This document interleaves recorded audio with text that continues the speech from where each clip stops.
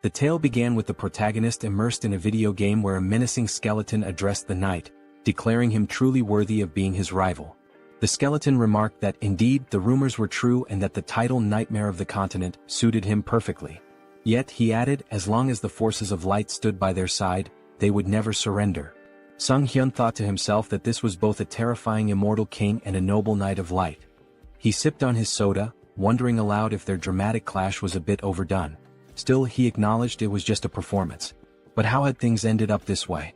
Even this unlucky guy stuck in his closet watching it all unfold, wasn't that also him? Before long there was a knock at the protagonist's door.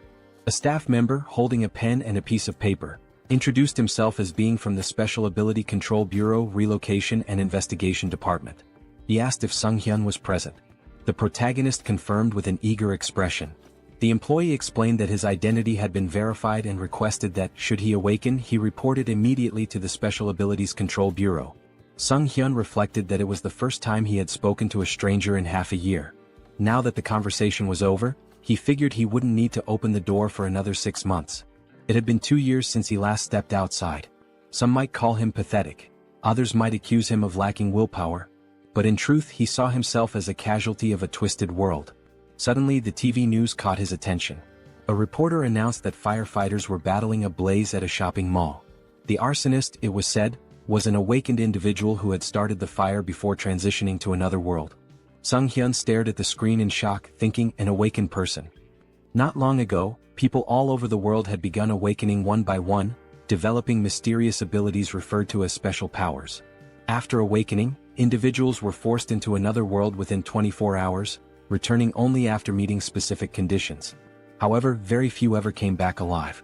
Desperate and hopeless, many of the awakened resorted to committing senseless crimes before their inevitable departure.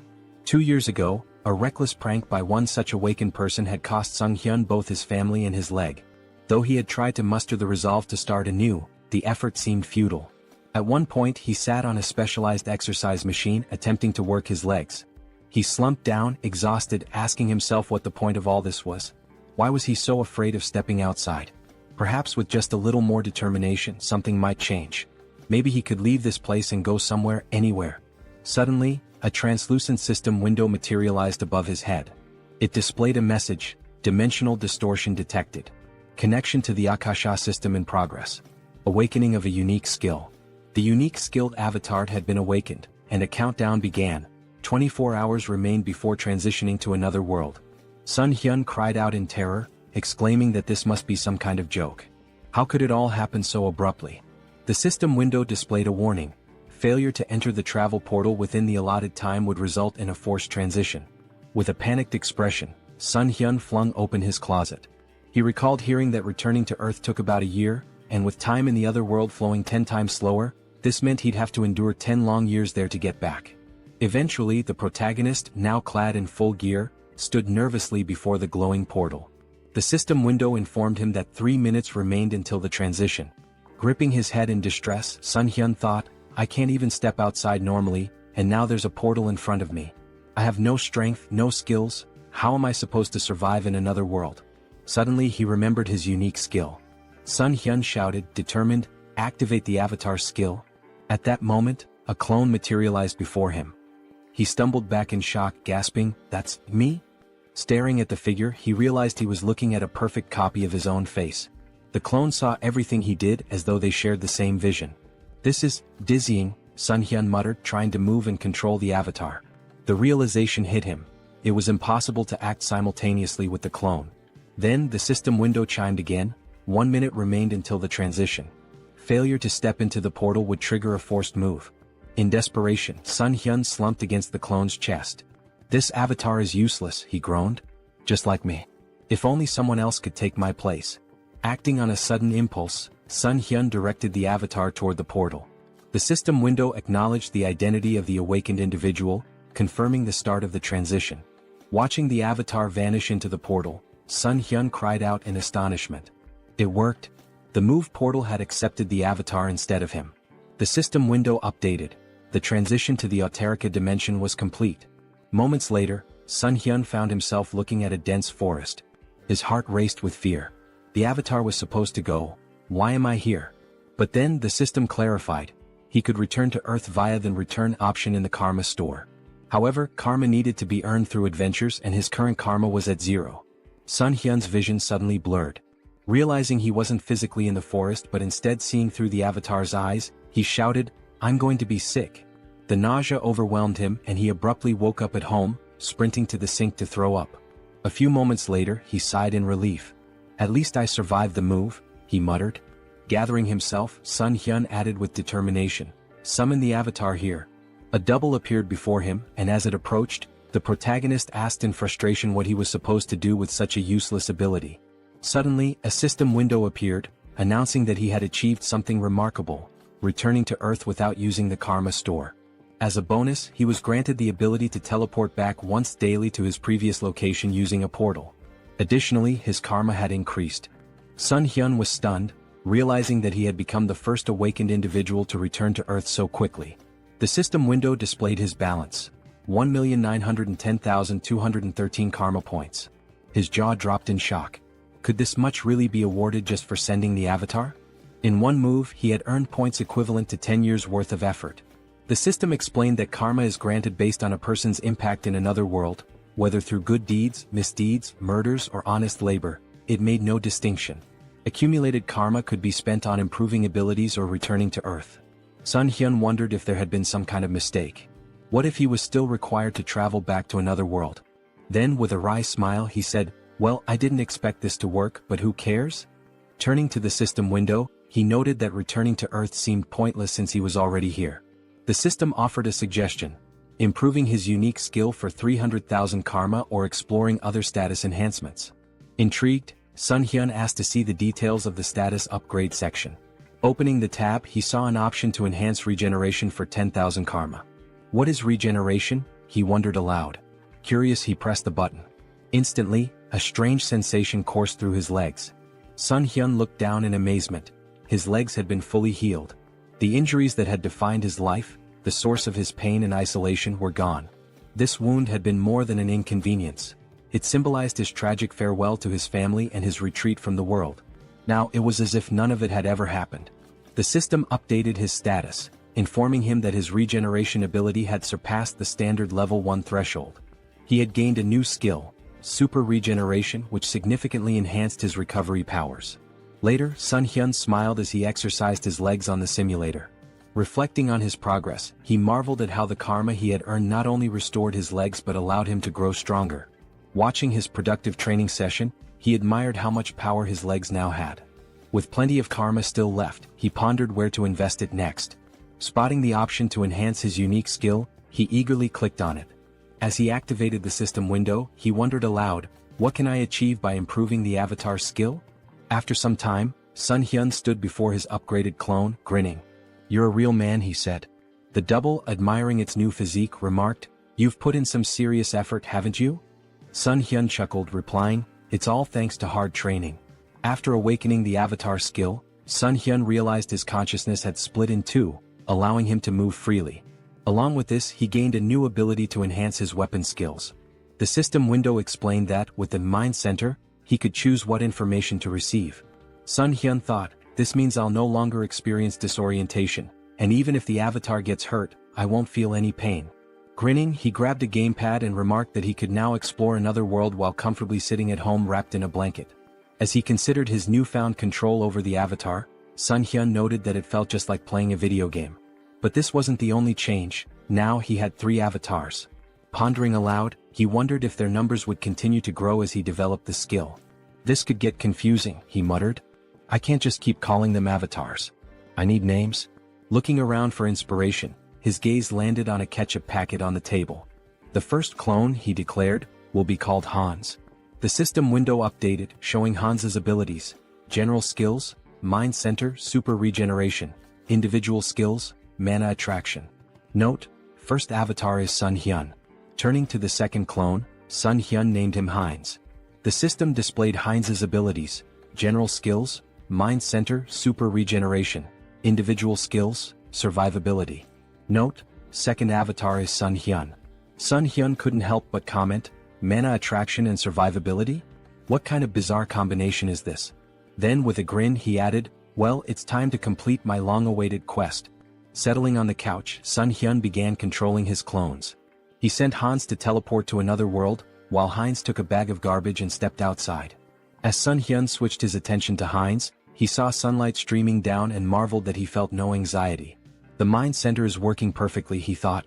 Hans must already be in another world by now. Switching control to Hans, Sun Hyun observed that it was nighttime in a seemingly tranquil forest. "It's so quiet," he murmured. Just then, a black panther emerged from the dense foliage. Startled, he exclaimed, "How did that thing show up out of nowhere?" The panther lunged, but Hans quickly unsheathed his sword and drove it into the beast's mouth. Sun Hyun noted with satisfaction, "Exactly as I expected. No fear or pain. Just like a game." Hans withdrew the sword and finished off the panther.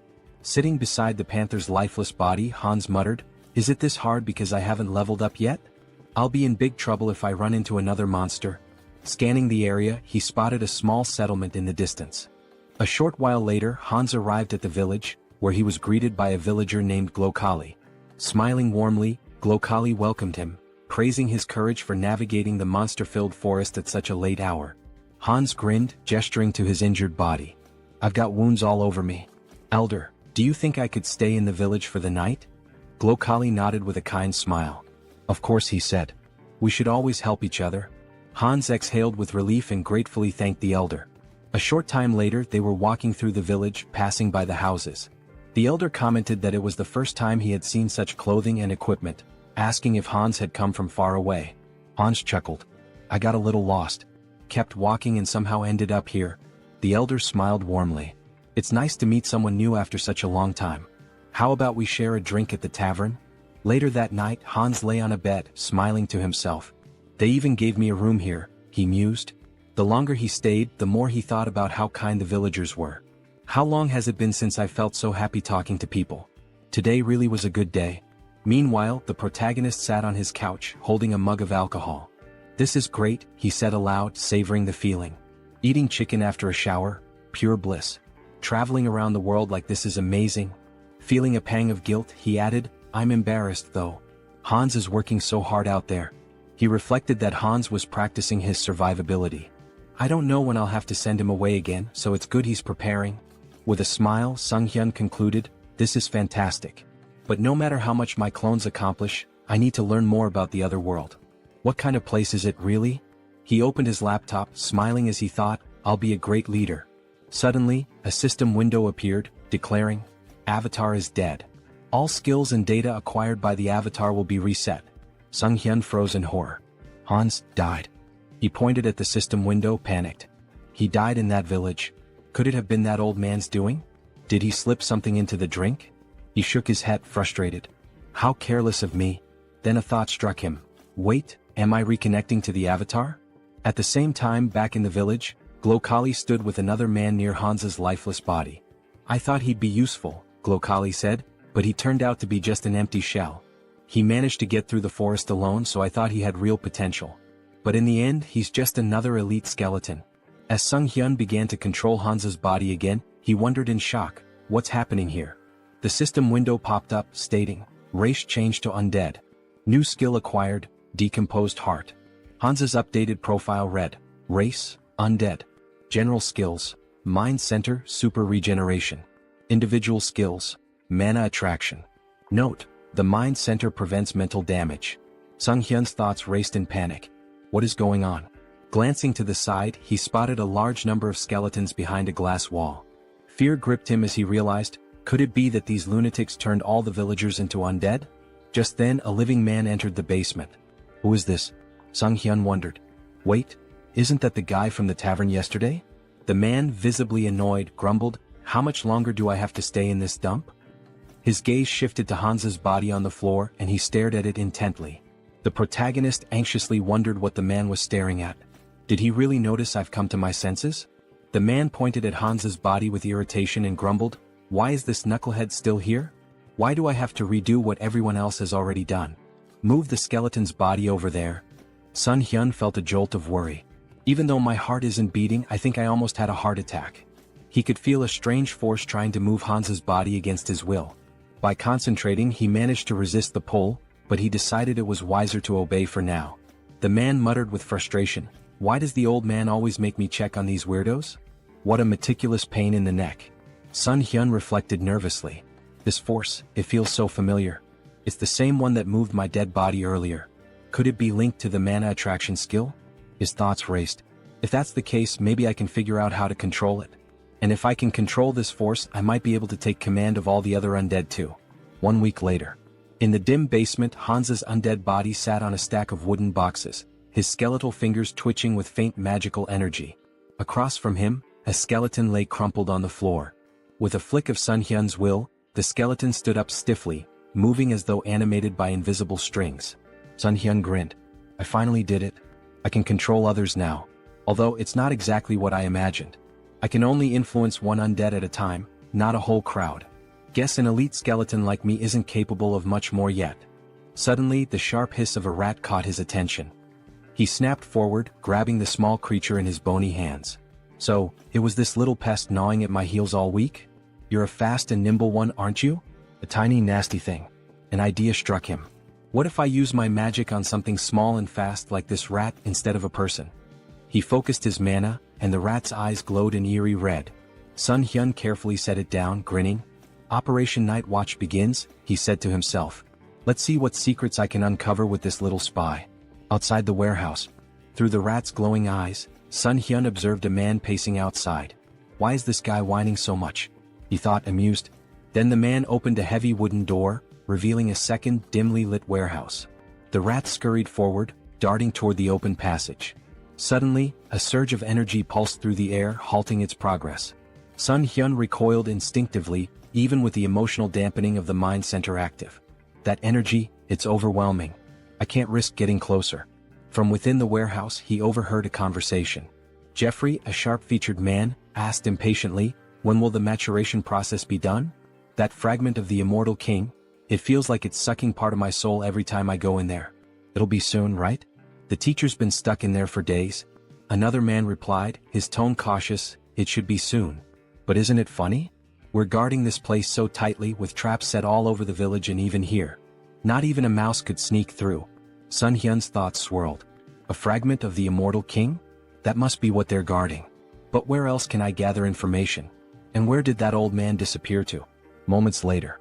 A sudden flash of magical energy pierced the rat's body, shattering the connection. The elder approached, his expression calm and his tone almost amused. A simple mouse, he said, brushing his robes as he inspected the remains. Sun Hyun seethed from his safe distance. This old idiot.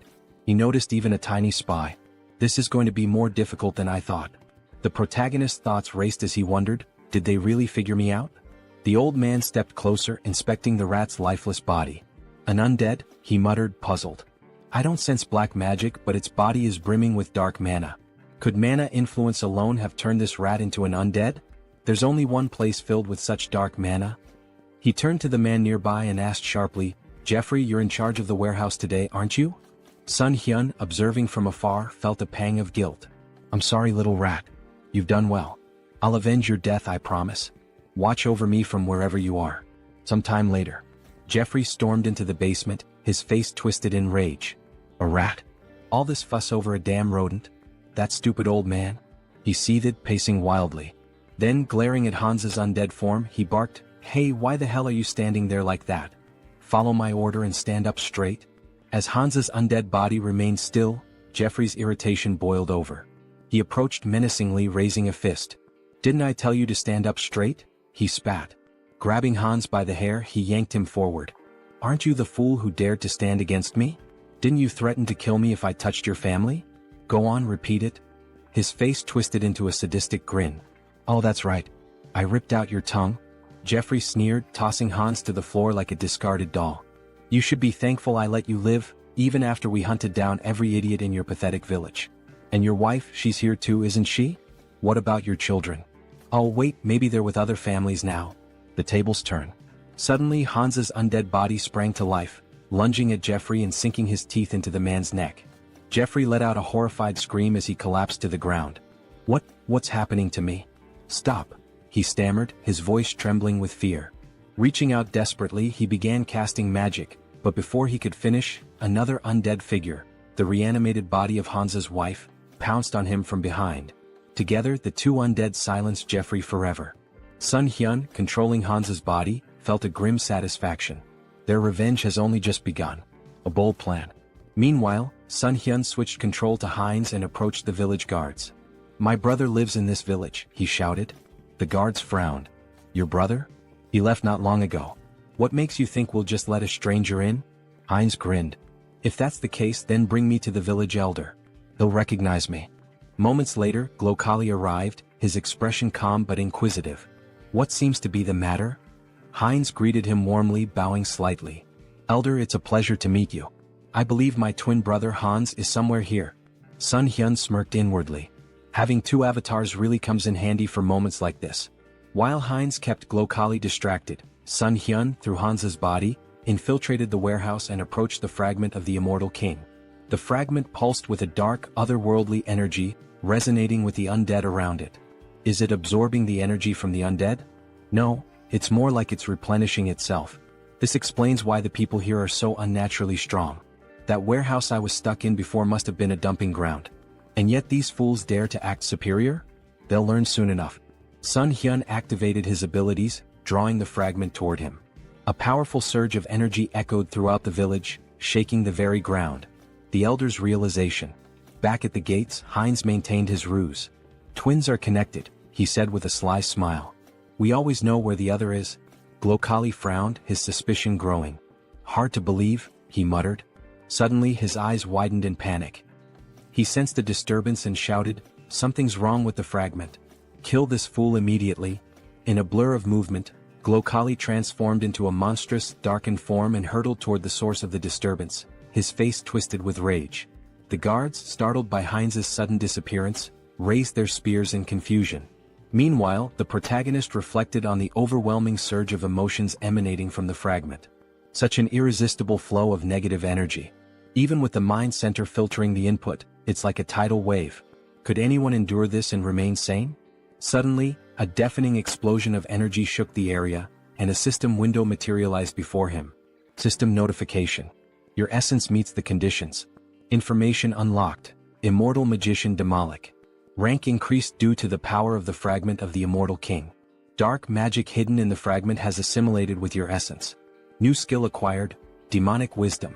This skill grants mastery of dark magic and an innate understanding of its mechanics. Sun Hyun marveled at the new power. Demonic Wisdom. Just by observing dark magic, I can wield it as if I've known it forever. This changes everything. In the basement, a man stood near the remnants of Jeffrey's last stand, muttering to himself. That idiot couldn't even handle a zombie rat. Now I have to clean up this mess. Before he could proceed, the elder's booming voice rang out. Check the fragment immediately. And find Jeffrey. Grumbling, the man approached the cage containing the fragment.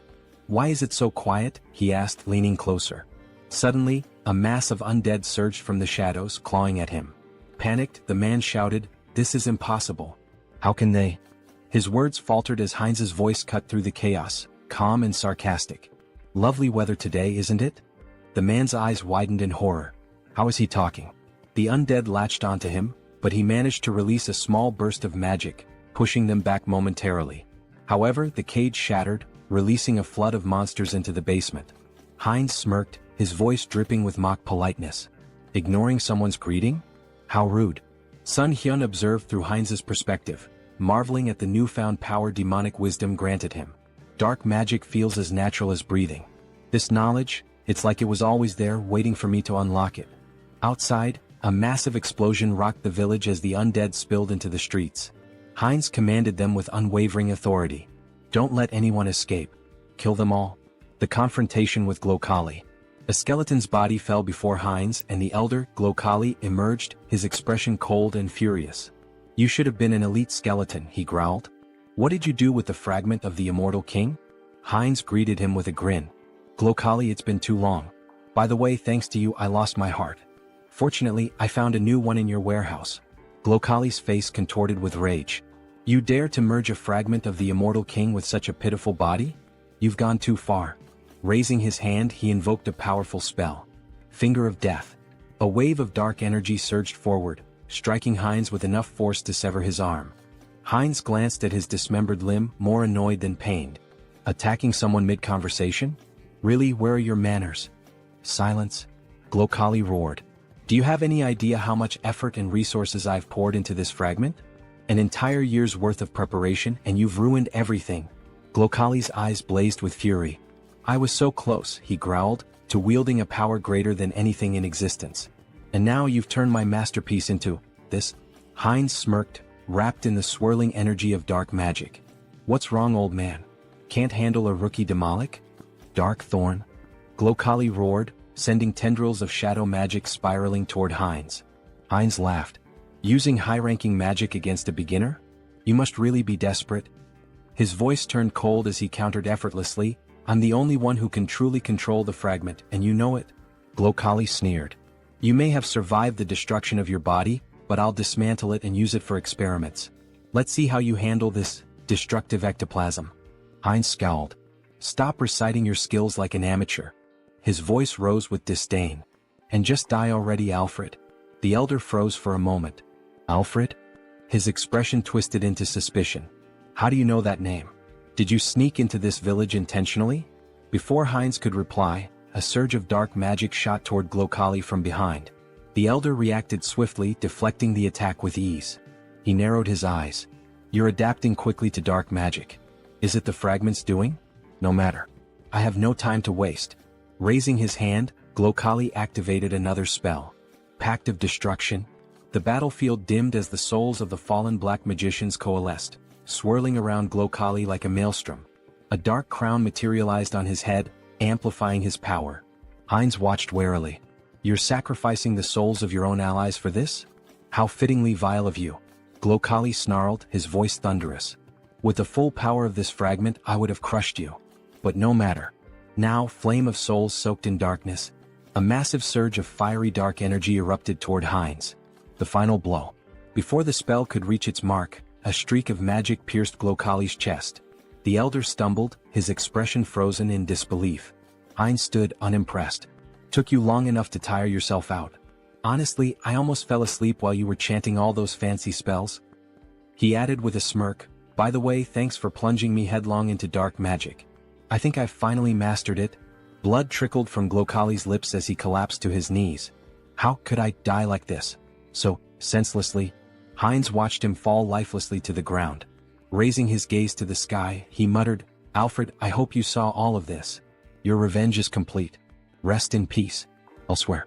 In a grand cathedral, Rista knelt before a massive statue, her hands clasped in prayer. The flickering light of candles illuminated her solemn face. A knock interrupted her meditation. Rising, she opened the door to find Martin, his face pale with urgency. Are you finished praying? He asked. Yes, she replied calmly. What's the matter? Martin hesitated, then blurted, the ghost of the immortal king's resurrection has been detected in the west. Rista's eyes widened slightly, though she maintained her composure. The immortal king? Martin nodded grimly. I'll summon the council immediately. As he left, Rista turned back toward the statue, her expression hardening. The one who brought terror to this continent hundreds of years ago. I won't let it happen again. On the battlefield. Heinz surveyed the wreckage, the remnants of the battle littered around him. Devastation, he muttered. Hundreds of undead destroyed. A grin crept across his face. But losses can always be replenished. There's no need to mourn. He turned, the dark magic emanating from him pulsating with new strength. After all, this is only the beginning. Heinz stood, surveying his work. The most wonderful thing about necromancy, he mused, was the ability to create soldiers from corpses. He glanced at his missing limb, irritated, and muttered to himself. First things first, we'll need to take care of the hand. He had already walked a lot today, moving through the battlefield and observing the aftermath. His thoughts turned to his own body and the need to fix it before going any further. Looking around, Heinz's eyes fell upon a lone skeleton, its bones still fresh from the battle. Without hesitation, he tore off its arm, examining the form. This will do. He attached the arm to his shoulder with practiced ease and placed his other hand over the spot, enveloping it with energy. Super regeneration activated, he muttered under his breath. Clenching his fist, he tested the new limb. Perfect, he said, pleased with the results. The regeneration took a moment, but soon the arm was securely attached, and Heinz's body was as whole as it could be in its current state. Where to start? He wondered. He stepped forward, hands extended as he focused his energy. The skeleton in front of him was about to become his first test. With a commanding tone, he spoke aloud, "You must become my subordinate." The voice of the evil wisdom, the fragment of the immortal king that had fused with his soul, whispered to him in the back of his mind. Its presence filled him with strength, guiding him toward his goal. Return the remaining magical power to your body, cleanse it of the fragments of thoughts. But as he focused, something went wrong. The skeleton suddenly fell apart, crumbling into dust. What? Heinz raised his hands in confusion. Didn't work? A moment of silence followed as Heinz stood before the pile of bones, arms folded, contemplating. He muttered to himself as realization dawned on him. I've been going about this wrong. After a few attempts, it clicked. He turned his gaze toward the village chief's body, still lying in the aftermath of the battle. A dark idea began to form. He pointed his hand toward the body and spoke slowly, "Should I turn you into an undead with a soul to extract information from you?" Grabbing the lifeless form of Makam by the clothes, Heinz lifted him up for closer inspection. "What?" he exclaimed, his voice tinged with surprise. "The old man doesn't have a soul." Makam's body had been stripped of any trace of life, except for the magical circle burned into his chest. Heinz examined the symbol and thought for a moment. So this is how they've been controlling things. Throwing Makam's body aside, Heinz couldn't help but smirk at the oversight. "It's strange they didn't think of this little thing considering the scale of their operations," he muttered. "But no matter. I can still use this." With renewed focus, Heinz concentrated energy into his hand. "If the soul is gone, I'll have to make do with what's left." He directed the energy straight into Makam's body, deciding that he would turn the old man into something more useful. A high-level undead with consciousness and combat skills. Heinz's magic spiraled through the corpse, desecrating the remnants of its magical power and cleansing it of any remaining fragment of thought. A few moments later, the body twitched and Makam rose to his feet, now an obedient death mage. The undead mage stood before Heinz, waiting for orders. His voice was hollow but clear. "I await your command." Heinz looked at him with curiosity. "You're speaking." "I didn't even expect that result," he muttered, impressed. He turned to Makam, his expression cold. "Your name is Makam. From now on you will obey me." Without hesitation, Heinz slammed his hand against the undead mage's skull. Makam flinched but immediately responded with desperation. I will obey." Heinz smirked, rubbing the bruise on Makam's head. "Even if he lost his memories, his sins remain. I'll enjoy this." Turning his attention to Makam's cane, Heinz casually remarked, "It looks pretty good." Makam's bones trembled, his fear palpable. His new existence as a death mage was not one of autonomy, it was one of fear and servitude. The power of the immortal king's fragment coursed through Heinz, and with it the ability to control life, death and everything in between. Heinz's grin widened. "You're going to be a useful tool?" As the protagonist stood, looking over the gold he had gathered, his thoughts shifted to the mountain of corpses he had left behind. Among the undead there was one particularly young zombie, a grim reminder of the recent battle. This young zombie, who killed Jeffy along with him, he thought. He placed his hand on the zombie's head in a strangely respectful gesture. Well, he should rest in peace with his family. With a flick of his wrist, he directed fire at the building nearby, setting it ablaze. The crackling of flames in the distance was the only sound that could be heard as the protagonist briefly considered the devastation he had wrought. No turning back now. Back in his hideout, the protagonist sat comfortably at a table, his belly full after a satisfying meal. He leaned back, smiling contentedly. I ate too much," he said to himself, his voice light. "God, that was delicious." He glanced at his phone, curiosity piquing. "What's the gold rate today?" he muttered aloud, tapping the screen. The village had been full of magicians, and given their affinity for treasure and arcane wealth, there was bound to be a lot of gold left behind. Just think, these people had accumulated a fortune. He began considering what he might do with the loot. Maybe I should take a closer look at what's left.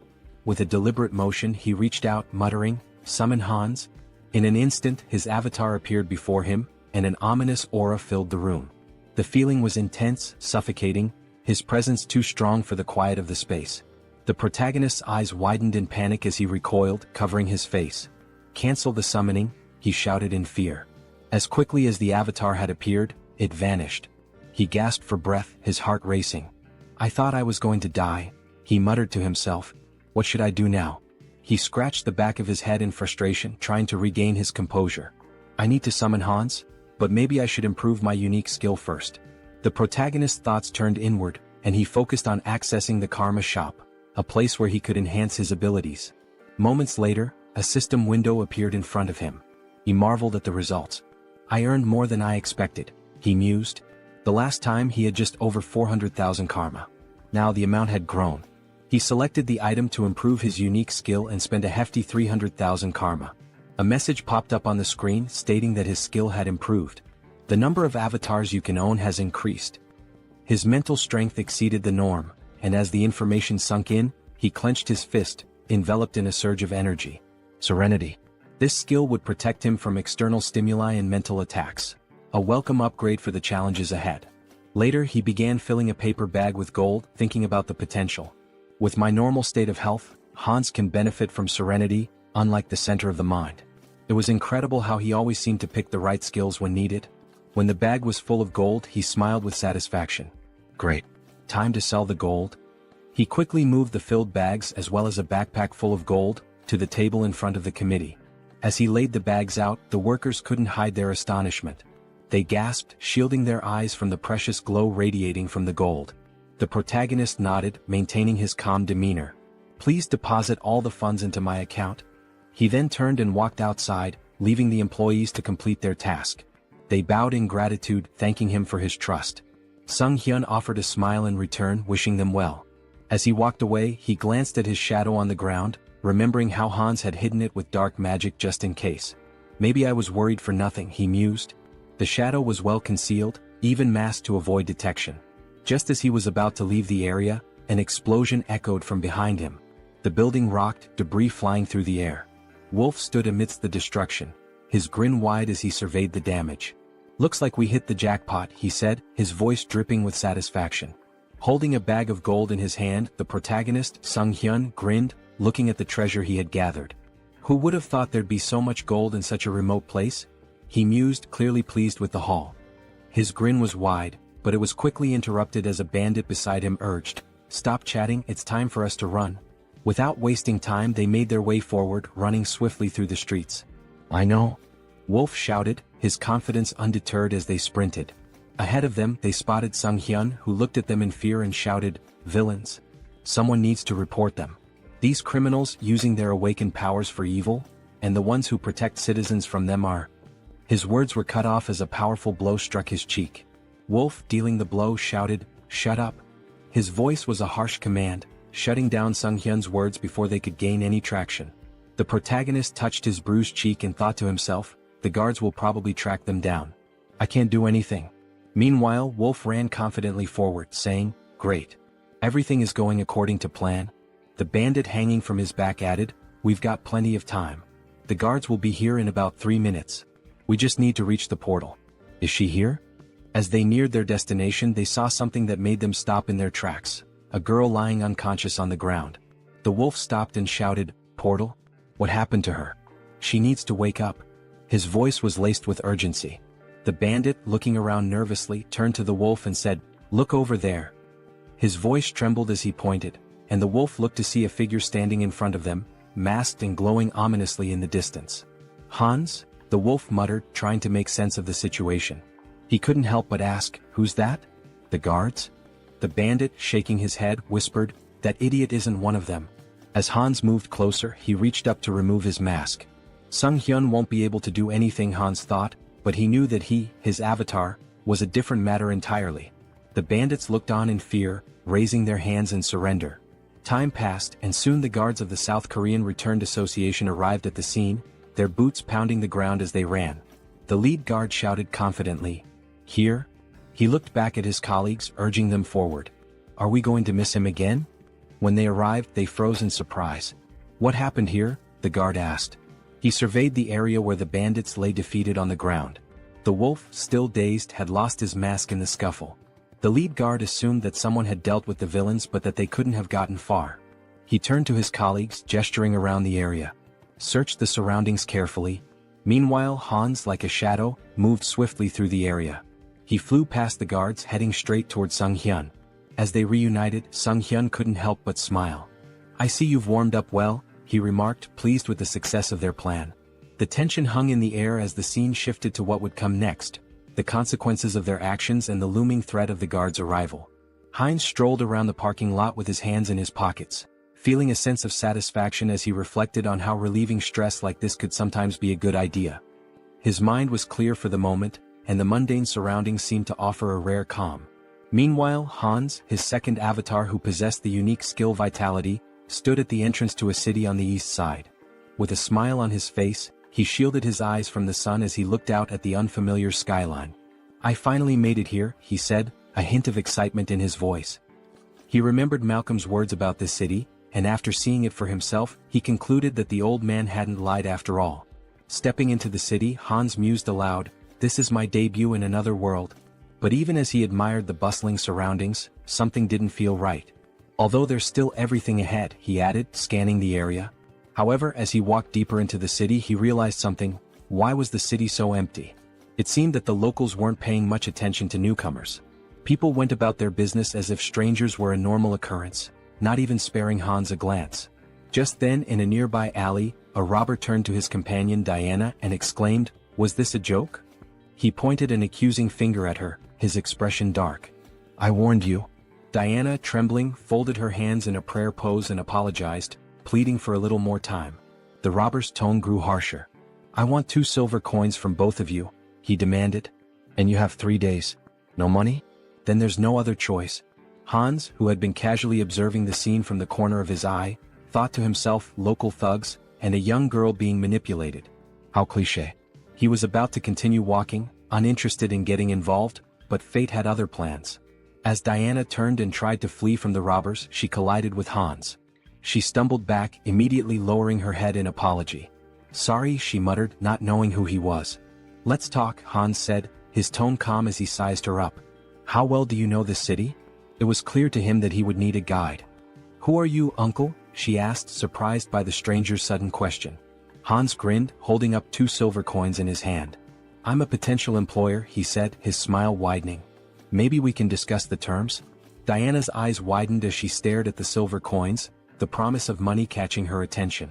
She quickly agreed, and the two of them made their way through the streets toward an inn. When they arrived, Diana pointed to the building. "This inn is one of the best places you'll find here," she said, clearly proud of her choice. "What do you think?" Hans, now understanding a bit more about her situation, nodded thoughtfully. He could tell from the way she spoke that life hadn't been easy for her. Diana had barely been making ends meet, struggling to care for her sick brother after the loss of her parents. She also mentioned how she couldn't pay the local tax. In response, Hans handed her a silver coin, and Diana's eyes sparkled with gratitude. "Okay," Hans said with a smile. "You'll come to me tomorrow as soon as you wake up. We can discuss your pay then."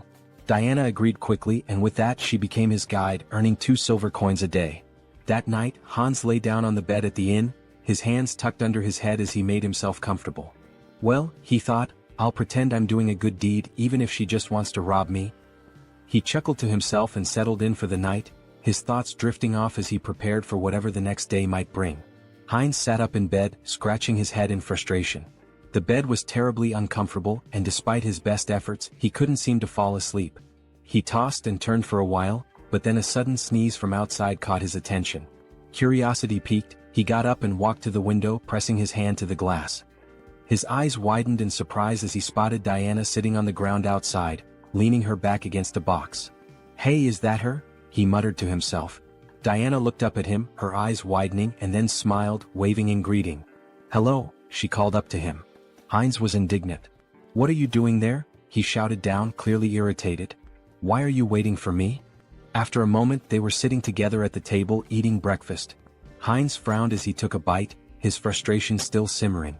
"You shouldn't do that again," he said, trying to sound stern. "Next time, wait until closer to lunch." Diana, chewing a piece of food, nodded absent-mindedly. "Yes, uncle," she said. Heinz shot her a glare. "I've already told you not to call me that," he replied, annoyance creeping into his voice. She looked at him, then glanced at the piece of bread on his plate. "Are you full?" she asked. "Yeah, I'm fine," Heinz replied. "You can take it if you're hungry." With a smile, Diana took the bread and slipped it into her bag. "Thank you," she said, grateful. The town they were in was called Ozantu, a small village located on the western edge of the kingdom of Talia. As Heinz and Diana walked through the streets, Heinz noticed something odd. He ran his hand along a drawing on a wall, which reminded him of ordinary medieval towns, but something about the symbol that was repeated throughout the town felt off. "This symbol? It's strange," he murmured, his curiosity growing. Heinz examined it more closely and said, "It looks like paint, but something's not right. Diana leaned in to take a closer look and her face darkened. It's blood, she replied, her tone serious. Heinz blinked, not believing it at first. He sniffed the symbol and gave a skeptical look. Is that true? He asked. Diana, not missing a beat, quipped, didn't you eat venison soup yesterday? Heinz turned to her in surprise, blinking in disbelief. How did you know? He asked. With a smile, Diana pointed to her nose and said, I have a very good sense of smell. Heinz found it fascinating. A good sense of smell? He thought. Is that her special skill? They continued walking through the streets, Heinz still pondering the implications of her statement. He asked, what does the symbol mean? Diana hesitated for a moment, then answered, it's the emblem of the Varkalak Guild which controls this place. But before she could finish, she froze, her face paling in fear.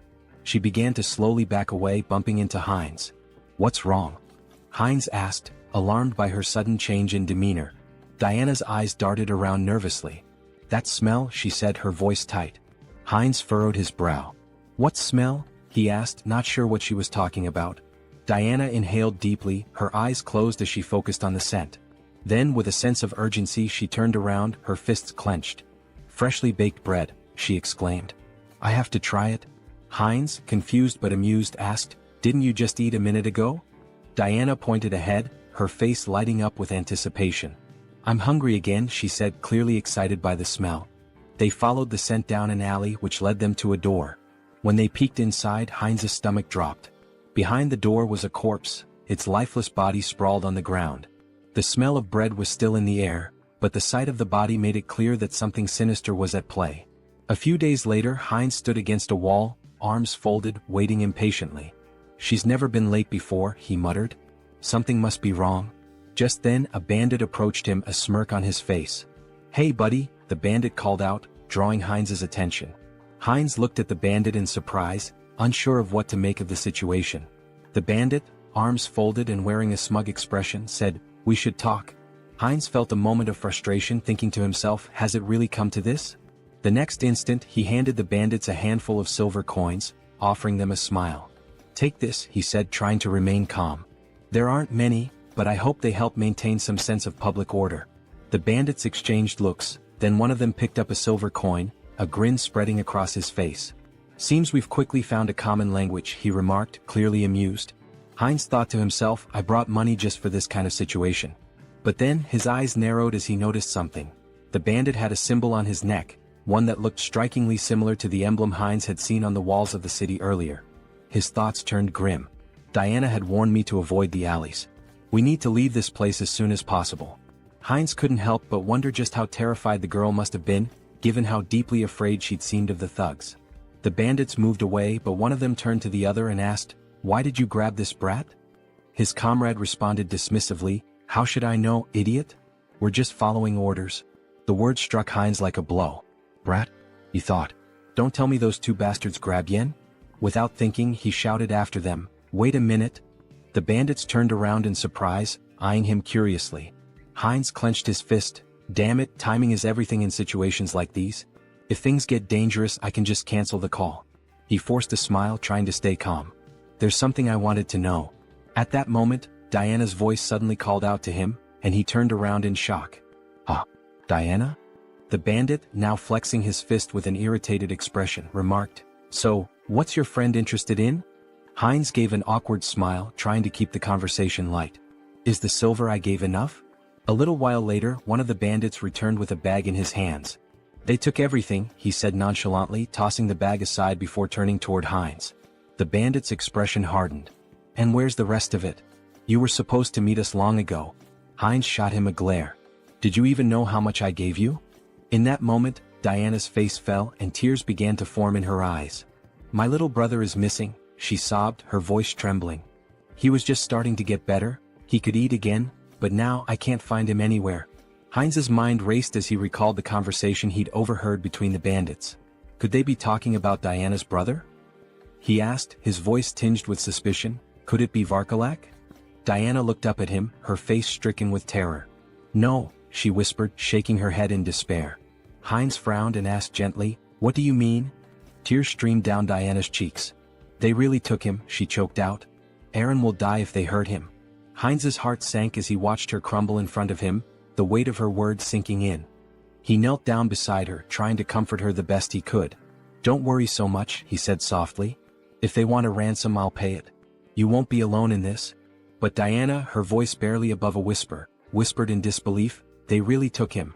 Eren will die." Heinz's heart pounded in his chest as Diana's words hit him like a cold shock. "Blood," she had said. He repeated the word in disbelief. "Why blood?" he asked, struggling to understand. Diana, still shaking with fear, managed to sit up. "This city," she whispered, her voice trembling, "is a warehouse for live blood bags. For vampires." Heinz's mind reeled as the weight of her words sank in. Before he could process it further, a voice from above cut through the tension. A vampire stood on the roof, his figure silhouetted against the setting sun. "The smell of dark mana is strong," he said with a low, cruel smirk. "Did they kill each other over the fragment of the immortal king? How unfortunate. I wanted to destroy it once it fully matured." The vampire folded his arms, his smile widening as he continued. "I don't know who stole it, but I know exactly where it's going. So, finding the thief won't be difficult." Heinz, still processing the bizarre situation, looked at Diana, his expression confused. "A vampire?" Tears streaming down her face, Diana nodded. "Yes, vampires. The Varkalax and all the other organizations in this city, they're all run by vampires. Even if you escape the city, none of us will survive. They're all connected and they'll hunt us down." She buried her face in her hands, sobbing. "We've been trying our best to hold on, but we're just getting picked off one by one. In the end, I know what will happen to us." Heinz reached out, gently grabbing her face and forcing her to meet his gaze. "Listen to me," he said, his voice firm. "If what you're saying is true, we don't have much time. Do you know where they've taken your brother?" Diana hesitated, looking down at the ground. She looked at him, uncertainty in her eyes, and then whispered, "I don't know. But, if you try to help me, it will be dangerous. You won't survive either." Heinz smiled, though the weight of the situation hung heavily in the air. "Don't worry about that," he said confidently. "I know how to fight back against these scoundrels. We'll make it through this." In his mind, the mission to save the girl, and to get to the bottom of the sinister operations in the city, had just begun. Sometime later, in a dimly lit tavern, a group of bandits sat around a table, laughing and playing cards. One of them tossed silver coins onto the table, calling, "All in." His companion looked at him with a grin. "Where did a debtor like you get such a big pile of money?" The first bandit leaned back and smirked. "I robbed some idiot this morning. Made a nice profit." At that moment, the tavern doors flew open with a loud crash. The bandits turned in surprise, just in time to see Heinz stride into the room, his expression determined. One of the bandits stood up with a sneer. "What's this then?" he said, striding toward Heinz. "Who's this idiot?" His comrade snickered. "Is he some new fool who thinks he can challenge us?" The bandit raised his hand to stop his friend, looking Heinz up and down before saying, "So, you're the idiot we robbed. Came to give us more money, did you?" Heinz didn't flinch. He held his ground, his eyes steely with resolve. Meanwhile, near the entrance of the tavern, against the wall with the vampire symbol, blood dripped slowly from a wound. A guard lay slumped, his broken body leaning against the wall. The bandit sneered at the scene. "What happened to the guards?" he asked. "Did you give him a coin or something?" Heinz's expression darkened as he met the bandit's gaze. "I won't ask again," he said quietly but with a deadly edge in his voice. "Where did you take the child?" The bandit's face twisted in disbelief. "What?" he spat, raising his finger toward Heinz. "Are you out of your mind? Do you know who you're dealing with?" In the blink of an eye, Heinz drew a knife from his belt and drove it straight into the bandit's throat. The man gasped, his eyes wide with shock as the blood began to spill. "I know exactly who you are," Heinz said coldly, watching the life drain from the bandit. "You're scum. You prey on families to satisfy your own selfish desires." As the bandit crumpled to the floor, the others in the tavern fell silent, eyes wide with fear. Heinz stood over the fallen body, his knife gleaming in the dim light, ready to face whatever came next. The mission was far from over. Heinz stood in the midst of the fallen bandits, his breathing heavy as the weight of the fight settled in. His knife was lodged deep into his shoulder, but he didn't flinch. Blood seeped from the wound, but he didn't have time to focus on it. There were still too many enemies around. "Why are there so many?" he muttered to himself. He had lost count of how many bandits he'd taken down in the chaos. Each one had been dispatched swiftly, his skills in combat and the magical tools he'd brought with him giving him a significant edge. But now more were coming down the stairs. He wrenched the knife out of his shoulder with a grimace, his gaze scanning the room. A couple of new bandits appeared at the top of the stairs, looking down at the carnage below. One of them shouted, "What's all the commotion about? Who the hell is this guy?" Heinz paused for a moment, annoyed at his own carelessness. Damn it, he thought. His mouth had gotten him into trouble again. This wasn't the time for reckless talk. There were more screams from the building, growing louder as the fight escalated. The bandits kept coming one after another. 6, 7, 8. It felt endless. Eventually, Heinz stood alone in the middle of the fallen bodies, breathing hard, sweat dripping down his forehead. His shoulder throbbed where the knife had struck, but he had no time to think about it now. His focus was on the bandit still alive, groaning beneath him. He stepped over to the bandit, placing his foot firmly on his head. "Hey big guy," he said with a sneer, "where's the boy you captured today?" The bandit, still dazed and groaning in pain, glared up at him. "You think I'm just gonna tell you everything?" he snarled. "You're an outsider, aren't you? You don't even know who's behind this. You're gonna regret this." Heinz's expression darkened, his eyes cold as steel. "I don't care who's behind this," he said, his voice low but steady. "I'll find the boy and I'll make sure your little game ends here." The bandit struggled under Heinz's foot, but Heinz wasn't about to give him any leeway. He leaned in closer, whispering, "Tell me where he is and I'll make it quick. Otherwise we'll see how long you can last." The bandit growled through gritted teeth, but Heinz could see the fear in his eyes. Despite his bravado, the man was terrified. I don't know where they took him," the bandit spat, "but the leader, he's the one with all the answers. He's got a place near the old mill. Go there if you want to find the kid." Heinz's eyes narrowed. This was the break he needed. The mill. Got it? He stepped off the bandit's head and turned, heading for the door. As he did, he thought to himself, this isn't over yet. They've taken too much from this town and I'm going to put an end to it. He left the tavern, the weight of the mission heavy on his shoulders. There was no turning back now. After some time, Heinz opened the door to the room. Seeing the boy sitting on the floor, he asked, "Is this Aaron?" Trembling with fear, Aaron held his head and begged for mercy. The avatar knelt down, extended a hand toward him and reassured him, "Don't be afraid." Aaron's sister had pleaded for his rescue. Confused, Aaron asked, "Do you know my sister?" At that moment, a vampire in bat form flew into the scene. Heinz turned to Aaron, confirming, "It's true. I'll explain everything once we're out of here. But first we need to leave." The vampire landed on the window and shifted into his human form. Glaring at Heinz, he sneered, "Who are you? How dare you touch my food in my restaurant?" Heinz froze, feeling a sinister presence behind him. The vampire taunted him, saying, "Are you from an oath of disobedience?" Taking Aaron by the shoulder, Heinz thought, "A vampire." The vampire continued, "Or perhaps you're this boy's brother. Do you know what happens to those who defy us?" Smirking, the avatar replied, "Me? Just an outsider, robbed by your rabble." Shielding Aaron, he added, "It's pure coincidence I helped this boy." The vampire extended a hand and scoffed, "Really? How dull. I prefer my meals lively. Both of you will die here." As the vampire fired a magical projectile that shattered the surroundings, Heinz shielded Aaron with his body, yelling, "Run!" The avatar, now lying on the ground amidst spilled alcohol, gasped heavily. He sat up, noticing the smell of liquor, and muttered, "Alcohol? Is that a barrel?" He patted Aaron's head, asking, "Are you okay? This is it, you need to hurry and get outside." Just then the vampire landed nearby, sneering, "Dodged? You're faster than I expected. A good warm-up before dinner."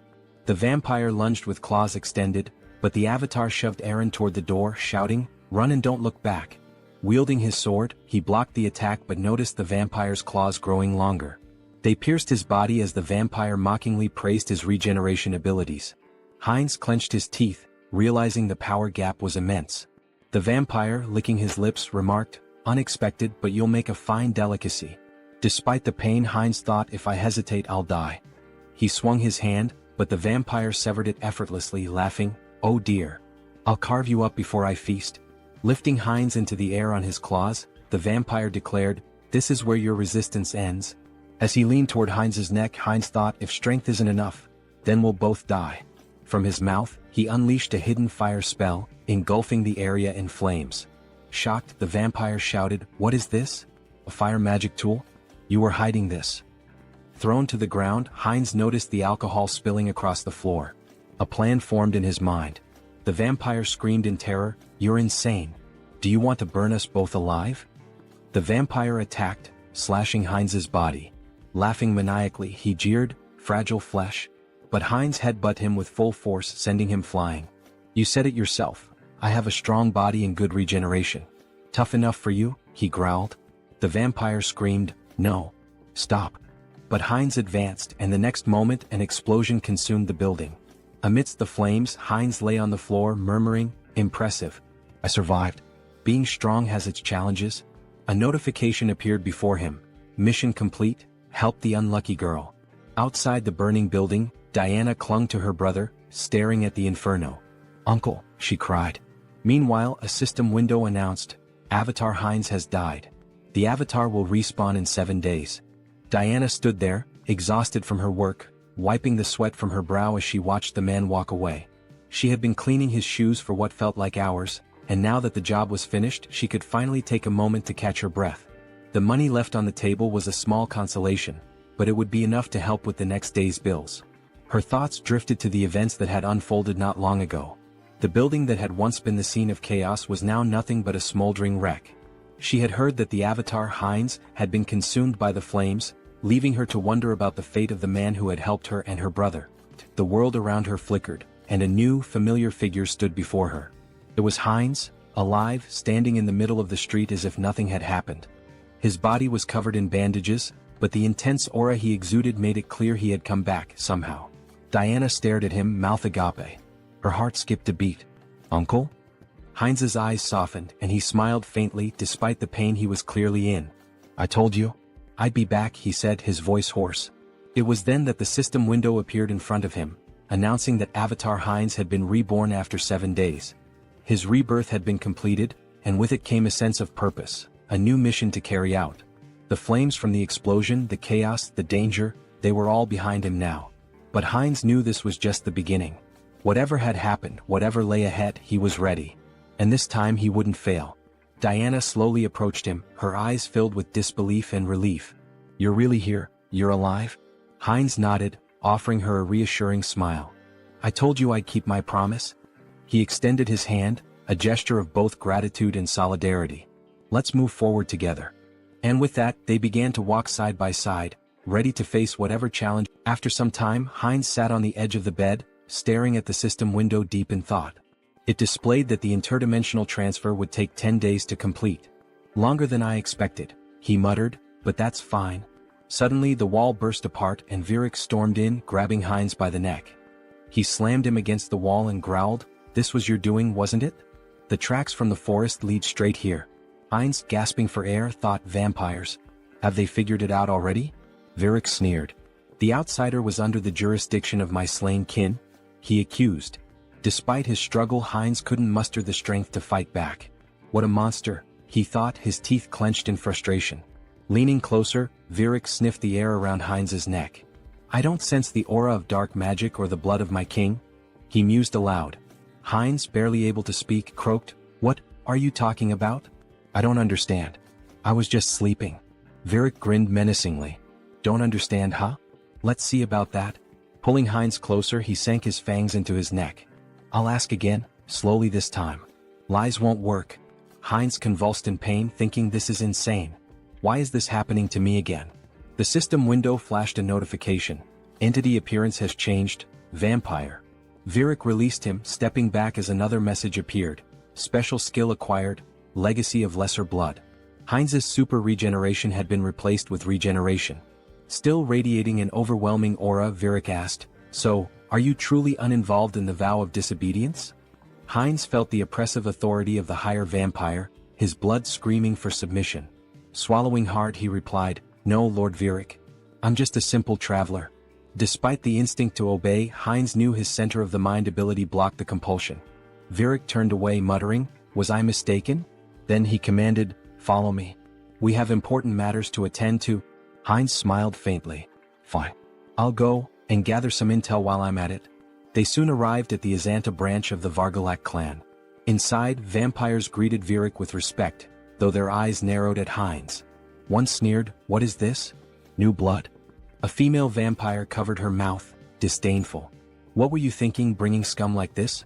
Before Heinz could react, Rosalicia appeared, a glass of red liquid in hand. Beaming, she grabbed his arm. Hello, little blood. Long time no see, she exclaimed. Her cheerful demeanor caught Heinz off guard. Who is this drunkard? He thought. She introduced herself with a bright smile. I'm Rosalicia. And you? He hesitated but answered, Heinz?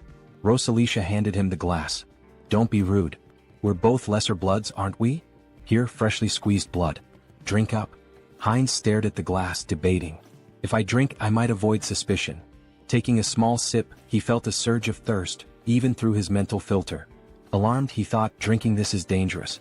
Blocking the taste and smell, he downed the rest in one gulp. Delicious, he said flatly. Rosalicia ran her finger along his cheek with a playful grin. I like you. If you were human, I'd drain you dry, she teased. He laughed awkwardly. You called me lesser blood. What does that mean? Rosalicia tilted her head, placing a finger on her chin. Ah, you don't know about vampire ranks? She asked incredulously. Lesser bloods are like knights to humans. Pure bloods, though, they're the aristocracy. For example, Lord Virik, Rosalicia explained. The clan leaders are known as the true blood. And above them is the sacred blood. She paused before adding, well, it's like a god. The avatar raised an eyebrow. A god? He asked. She nodded. Our prophet. The one we must obey without question. At that moment, Virik, standing on the second floor, tapped his spoon against his glass to draw attention. It seems everyone is here, he announced. Let's get down to business. The room quieted as Virik continued. The fragments of the immortal king have disappeared. From across the room, Perita, a pure-blood vampire, casually adjusted a strand of her hair, observing the proceedings. Virik elaborated, we've determined that the fragments were last transported to the city. But at some point, they vanished without a trace. Teopal, another pure-blood, folded his arms and listened as Virik suggested. It's possible they've already been brought into the city. Heinz glanced up, his curiosity piqued. The fragments of the immortal king? He asked. Rosalicia sighed, giving him a knowing look. Don't you know? Dark mages from a certain village were cultivating the fragments of the immortal king. Heinz furrowed his brow. And the oath of defiance? Where are they in all this? Virik addressed the group. From today onward, each of you will thoroughly investigate your assigned areas. Report anything suspicious immediately. Later, as Rosalicia shielded herself from the sun with an umbrella, she grumbled, walking around during the day ruins my skin. Heinz, standing beside her and adjusting the hood of his cloak, remarked, sunlight weakens us. It's no surprise. Both their faces glistened with sweat. Rosalicia continued, even Lady Perita, a pure blood, is out searching. We can't just sit around doing nothing. She sighed. Still, it's surprising the fragments vanished. Moving them has always been a hassle. Heinz turned to her, intrigued. You mean, you've had the fragments of the immortal king? She nodded casually. The black magicians once cultivated them. We thought we could combine them with ours. Heinz clenched his fists, his thoughts racing. What a break. He looked at her intently and grabbed her shoulders. Where are they? Do you know the location of the fragments? Rosalicia laughed. Me? How would someone like me know? A voice cut in from nearby. I think I might know, Diana said between bites of food. Heinz turned to her in shock. What? The fragments of the immortal king? You know where they are? Diana nodded hesitantly. I think so. But it's been a long time, she said, pausing to chew. About a year ago, I was responsible for keeping the tomb clean. Every Friday, members of the Vargalak Guild would visit the stone chamber inside. But every time there was a foul smell in there. Heinz's mind raced. I should investigate this. Aaron, sitting nearby, sighed in realization. So that's why you always told me to stay away from the tomb. Heinz stood from the table, nodding firmly. Thank you for the valuable information, Diana. I'll investigate this myself. It would be better for them to keep a low profile. Diana said, grabbing his hand and turning to him. That he seemed to smell different now. Could he tell her the reason? Sum Hyun said, showing his fangs, that her nose was not deceiving her, but it just happened that. What? It would not affect her, so she should not worry. Diana looked at him in shock. She said, gloomily holding his hand and turning to him, that if he got sick. Diana screamed, exposing her neck, that it was okay with her so he could drink some of her blood. She said, stretching out her hand to him in fear that she just wouldn't drink too much blood. The protagonist stared at her in complete shock. He screamed, hitting her on the head, that she should calm down. Sum Hyun said, angry that he already had enough, so she better answer where that place was. A while later, cries of pain echoed through the cemetery. Stand still, Teopal commanded coldly, his voice full of menace. Do you really want to die? His lips curled into a cruel smile. I'll give you one chance, take your best shot at me. Afterward, I'll gently send you back home. The man, trembling with fear but clutching his weapon tightly, let out a defiant scream and charged at the vampire. Tiapol, unfazed, smirked and activated his ability. "How cruel of me," he said mockingly as blood-red threads materialized and bound the man's body. The man struggled wide-eyed and pleaded, "You don't need to do this." But as his blood was drained, his cries turned to screams. "Stop. Please stop." Tiapol sighed, sounding almost bored. "This is so dull." He glanced at a nearby servant and barked, "Clean up this trash and bring me someone stronger for the next sacrifice." "Yes, master," the servant replied politely, cradling the man's lifeless remains. Suddenly he paused, staring at the ground in shock. "Wait, what is that?" Without warning, a swarm of skeletons attacked the servant, tearing him apart. Tiapol roared in fury. How did these filthy corpses get here? His anger only grew as more skeletons surged forward. "Servants, destroy these wretched creatures at once." A shadowy figure darted through the chaos, striking down enemies with precision. "Who are you?" Tiapol demanded, glaring at the figure. "Are you a necromancer from the Oath of Defiance? How do you know about this place?" The shadow revealed itself as Sunghyun, controlling Hansa's body, wielding dark magic with ease. Tiapol's annoyance deepened. "You're not going to talk willingly, are you?" He sneered. "Fine. I'll just rip your head off and ask my questions later."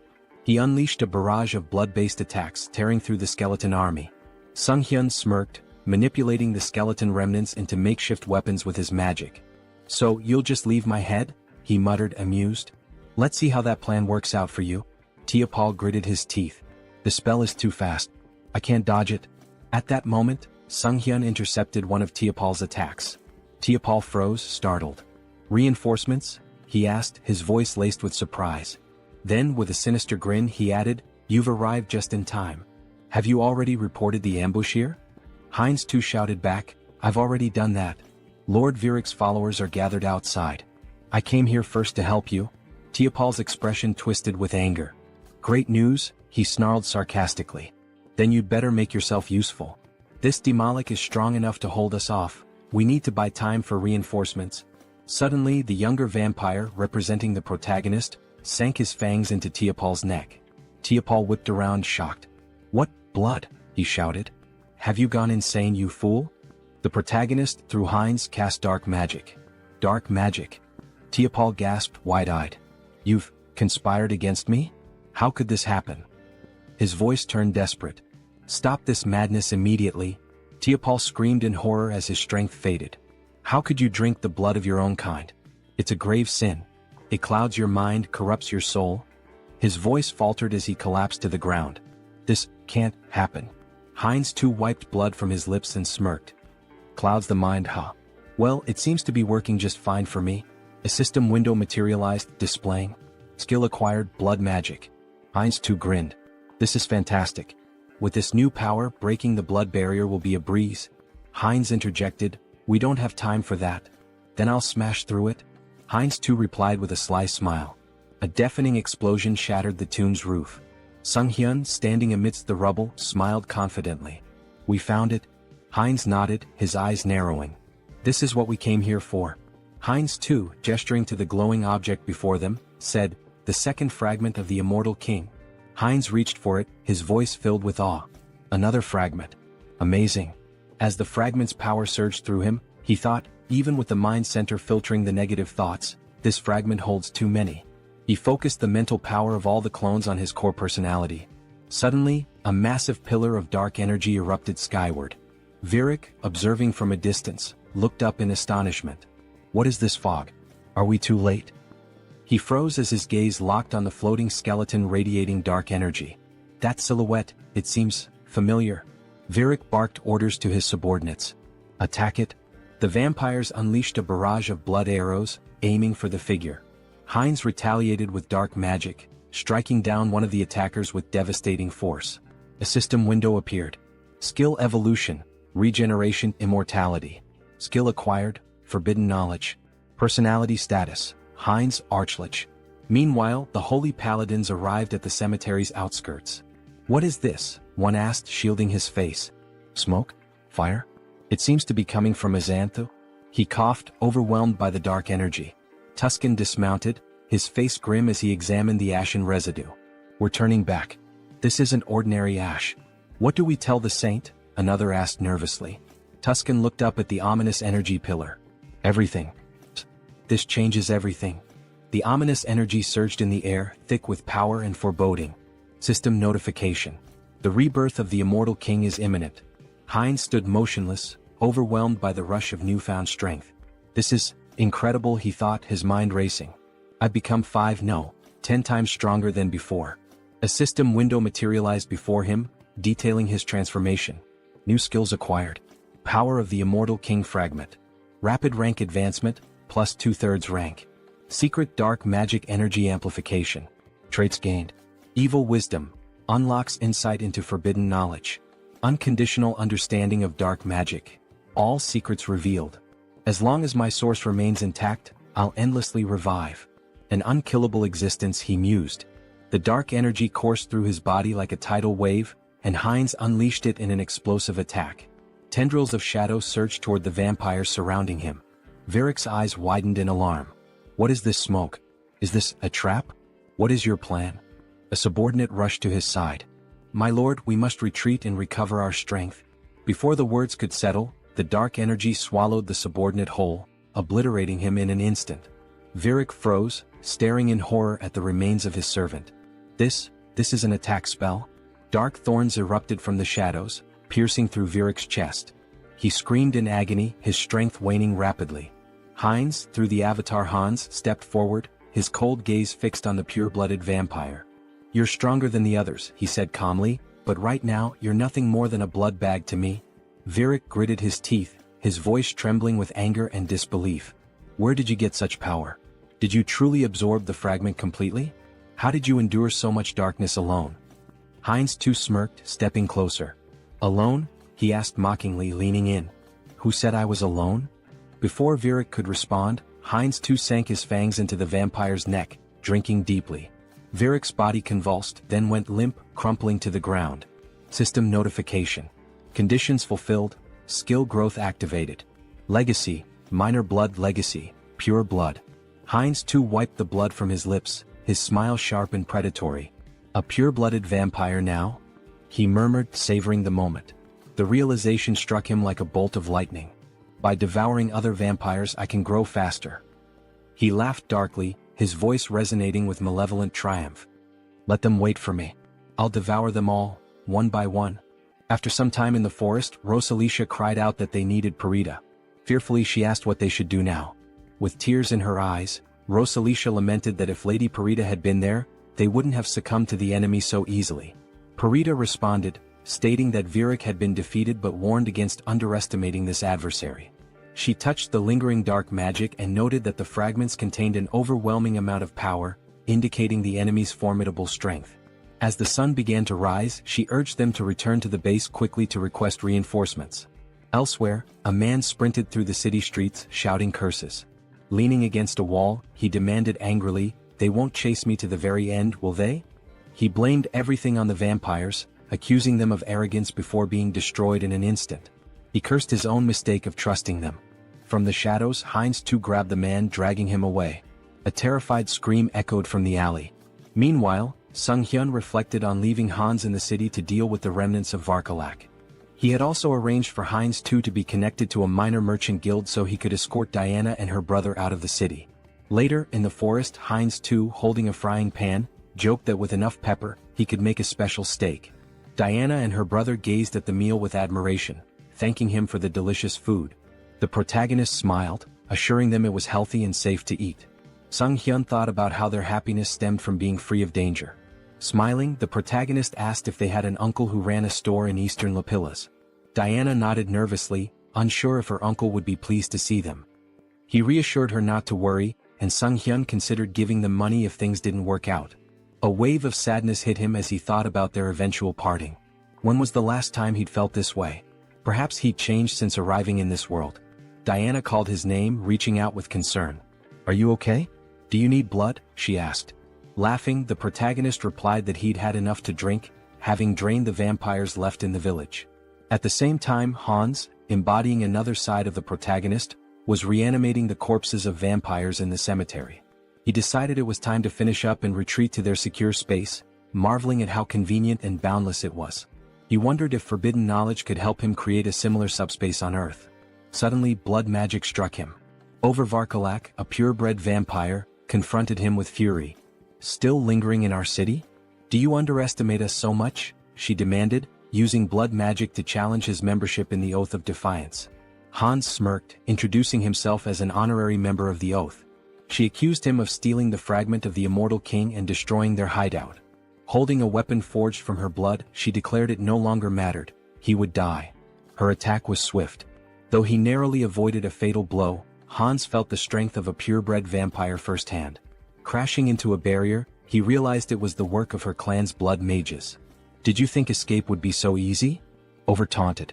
The protagonist analyzed the barrier, recognizing he could break it but would need more time to adapt to his new power. Over vowed to crush his skull and personally reclaim the fragment. Grinning, the protagonist declared she should remember his name and that he was from the Oath of Defiance. "I am your death," he added dramatically. Though retreating for now, he promised to return. In true villain fashion, he made a theatrical exit, summoning Hans to escape. Over was shocked to see him bypass the barrier, while her subordinate deemed his departure inappropriate. Suddenly, an arrow struck one of Over's servants from behind, a holy silver arrow from the paladins. Realizing they were surrounded, Over clenched her teeth in fury, cursing the Lich for delaying her. Wherever he had gone, she vowed to find him. She shouted furiously that she would find him and kill him no matter what. A while later, in the protagonist's room, Sunghyun sighed in relief. "I'm still alive," he muttered. Hans remarked that the recall ability was like a cheat code, reaffirming its power. Sunghyun cringed as he remembered the dramatic line he had uttered before using recall. Swinging his legs off the bed, he asked himself, "Why did I have to use such a typical villain line?" He groaned, clutching his face. "Am I crazy? What possessed me to say that?" Adopting Hans's persona, he tried to justify it. "You're proud of your strength, aren't you? You took down a group of evil vampires, saved a defenseless girl and her brother, and even protected an entire city." Sunghyun smiled at that thought. "Now that I think about it, I feel like a hero." Stretching, he added, "Surely I've earned myself some karma points, right?"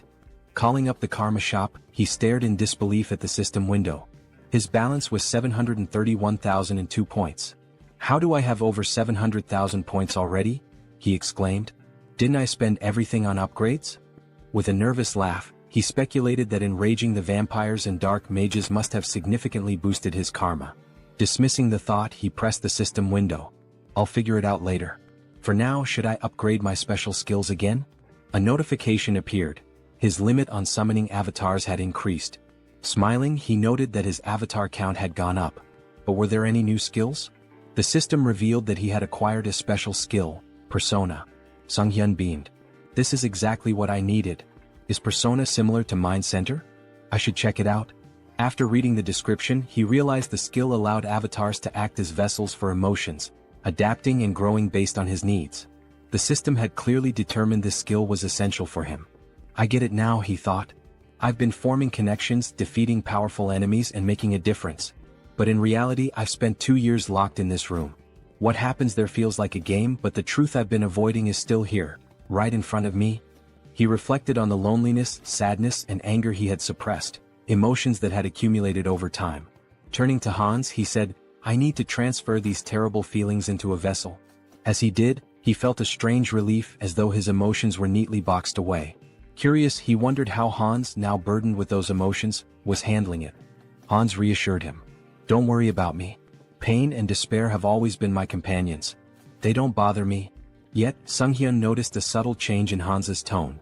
Laughing, Hans confirmed, "You noticed, huh?" It dawned on Sunghyun that an avatar filled with emotions could develop its own personality. Before he could say more, a loud noise erupted outside.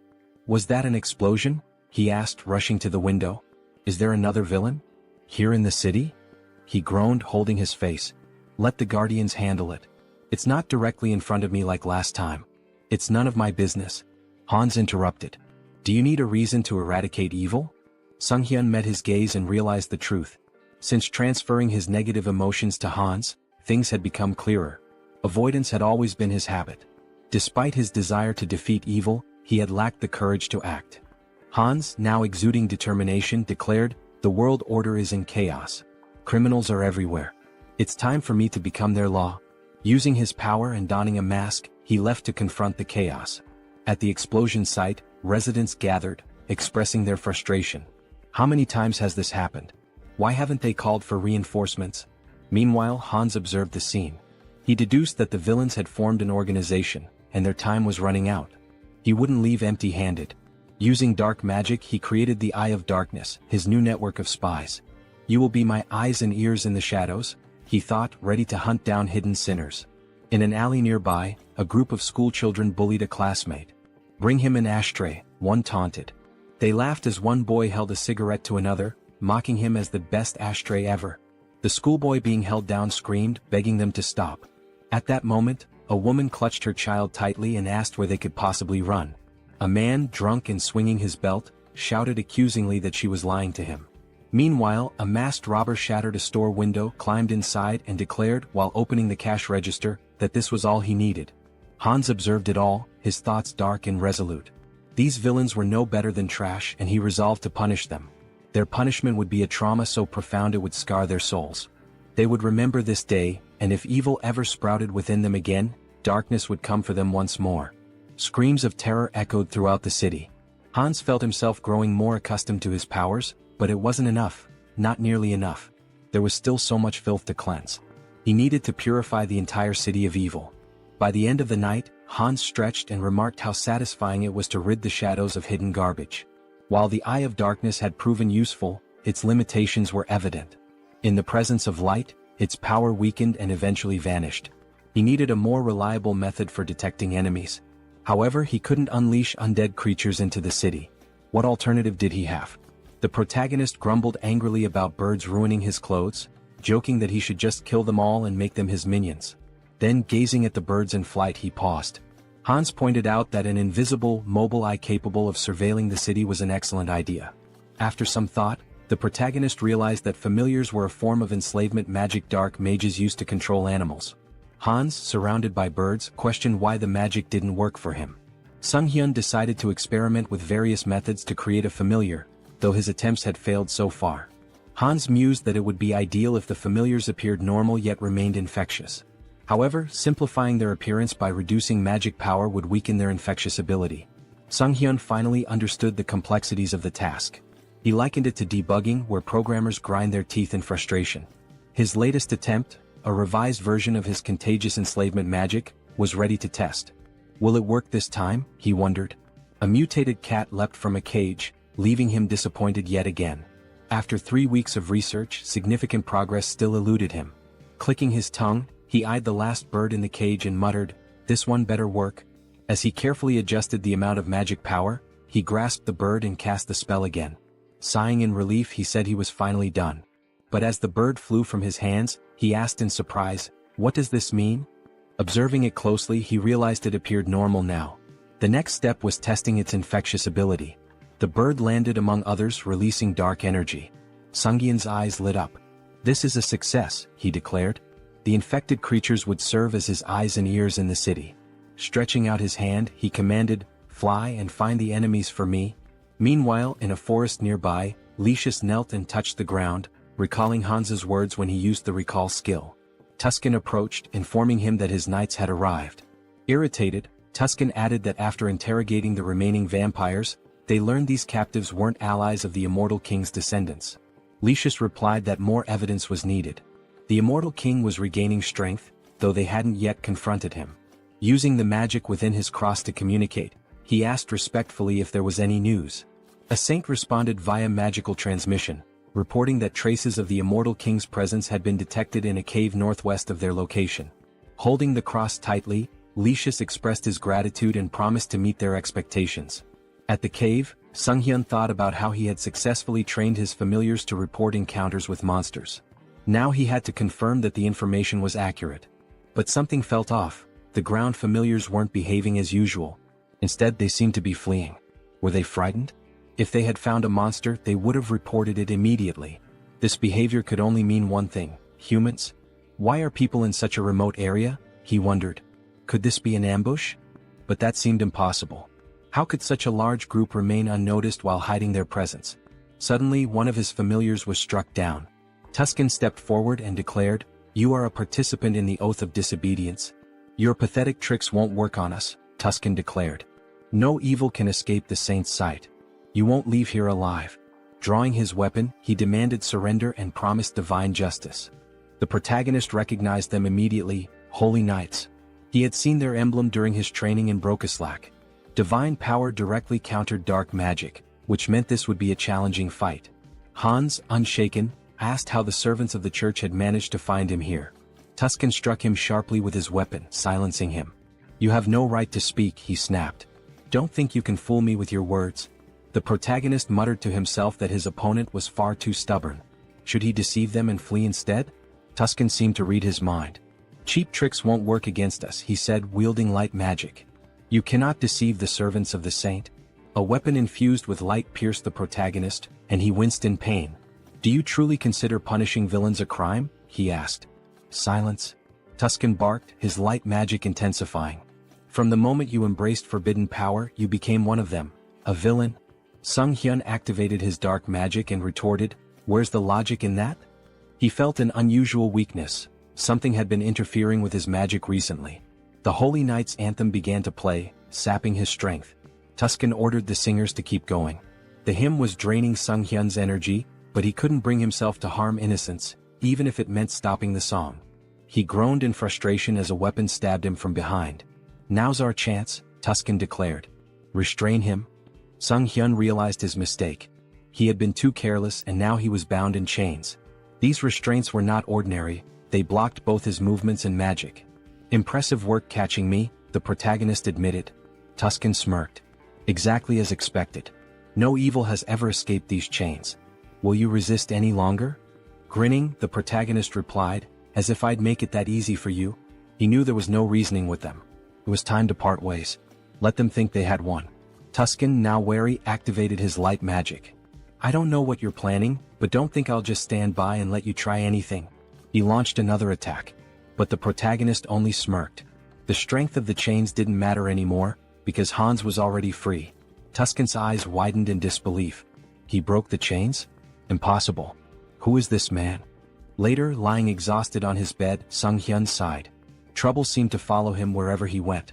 First, the Shadow faction and the Oath of Defiance. Then the Varkalak vampire clan.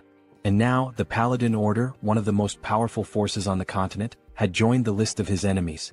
He called up the system window, his thoughts racing. There must be a reason for all this karma I've been accumulating. Is it because I keep attracting villains from across the continent? He groaned and decided to focus on his original plan for now. Sometime later, in the city, the protagonist prepared to test the fruits of his research. Controlling the essence of black magic was simple in principle. His familiars could serve as his eyes and ears, even covering a massive area like Seoul with ease. His thoughts were interrupted by a terrified scream. A girl, tears streaming down her face, begged for mercy. Please, I'll do anything. Just let me go. She spotted a figure in the window and pleaded, help me. I'm being held here against my will. Don't just leave me. The man holding her sneered, gripping her hair tightly. Scream all you want, he said. No one will hear you except me. He explained that his ability rendered them invisible to others. Go on, scream louder, he taunted. You've got such a cute voice. As he raised his weapon to strike her, he boasted, you'll be among the top 3 in my collection. At that moment, Hans burst through the ceiling, wielding dark magic. The man with the knife asked, bewildered, how could this happen? My ability is sound suppression and invisibility, isn't it?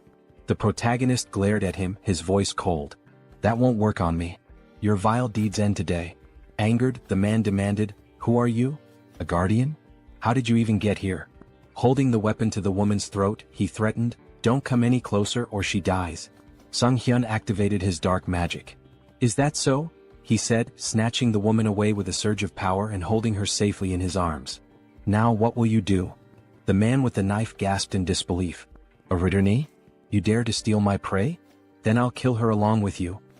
He lunged at the protagonist but was suddenly restrained by tendrils of dark energy. Judging by his words, Hans deduced, this isn't your first victim. Binding the man tightly with dark energy, he pressed his fingers to his forehead. You won't mind if I confirm that for myself? Using necromancy, Sung Hyun activated the Cry of the Dead skill, peering into the man's memories. He saw vivid scenes of the man torturing and murdering his victims. You're a serial killer, Hans declared grimly. I don't need to look any further. His tone sharpened. I sentence you to death. The man screamed in agony as the dark magic overwhelmed him. Sung Hyun muttered, even death is too merciful for someone like you? He considered for a moment. But I need an undead servant for my work. You'll do just fine. With a cruel smile, he activated a spell that drained the blood from the man's body. The system window appeared, announcing the creation of a new undead, Ghast. Satisfied, the protagonist said, I'll need to prepare the subspace portal. It'll come in handy later. Looking at the unconscious woman, Hans pondered. What should I do with her? Clean up the mess?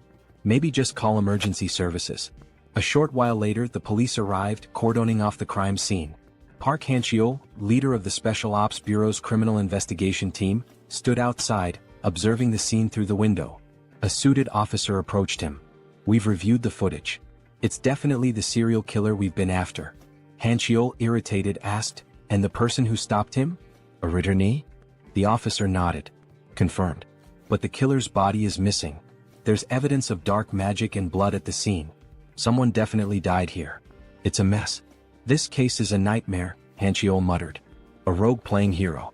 Do they think the law doesn't exist? Meanwhile, the protagonist stood atop a roof, surveying the city. A passerby on the street pointed upward. Is that a sleepwalker? Who is he? Hans petted a cat perched beside him. I wonder what they'd say if they saw my face, he mused. Elsewhere, at the South Korean Citizens Repatriation Association, Seoul South Branch, a secretary entered Yoon Ji-yoon's office. Sorry to interrupt, but there's something urgent. Yoon, still recovering from a late night, groaned. What time is it? What's going on? The secretary handed her a file.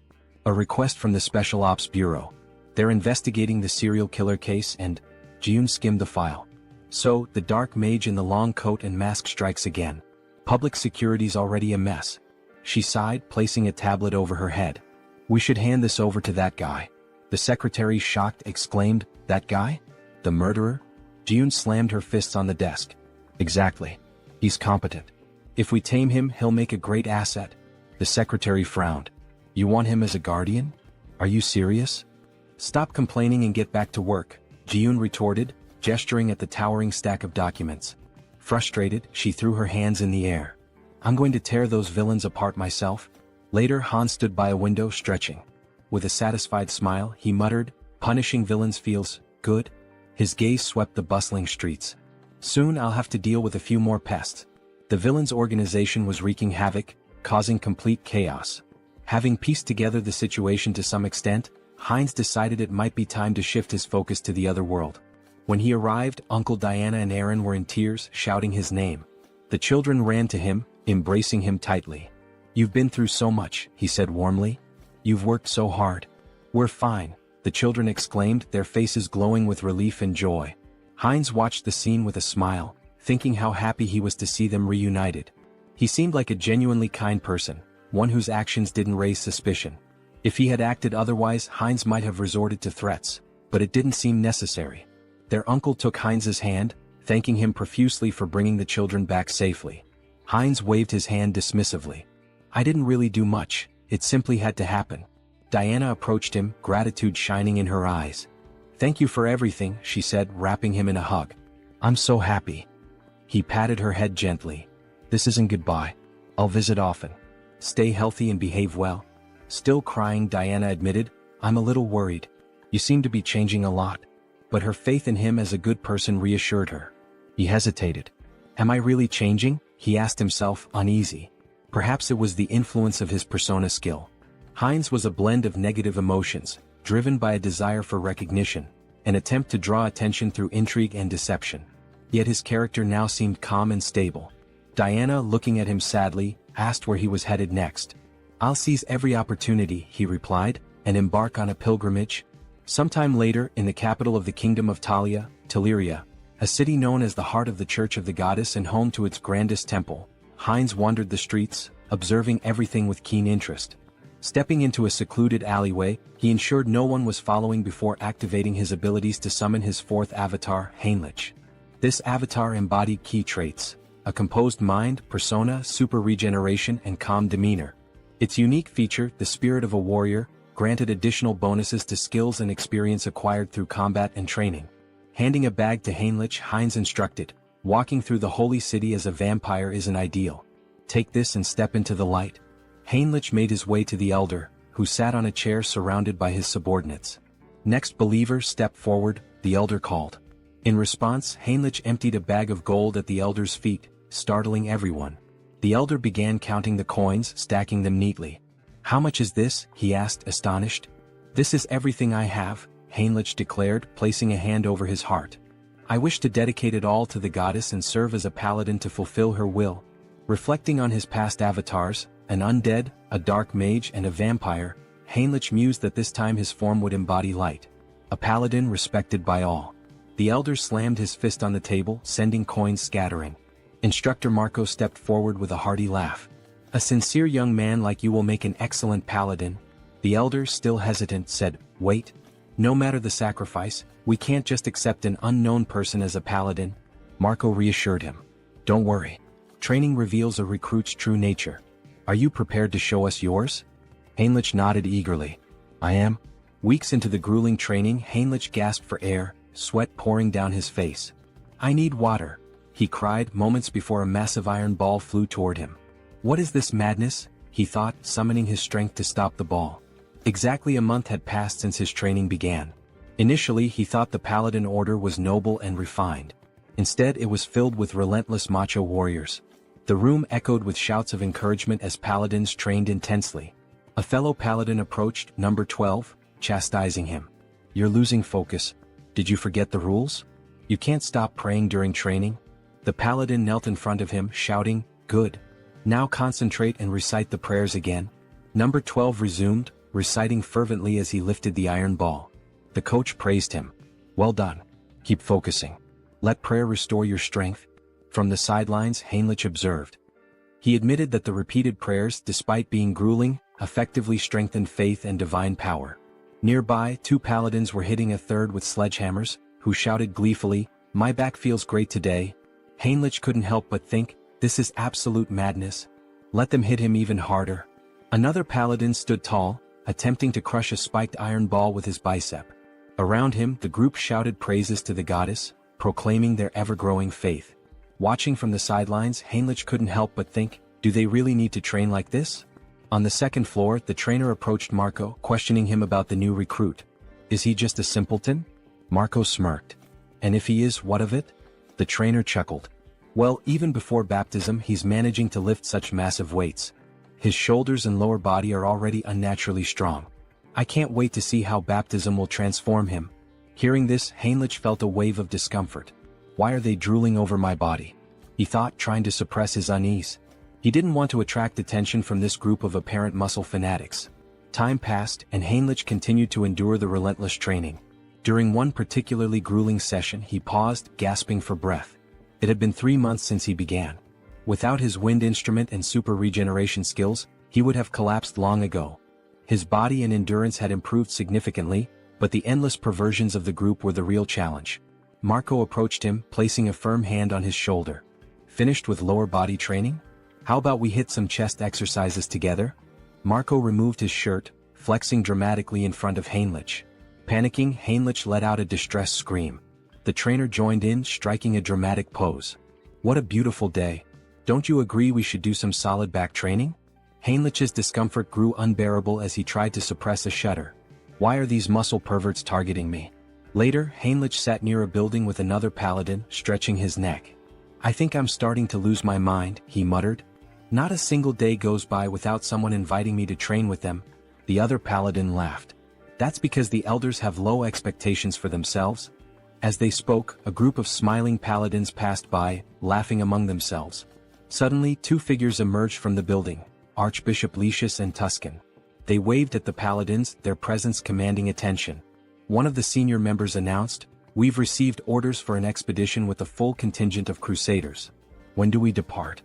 Heinrich noticed one of the paladins and thought, Isn't that the guy who pointed his sword at Hans? The returning group must have been searching for Hans. Could they really have been hunting him all this time? Shortly afterward, the recruits gathered in a grand hall. An elder stood at the altar, addressing the group. We are here today for the baptism ceremony of the most promising recruits. Due to special circumstances, the ceremony has been moved forward. We hope for your understanding. One recruit whispered, Why are they holding an event that usually happens only once every 6 months? Why now? Heinrich had his suspicions. They're desperate for reinforcements to pursue the heir to the immortal king. But this is a perfect opportunity for me to test my plan. The elder called out, Max Veroin? Max stepped forward and the elder asked, are you ready to dedicate your life to the goddess and serve as her paladin? I am, Max declared confidently. Heinrich observed quietly, reflecting on the process. Those who undergo baptism transfer all their mana to the deity, losing the ability to use magic. In return, the deity grants a sacred blessing of immense power. The strength of the blessing depends entirely on the recruit's faith. The purer and more unwavering the faith, the stronger the paladin becomes. The elder called the next name, Heinrich. Smiling, Heinrich stepped forward, thinking, I'm fortunate to have devised such a brilliant plan. Until now, he had used his center of the mind skill primarily to suppress external stimuli and control emotions. But he had realized it could be reversed. By combining this with the persona skill, he could project the illusion of absolute faith in the goddess. As the high priest extracted his mana, Heinrich would filter out any mistrust or doubt, leaving only pure, unblemished energy. When the high priest initiated the ritual, the room began to glow with an intense sacred light. Gasps and whispers filled the air. This is unprecedented, someone exclaimed. The sacred power is reaching the very head of the goddess's statue. The high priest, astonished, placed a hand on Heinrich's shoulder. You've just undergone baptism, yet your sacred power rivals that of a priestess. Such unwavering faith. I'm truly impressed. Heinrich's plan had worked perfectly and he smiled inwardly. Heinrich continued to train diligently, a smile forming on his face as he thanked those around him. Suddenly, a system window appeared before him, informing him that he had acquired the holy baptism skill. This skill allowed him to distribute spiritual power more effectively among his avatars.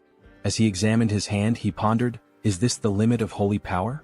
The thought brought him some relief. He had been skeptical that a false faith built on illusion could yield any results. Still, it seemed the skill hadn't worked to its full potential. He reflected further, the church's deity appears closer to the system, a personal god tied to the individual. When he opened his mind earlier, he felt a peculiar sensation. If he had to describe it, it was akin to curiosity, a distant, watchful presence. Is this what it means to be monitored? He wondered. Such power, he decided, should only ever be used for good.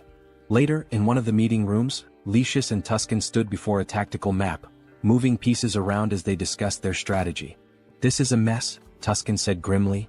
We've been searching for a month and haven't found even a single village connected to the heir of the immortal king. Lucius sighed. I have nothing to present to the deity. He glanced at Tuscan and added, and beyond that, I sense the kingdom of Talia's support is waning. The vampire organization hidden within their borders is likely involved. Tuscan moved a few pieces on the board and replied, during the pursuit of Hans, the misunderstandings surrounding the vampire slope and the oath of disobedience have grown too large to ignore. He picked up one of the game pieces, continuing, the assassination squad has failed to achieve any meaningful results. Political pressure from the state is mounting, and they're leveraging this situation against us. Slamming his hand against his head in frustration, Lucius declared, the assassination squad will be disbanded. My subordinates will return everyone to the capital. Tuscan nodded in acknowledgement and left to carry out the orders. As he walked away, he thought about the precarious situation they were in. We're surrounded on all sides and the paladins' numbers are no longer sufficient. What should I do with this knowledge? Looking out onto the training yard, he observed the recruits sparring. Are these the ones baptized today? He wondered. Suddenly, something caught his attention, a recruit striking Heinrich with a weapon. Heinrich reacted instantly, countering with an elbow to the face that sent his opponent sprawling to the ground, disarmed. The trainer shouted, Heinrich wins this battle. A system window appeared before Heinrich, announcing that his avatar had achieved enlightenment through repeated training. He had unlocked the Crusader fighting technique skill. As he stood there, Heinrich noticed a wound on his body healing rapidly. With his super regeneration and newfound sacred power, the injury disappeared entirely. The defeated recruit, wiping sweat from his face, asked, Did you let me hit you on purpose? Heinrich extended a hand to help him up. The effort was worth it, he said with a smile. Tactics are my style. Yet inwardly he thought this still isn't enough. To grow further, I need to evolve my abilities. At that moment, Tuscan approached, his expression serious. Your sacred power is remarkable, he said. You're already at the level of a trainer or a high-ranking paladin. The defeated recruit looked shocked by Tuscan's words. Tuscan continued, but you're not experienced enough to be a full paladin just yet. Heinrich tilted his head, curious. What do you mean? Tuscan smiled knowingly. You've likely felt it, more than others? He extended his hand to Heinrich. I can make you much stronger. Will you come with me to the Rosalia Temple? The protagonist inquired about his purpose in the Grand Temple, to which the response came as a question. Did he have any particular issue? Heinrich extended his hand reassuringly, stating that there was no problem and affirming his desire to accompany him. Tuscan, with a dissatisfied expression, began walking away, remarking that if he wanted to follow, he should do so immediately. The protagonist hurried after the paladin, requesting time to gather his belongings, but Tuscan advised him to entrust that task to someone else. They entered a room and stood on glowing runes. Tuscan placed a hand on the protagonist's shoulder, acknowledging how sudden everything seemed. He assured him that everything would be explained in detail later. The protagonist nodded, indicating his understanding. Soon they arrived at the renowned Great Temple of Rosalia, the largest sanctuary of the church, positioned at the continent's center. This sacred site was where both the father and the goddess had once dwelled, marking the heart of the faith. Inside, Rister greeted them warmly, expressing her hope that their long journey hadn't been too exhausting. They knelt before her, expressing their gratitude. The protagonist reflected on entering this sacred space, where the goddess resided, as an opportunity for immense growth. He believed it to be the ideal place to develop his skills and gain recognition as a paladin. Determined, he resolved to hone his abilities while handling covert tasks with Hans's assistance. Meanwhile, Hans sat atop a rooftop surrounded by corpses, scrolling through news about the saint on his phone. Acknowledging his newfound fame, he noted that remnants of a human trafficking ring had been eliminated. However, something peculiar caught his attention: mentions of a divine retribution society by the defeated villains. They had cursed him repeatedly, claiming the society would not forgive anyone who failed to act against him. Hans suspected this society was linked to multiple organizations. Stretching as he stood, he resolved to investigate further and continue dismantling their operations. He mused about dividing his profits, now contemplating how best to manage his newfound wealth. Later, Hans walked down the street wearing a mask, considering the risks of trading large quantities of valuable, mysterious items under the guise of the Haho mask persona. Any sudden activity might make him a prime suspect. Entering a discreet establishment, he handed a bag of money to an employee and expressed his intent to sell. The employee scoffed, questioning if Hans mistook the place for a pawn shop. However, Hans emptied the bag's contents, revealing its valuable items. The employee, visibly stunned, quickly began examining the goods. He realized the badges belonged to a group involved in human trafficking, a trading syndicate. He had heard rumors that this syndicate had been dismantled by a masked man. The protagonist turned to the person before him and asked if he was interested in the deal. The man grew visibly nervous and instructed him to use the back door, warning him not to try leaving any other way. Following the instructions, the protagonist eventually arrived at the correct location. A masked man greeted him, asking if he was there to sell something. Hans confirmed, then inquired if payment could be made in a form other than cash. Hans handed over a bag and the masked man began examining its contents. He asked if Hans was looking for material goods and, if so, what exactly he needed. Hans pointed out that he required a lottery ticket for a grand prize, preferably one that could be used immediately. Cash, he explained, was useless to him unless it could be spent. What he needed were legal funds for his real identity, Sung-hyun, and a lottery ticket would provide clean, untraceable money. The masked man confirmed that a lottery ticket was possible but mentioned the commission would be steep. Hans assured him it wasn't a problem and asked how much it could sell for. The masked man replied that it would be 6-1, with a redemption period of 4 months. Hans requested 2 tickets, but the masked man stated that the payment provided wouldn't cover that. Unfazed, Hans assured him there was no need to worry and retrieved gold bars from his subspace storage. He asked if those would suffice. The masked man, stunned, felt the bars and asked incredulously, "A subspace storage tool? Who are you? These are extraordinary materials. Where did you get them?" Hans, annoyed at the man's curiosity, complained about being touched and stated he wasn't there to chat. He urged the masked man to finish the deal quickly. Apologizing, the masked man agreed to proceed. As the transaction concluded, Hans used his heightened senses and noted the faint scent of blood lingering in the air. It wasn't his imagination after all. Moving closer, he remarked that this wouldn't be their last deal and predicted they'd see each other often in the future. Later, Hans stepped outside, smiling as he inspected the checks in his hands. He mused aloud about how he'd used his dreams to win the lottery. Now he pondered what to purchase. Subordinates would make such errands easier, as constantly running back and forth was inefficient. Taking a moment to enjoy the cool night air, he observed the bustling streets. Only a few months ago, they had been eerily empty due to the human trafficking syndicate's presence. Now life had returned and the streets were alive once again. Perhaps it was all the rumors he had heard, but he felt relieved to know that he was somehow involved in promoting peace. Out of nowhere, Gamma approached from behind and whispered in his ear, asking where he was from. Startled, the protagonist turned around, alarmed. He thought, who is this? How did he sneak up on me unnoticed? Gamma, noticing his reaction, tried to calm him down, assuring him there was no reason to worry. He simply wanted to have a conversation. The protagonist, still uneasy, asked what exactly Gamma was talking about. He had snuck up behind him and even sniffed him. What was going on? Gamma asked if he was a vampire. The protagonist froze. That's right, Gamma confirmed. He was at level 6, born from Demir's transformation. Gamma pressed further. What's your name? When did you return to Earth? The protagonist, thinking that yet another vampire traveler from another dimension had appeared, realized he needed to come up with something quick to get out of this situation. However, without realizing it, he began answering questions he hadn't planned on, his mind seemingly under some sort of hypnosis. He found himself saying, "My name is Heinz and I haven't been on Earth for a long time." He thought to himself, why am I answering so easily? Is this all his mind control at work? Gamma smiled. Very good, he said. So you're a newcomer who's just returned to Earth. Let me introduce myself properly. He handed the protagonist a business card. I'm with the Blood Pack organization, which encompasses all the vampires on Earth. My job is to track down those who have recently returned. The protagonist took the card, still processing the information, and asked, is such an organization real? Gamma sighed and explained that if the protagonist wanted to survive, they'd better stick together. There wasn't much choice in the matter.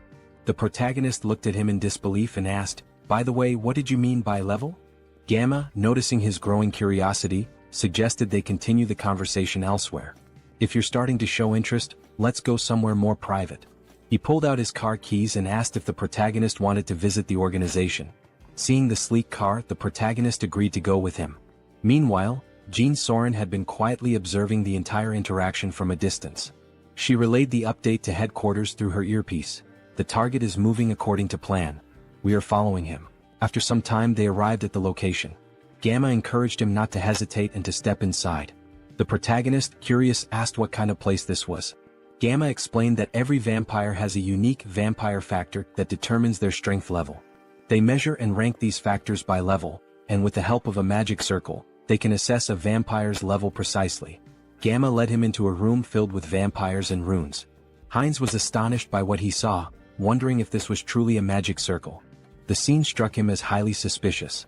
Gamma gestured toward the circle, urging him to enter it without delay.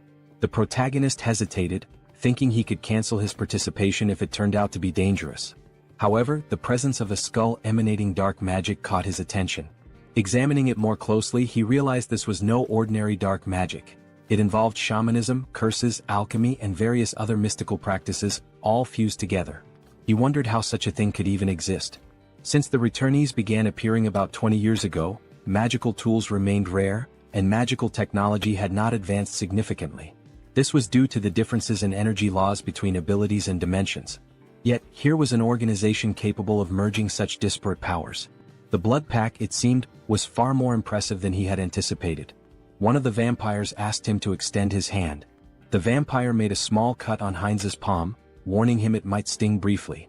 To Heinz's surprise, his blood began to levitate, forming 5 orbs. A vampire noted that this indicated he was at level 5. Observing the tight connection between the orbs, they commented on his strong regenerative abilities. The protagonist thought about purebreds from Alterica, estimating their levels to be around 5 or 6. Gamma smiled knowingly, remarking that he was already nervous. Coming from a dimension no one had heard of, Heinz had only reached level 5, a mere waste of time.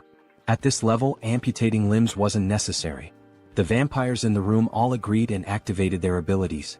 Alarmed, Heinz realized there was another motive behind this ritual. It was far too elaborate for a simple level assessment. He urgently needed to summon help. At that moment, a knock at the door startled everyone, making Gamma visibly tense. The door burst open as Rand stormed in, commanding everyone to freeze. She declared her intent to apprehend Gamma, a level 6 vampire from the Blood Pack, for kidnapping and killing other vampires. Gamma appeared unfazed, questioning her rude intrusion. The protagonist found Rand familiar but couldn't place where he had seen her before. Rand pointed out that when she first heard rumors of vampires being abducted, she doubted their truth, but now the evidence was undeniable. She demanded that Gamma release the vampires and surrender. Gamma mocked her, calling her a naive servant of the blood pack. He questioned why vampires needed to live in subjugation, follow human rules, and hide underground. Rand, enraged, argued that it was the actions of warlike vampires like him that forced their kind into hiding. Gamma dismissed her argument and asked whether her comrades shared her perspective. This caused doubt to spread among the vampires behind her. Shocked, Rand questioned their loyalty. Just then one of her allies betrayed her, activating his ability and striking her down. As she collapsed, she demanded to know why he had turned against her. The traitor explained that in his dimension he was a powerful lord. Now trapped in this reality, he was reduced to working as a bouncer in a club. Not all vampires could adapt to her way of life. Gamma leaned in and Rand, struggling, asked about his ultimate plan. Was he kidnapping vampires to start a rebellion against the blood pack? Gamma smirked and dismissed her as foolish. Such an endeavor would take centuries. Instead, he revealed that they had discovered a way to grow stronger quickly. He demonstrated this by lifting the body of a vampire and alluded to breaking a taboo. Shocked, Rand accused him of creating mad vampires again. Hines, observing, realized she was referring to cannibalism among vampires. While it wasn't practiced on Earth, when vampires from different dimensions consumed one another, their vampire factors merged, increasing their strength but at a severe cost. This act often led to profound mental instability, a grim legacy from their ancestors. If someone fails to control themselves, they become mad vampires, driven insane by an unquenchable thirst. The first appearance of a mad vampire marked them as a global threat. Gamma, however, smiled confidently and assured everyone that this wasn't a concern. After extensive research, they had discovered a way to remove residual bloodlust. Suddenly, Gamma's victim began screaming in agony, exclaiming that they were being used as experimental material. The protagonist observed the situation closely, realizing that the magic circle wasn't merely for separating empirical factors. It was designed to transfer a drug to vampires without causing side effects. Minion reminded Gamma of his promise, pointing out the risks he took to follow him secretly. Gamma, keeping his word, tossed him a pill. Minion consumed it and his body began to transform, becoming larger and stronger. Smiling, he marveled at his newfound strength, unable to believe the change.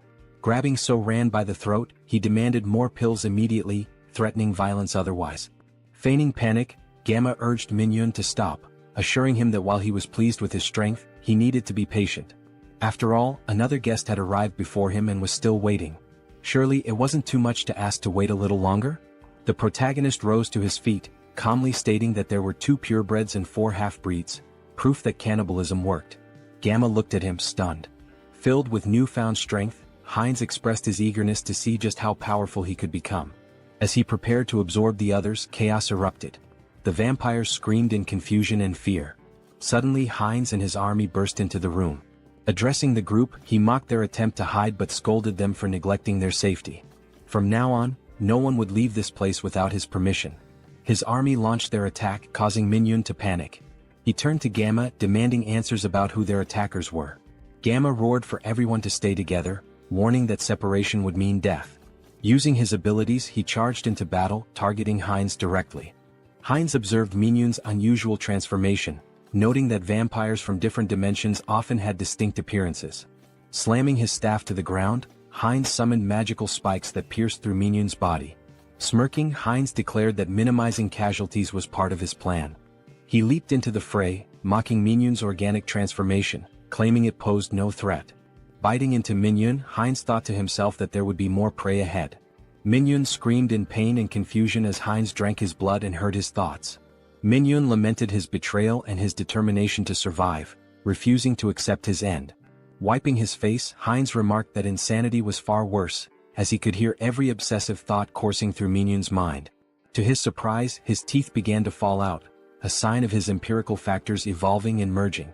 A system notification appeared, informing Hines that he had gained a special ability, hybrid evolution. This ability significantly enhanced his physical attributes whenever he absorbed new empirical factors, allowing him to steal traits from the target's bloodline. Turning to Gamma, Hines remarked that this power was quite impressive. If he were to lose control, he could become exceptionally dangerous. Now he needed an organization to enforce his will. The blood pack could serve his purpose. or they would face the alternative of joining his undead army. As the battle continued, Heinz devoured the remaining vampires. Another system notification informed him that he had acquired a new vampire trait, Insight. This skill allowed him to assess the physical condition and stats of his enemies. Heinz dismissed it as relatively useless but realized that vampires possessed a supernatural ability called heritage, tied to their origins. Using hybrid evolution, he could master this ability and steal all their powers. Gamma, now crucified, demanded to know how Heinz had managed to remain sane while devouring his own kind. Approaching him with a grin, Heinz taunted Gamma, asking if he was curious about how to resist corruption. The secret, he teased, was to ignore the whispers that accompanied the act. Gamma, panicked and disbelieving, screamed in protest. His cries turned into agony as another system notification revealed that Heinz had gained a new skill, camouflage, which allowed him to conceal his presence. Observing Gamma's transformed state, Heinz smiled slyly, commenting that Gamma must have been using camouflage all along. Not bad, he remarked, relishing his growing power. There were many ways he could use this ability. Should he dive into this bastard's thoughts? Gamma reflected on research, collaboration, support, and the public retribution technology. He also recalled a promise he had made to Mr. Beta. The protagonist panicked, wondering who the hell is this? Was this person Gamma's patron? And once again the Public Retribution Society was mentioned. It seemed like this intricate ritual was also their doing. What were these people planning, aiding the blood pack like this? Later that night, Heinz and So-Ran were driving through the city together. Heinz glanced at her and asked if she was finally coming to her senses. Startled, she yelled at him, calling him trash for selling his life and demanding to know where he was taking her. Grabbing him by the throat, she shouted furiously. Heinz gasped, pleading for her to stop and look around. They had captured him too, and if she didn't let go, they'd crash. Reluctantly, So-Ran released him and apologized, asking for an explanation of what had happened. Heinz asked if she had heard of Ho-Ho's mask. He mentioned that the masked figure had escaped during the chaos when a group of vigilantes burst in. Placing her hand over her heart, So-Ran expressed her gratitude, saying that even amidst the chaos, Heinz had gone out of his way to save her. As Heinz observed her closely, her face and voice felt oddly familiar. Yet no matter how much he tried to place her, he couldn't shake the feeling that he'd seen her somewhere before. He asked why members of the Blood Pack were fighting one another. So-Ran explained that the group was divided between radicals and moderates. She and her team had discovered evidence that the radicals had kidnapped one of their own, so they infiltrated the radicals' territory. She expressed relief that they had escaped in one piece and even managed to learn the radicals' plans. She intended to inform the higher-ups and put an end to it. Heinz, skeptical, thought to himself that resolving this wouldn't be so simple. It was likely that even the highest-ranking members of the radicals were involved. So-Ran cheerfully asked about Heinz's identity. Who was he as her savior? He seemed incredibly strong. Heinz replied that she could call him whatever she wanted, as she felt comfortable. She asked if she could call him up for convenience, to which he nodded, mentioning he'd recently returned to Earth and hadn't formed any bonds yet. Heinz explained he had followed Gamma out of curiosity about the Blood Pack. So-Ran smiled and suggested that he join the group, mentioning that most vampires were part of it. She assured him that moderate vampires didn't engage in shady activities and had steady blood supplies through partnerships with blood banks. Heinz expressed interest and So-Ran promised to show him more. After some time they arrived at their destination. Inside, a little girl named Nahi ran to the door when she heard them. So-Ran greeted her warmly and Nahi hugged her, asking if she was okay. Smiling, So-Ran reassured her, introducing Heinz as their friend and a new member of the Blood Pack. Nahi, looking nervous, greeted Heinz. He waved back with a friendly smile. So-Ran patted Nahi's head, asking her to stay and play while she showed Heinz the room. Nahi agreed but asked her to return soon. On the way up, Heinz commented that Nahi seemed very small. So-Ran clarified that it wasn't just her appearance. Nahi wasn't a returner. Confused, Heinz asked if all vampires weren't returners. So-Ran explained that wasn't true. Nahi had been born and raised on Earth, but her father, a returner, had turned her into a vampire to save her from a chronic illness. This revelation made Heinz reflect on why the government wanted strict control over vampires. In many ways they were like an infectious disease. So-Ran continued, explaining that turning someone on Earth took significantly more power than usual. Nahi's father had reached his limit but wanted her to live confidently, even under the sun. Eventually they reached a room. So-Ran let Heinz in, telling him to call her if he needed anything. Since it was late, she suggested he rest. She said goodbye with a distinct gesture. Heinz froze, startled. That gesture, her voice, it all seemed so familiar. Pointing at her, he asked, "Is she the streamer Orchid?" So Ran's eyes widened in shock and she screamed in embarrassment, covering her face. She stammered, asking if he'd just mentioned her stream. She blushed, saying that moment from her stream was stuck in her head, then nervously asked if he was one of her subscribers. Heinz awkwardly waved, denying it, explaining that her videos had simply popped up in his recommendations a couple of times. She sighed in relief and said it was a good thing because she had nearly died of embarrassment. She explained that she had been a trainee, and after quitting she felt lost and decided to try streaming. Heinz asked how old she was back then. She replied that she was 22 now and had awakened at 19. Then she asked his age and when he had awakened. Feeling awkward, Heinz quickly shut the door behind him, calling out that he'd tell her later. She blinked in surprise, wondering aloud if she had said something wrong. Inside, Heinz exhaled deeply, realizing she was much younger than he had assumed, which explained his casual tone earlier. At 20 years old himself, he found it surprising that she was older than him. Lying on the bed, he muttered to himself that regardless, she still looked familiar. As a streamer, she was quite famous. Maybe he should look her up online? Opening her streaming page, he found a notification about her recent hiatus. In the post, she mentioned taking a break from streaming for about a week due to work obligations. She assured her audience she'd return as soon as possible and hoped to see them again soon. Heinz swiped through the updates, thinking to himself, after she posted this, she went straight to the crime scene? If he hadn't intervened, that post might have been her last. The thought unsettled him. The situation had been far too close and dangerous. The next morning, Heinz woke to the sound of So Ran yelling into her phone. She was shouting, demanding to know why there was no evidence. How could they find nothing?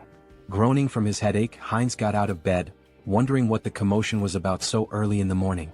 Heading downstairs, he heard her shouting again. He says there's no proof of this. How is that even possible? Noticing Heinz, So Ran paused her argument and asked if he was awake. Holding the phone away, she explained that her colleagues had gone to the crime scene yesterday, but everything had been burned. There was no evidence left, and now they couldn't act against the radicals.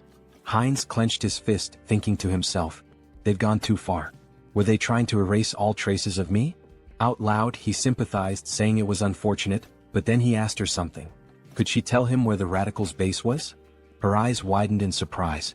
Why do you need to know where the radicals' base is? She asked. Then raising her voice, she added, don't tell me you're against the blood pack. Heinz raised his hands to calm her down, assuring her it wasn't the case. He explained that the radicals were dangerous, and it would be better to know their locations to avoid them. Taking a deep breath, So Ran nodded, placing a hand over her heart. That does make sense, she admitted. She pulled up some information on her phone, handing it to him. Here, hold on to this. Avoid the marked locations and you'll stay safe. Heinz studied the screen, noting the map of locations. While doing so, So Ran offered to cook him something since he was already up. He waved his hands, politely declining. No need to trouble yourself, he said. I'll grab something nearby. There are plenty of good restaurants around. Looking at the map's marked spots again, Heinz licked his lips and muttered, that's why I'm thinking of going for a walk and finding something good to eat. Moments later, he appears indulging in the blood of vampires, as if feasting at a banquet in a restaurant. Suddenly, a still-living vampire calls him a bastard, warning that he cannot leave peacefully because the clan leader will hunt him down, leaving not a single bone marrow behind. The protagonist asks if they know who he is and thanks them, mentioning that after stealing the concealment skill from these vampires, they are now worse than blind fools. So, he won't have any trouble for now. He then demands they reveal where their other friends are.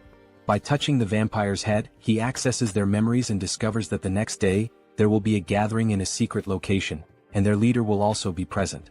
The protagonist sees this as a perfect opportunity to eliminate all of them and feed. After finishing off the last living vampire, he says it's time to clean up. Using the Blood Bloom skill, he spreads blood to create a burning flower that won't extinguish unless the caster wishes and burns only the target. This new technique, which he acquired after stealing from the vampires, is perfect for erasing his traces. As for magical traces, he'll use his concealment skill to hide them. With these two skills, no one will be able to track him. Suddenly, the protagonist's heart starts pounding. This feeling, his body was beginning to evolve again. While spitting blood and groaning in pain, he acquired new abilities. The special skill, Bloodline, Pure Blood, evolves into Bloodline, True Blood. Due to the effects of hybrid evolution, he gains enlightenment and acquires the skill, Blood Flow Amplification. His recovery ability has transcended its limits, and the skilled regeneration has evolved into hyper-regeneration. Finally, he has become a true blood and gained some new abilities. Let's test what they do. He makes a deep cut on himself and within seconds his artery heals. Now he can control blood and has absurd regeneration. During a fight, he can absorb the blood of enemies to recover, making him practically invincible. If a true blood is this strong, imagine how powerful a holy blood might be. In the next scene we see Jean Soren thanking someone for donating 1 million cheeses. The donor earned 1,000,000 points in her heart. She thinks this donation will allow her to buy many blood packs without worrying. Suddenly the protagonist enters the room. They look at each other and blush. He apologizes for interrupting and tells her to continue her work. Soren, embarrassed, shouts at him to knock before entering and punches him. Soren then asks what happened. He tells her they received a letter in her name. The letter contains images and information about a group of criminal vampires. Someone mysterious sent this dossier with such valuable information. She has no idea who it could be. Perhaps the famous masked figure people keep talking about? But the only person she had discussed this with was Mr. Hines. These details came after she gave the location to Mr. Hines. Could these two be working together, or is it just a coincidence? The next day, Hines observes a house from a rooftop where a secret meeting will take place to discuss measures against the masked figure and the recent attacks. Hines uses a skill to peer inside the house but notices a blood magic barrier. On the first floor, he sees several high-level vampires emanating intense energy. Alright, let's go in. Hans will use the shadows and I'll go from above. Let's enter together and wipe them all out. Hines enters through the window like a scene from an action movie. Prepare yourselves, you criminal bastards. But when he looks, there are no vampires on the first floor. Suddenly, the wall begins to crack and a voice claims, I would have loved to capture the masked one, but only some random vampire appeared. No problem, we'll hunt down this mosquito. Beta 1 Beta Shin, do you recognize this vampire? We don't know him. He seems to be level 7 but he's entirely unfamiliar. It looks like this vampire came from somewhere unknown. Hines recalls the name Beta from the vampire memories he absorbed. Their leader is called Alpha, while the others are Betas and Gammas. Both Betas are here today. The big problem is the masked members. Perhaps they belong to the secret divine society I've been searching for. I can't sense their energy, they're using a strong skill to conceal it. For now, get this bastard out of my sight, and, of course, the one hiding in the shadows. They point toward Hans. Hines is surprised they know about the shadow. Since you're so eager, I'll end you right now, Hines says, irritated, with veins pulsing. Using the skilled blood flow amplification and acceleration, he quickly jumps on the vampires, draining their blood. The other vampires are shocked to see Hines cannibalizing his own kind, which is unacceptable. Hans, meanwhile, summons skeletons from the shadows. One vampire tries to flee, begging for his life, but Hans appears in front of him, saying, You're not the only ones who can create barriers. From now on we'll perform the dance of death, where there's no place to run. And so, the dance of death begins. Vampires lose their lives one after another. Beta 1 is stunned by the strength of this unknown vampire. This power doesn't make sense, he's only level 6 or 7. There must be some trick. One charges at Hines, but Hines uses his extended claws to stab one. One, however, hardens his skin like crystal to block the attack. Realizing the enemy blocked him, Hines decides to increase his strength and lands a heavy punch on one's chest. One is shocked to see his crystal armor shatter, something that had never happened in combat before. Recognizing Hines's superior strength and speed, one orders the other vampires to assist him. Hines taunts, Do you think these small fries will stop me? With open hands, Hines releases jets of blood, piercing one's subordinates. Enraged, one seizes the moment while Hines's hands are occupied, slicing off one of Hines's arms with a sharp strike. But it's useless. Hines absorbs blood from the fallen vampires and regenerates his arm instantly. Gaining a new skill, invisibility, Hines disappears in front of one, reappearing behind him and driving his hand into one's body, humorously described as into the vampire's butt. Checkmate, Hines declares as he begins to absorb one's blood. New vampiric factor collected. The skilled blood magic evolves into the special skill Mystery of Blood. Mystery of Blood absorbs subordinate skills, Blood Bloom, and Blood Flow Amplification. Hines feels the surge of power, now able to control all abilities with sheer will and manipulate them rapidly. Beta Shin curses Hines for devouring his own race, calling him a corrupted bloodline, and blaming his strange abilities on it. Hines responds, So what? Are you just going to keep yelling nonsense all day? Why don't you come at me like your brother did? Or are you too scared for that? Beta Shin charges at him, shouting, Bastard! Hines uses Mystery of Blood and traps Shin with blood chains. Shin continues cursing, saying, These tricks are unfair. Unfair tricks? That stings a little, Heinz replies sarcastically. Let me tell you something too. Checkmate. He slices the vampire's neck. As Heinz absorbs Shin's blood, the other vampires are terrified, muttering, "This vampire is insane. Who would have thought the masked one would have such a strong helper?" "Prepare the orb, we need to deal with him now," says one assistant. One of them casts a spell and launches it at Heinz. At that moment Hans appears saying, "That's an interesting spell," and reflects it back at the vampire who cast it. The other assistant, now terrified, says, "The enemies are too strong. There's no hope, we need to flee." The leader, hearing this, declares, "We're not running," and uses a skill on the subordinate, saying, "You've been useful until now, but you'll be even more useful by dying for the Society of Divine Retribution. Go and die for freedom." The leader then uses a spatial manipulation skill to escape. Hans notices something strange about the vampire left behind. Auto-destruction mechanisms? And abandoning your subordinates on your own? What an irresponsible leader.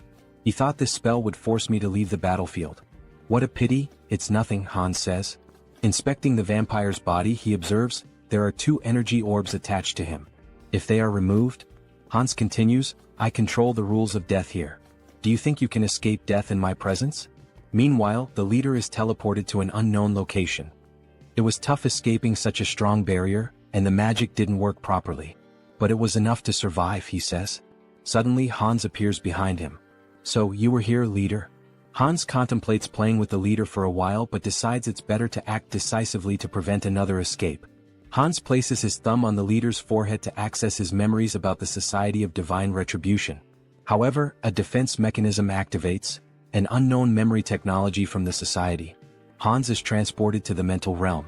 A mysterious voice echoes, saying it didn't expect Hans to reach the realm. Hans questions, so you've been watching this whole show from inside your own mind? He realizes this is the leader of the Society of Divine Retribution. That's correct, Haho Mask. Why don't you join us? The entity asks. Hans considers and asks, what's the Society's goal?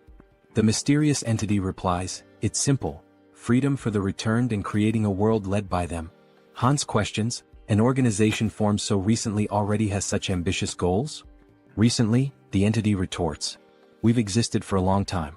We've been fighting for our freedom endlessly. Hans presses further, so you've been committing acts of terror for ages, haven't you? Answer me. A system alert activates. Warning, Mind Hub is regulating emotions. Repeatedly it states, Mind Hub is regulating emotions. Hans' heartbeat quickens. The entity asks, does that even matter? I hope you make the sensible choice, Masked One. Hans tries to punch the entity but hits an invisible wall. So that's your choice? The entity responds. Here, in the mental realm, mental strength surpasses magical power.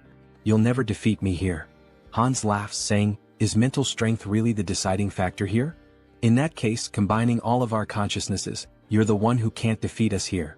Meanwhile, Heinrich trains intensely. 1,021. 1,022, he mutters while lifting a gargoyle statue. Finally, a system message appears. The entity has achieved the conditions and acquired the special skill, Blessing. Sturdy Body. The entity gains the skill, Out Erica Sacred Art, through repeated training, achieving a power level equivalent to a high priest. Heinrich reflects that he didn't expect to surpass his limits with mere physical training. With these new abilities, I've earned the qualifications to be a holy knight. Maybe it's time to discuss the next step. Suddenly he hears a feminine voice, it's the saint in the flower garden. Despite being the saint with the greatest divine power, she appears like an ordinary girl. Hello, Sir Heinrich, she says with a smile. Her radiant aura of divine power betrays her otherwise ordinary appearance. Heinrich greets her and asks, why are you alone in a place like this? The saint replies, I was just watching a ladybug in this field of flowers. The little creature was so cute I lost track of time. Heinrich had thought she was admiring the flowers, only to find out it was the ladybug. The saint notices something different. Sir Heinrich, you've finally received the blessing. Congratulations. The saint's perceptiveness amazes him. Blessing. Sturdy Body is not something achieved with outside help, she remarks, praising his accomplishment. Thank you, saint, he replies. Well, it's time to work. Shall we go to the chapel together, Sir Heinrich? Of course, saint, he answers. Through his studies of history, Heinrich learned why the saint is so obsessed with Hans. In the distant past, the first immortal king turned half the continent into a land of death. Multiple nations united to defeat him. However, his heart was stolen by an ally, a black mage. He reincarnated as the second immortal king, causing the fall of the Great Western Empire. Although the chosen of the order managed to destroy his heart, it was split into 3 parts and scattered across the continent. Every time an immortal king crisis arose, the Great Divine Order was always at the forefront. They knew the heavy toll it took, with countless lives lost along the way. For the saint, who sees her followers as family, her intense hostility and obsession with the immortal king are natural. For now though, Heinrich reflects, there's no need to worry much about that. The current immortal king is surprisingly gentle and kind-hearted. Alright, back to the main topic. Let's focus my mental strength on Hans. Upon changing the scene, we see a vampire spitting blood. Your Excellency the Arbiter, are you alright? Get out of my way, you're disrupting my focus. This can't be happening, I'm being pushed back. Me? In a battle in the mental realm? How is this possible? Hans begins punching the mysterious entity. At first, Hans had complete control of the battle, but now the entity is growing exponentially stronger to an uncontrollable degree, as if it were channeling the strength of multiple individuals. How did I lose? This isn't just a difference in the mental realm, it's a difference in skill? There's no way my mental abilities are inferior. This is no time to waste on this. An urgent directive is issued to the Soul Branch. Immediately cease all operations, erase all information and go into hiding. Especially for the Korean branch, this is the top priority right now. Inform the commander, a monster is in Korea. Even with Mind Hub and Serenity, Hans wasn't a weak opponent. His resilience would require further study. However, it was regrettable to lose sight of him. The system emits a new notification. The entity absorbs someone else's karma, transforming the skill black magic into the special skill path of sorcery. Thus, this fragment is the remnant of something scattered across the mental realm. Absorbing its karma means my growth comes at the cost of its reduction in power. That's fine. By reading the memories left behind in this fragment, I'll track the hidden members of the Society of Divine Retribution. So this is the Korean branch of the Divine Society, hidden deep in the forest. I won't give them any chance to escape, says Hans, blending into the shadows. I'll uncover all your secrets now. Suddenly, a scientist appears. They told me to evacuate as quickly as possible, but they didn't mention that a monster like this was coming. So the evacuation order had already been issued? At least my effort wasn't completely wasted. Look at you, trying to save a piece of paper with some data, only to hand everything over to me. Let's see what you've been up to for so long. Wait, this incident. I will never forgive you, Society of Divine Retribution. You're the ones who stole my life. I'll hunt down and kill every one of you without exception. Heinz refines excess blood stored in his body into blood crystals, which he plans to use to enhance other vampires' vampiric factors. This refined blood connects these vampires to Heinz, creating a hybrid clan loyal to him. Those who resist will be crushed. The next day, Jean Soren is stunned to learn that Heinz has eliminated all vampires in the region and intends to meet with the leader of the moderate faction. Wait a minute, this is a lot to process. I need to verify these facts, Soren says. Verify? What do you think of this as proof? Heinz interrupts, demonstrating his overwhelming power. Soren is terrified by such a display of power. She knew he was strong but not at this level. He must be at least level 7 or higher. I can't even gauge his strength. Very well, I will contact them now. To think that you eliminated all the vampires with your own hands and now intend to absorb the rest. This is quite an unusual proposal, almost bordering on unsettling. I have no intention of giving absurd orders. The goal is simply to maintain peace and order, to track connections of the Divine Retribution Society, and eradicate every member. Don't you think these two objectives are contradictory? That depends on where you set the standard. It seems she won't be easily persuaded. If she refuses, then we'll have to use force. Fine deal. What are you relying on to accept so quickly? What am I relying on? Of course, I'm relying on myself. I will help you absorb all the remaining vampires, Mr. Heinz. You can start with Soren. She will be the bridge between us. Very well, that's exactly what I wanted. But I don't think that will be the case for them. Alright, then we should begin sharing the details of the discussion, how to absorb the vampires and about the new faction you mentioned. Let's start with absorbing the remaining vampires and becoming the leader of a new faction. That will be the first step toward taking control of the Blood Pact. Stay still. If you move, you might get hurt. Now let's begin. Heinz inserts a blood crystal into Soren. She feels the refined blood entering her body, healing it, making her blood pulse faster. Her muscles and bones are expanding. This feeling, it's as if she's been reborn. She doesn't feel like she's in her old body anymore. The refined blood crystal reaches a maximum of 30% enhancement. That's not a small number, but it continues. Soren then asks what they should do next. Lord? Heinz asks. Yes, Lord. You're creating a new clan now. Now that a lineage has been stabilized on this land, we'll need to find a new name for our clan. Do you have something in mind, Lord? A name? I'd like something that stands out, something different. Vampires who accept the blood crystals are renamed Heterosis, embodying the hybrid vigor of Heinz's blood. He declares, beware remaining vampires. I will hunt you down and make you the strongest within the blood pact. Returning to the original avatar, Heinz's issues are being addressed, but it's still not enough to bring down the Divine Retribution Society. They've vanished from Korea, but they are a global organization. More preparation will be necessary, enough to eliminate them all at once when they reveal themselves. For now, it will be necessary to expand influence in the other world as well and accumulate karma. For example, events like wars and terrorism. Wait, what the hell am I thinking? If I do that, I'll be killing innocent people. Is there any way to create accidents without anyone getting hurt? Maybe I should give up. As the protagonist glances at a book, an idea emerges. The Demon King Hans wants to destroy humanity, and the hero Heilinch will defend it. Hans will use corrupt nobles to expand his forces of evil, while Heilinch defends against malevolent organizations and becomes a hero. This is a perfect story, gaining karma points from both bad people and good people. It's a win-win game. Alright, let's take this one step at a time. Harley, it's time to act. A system message appears. Harley is the fifth avatar of Han Seong-gyeon's adaptation. He can adapt quickly and efficiently to extreme conditions. I intended to strengthen him appropriately after creating him as a new avatar with an extended limit. In the meantime, I'd like to further develop his adaptation. There might be a way. Yes, this is the right path.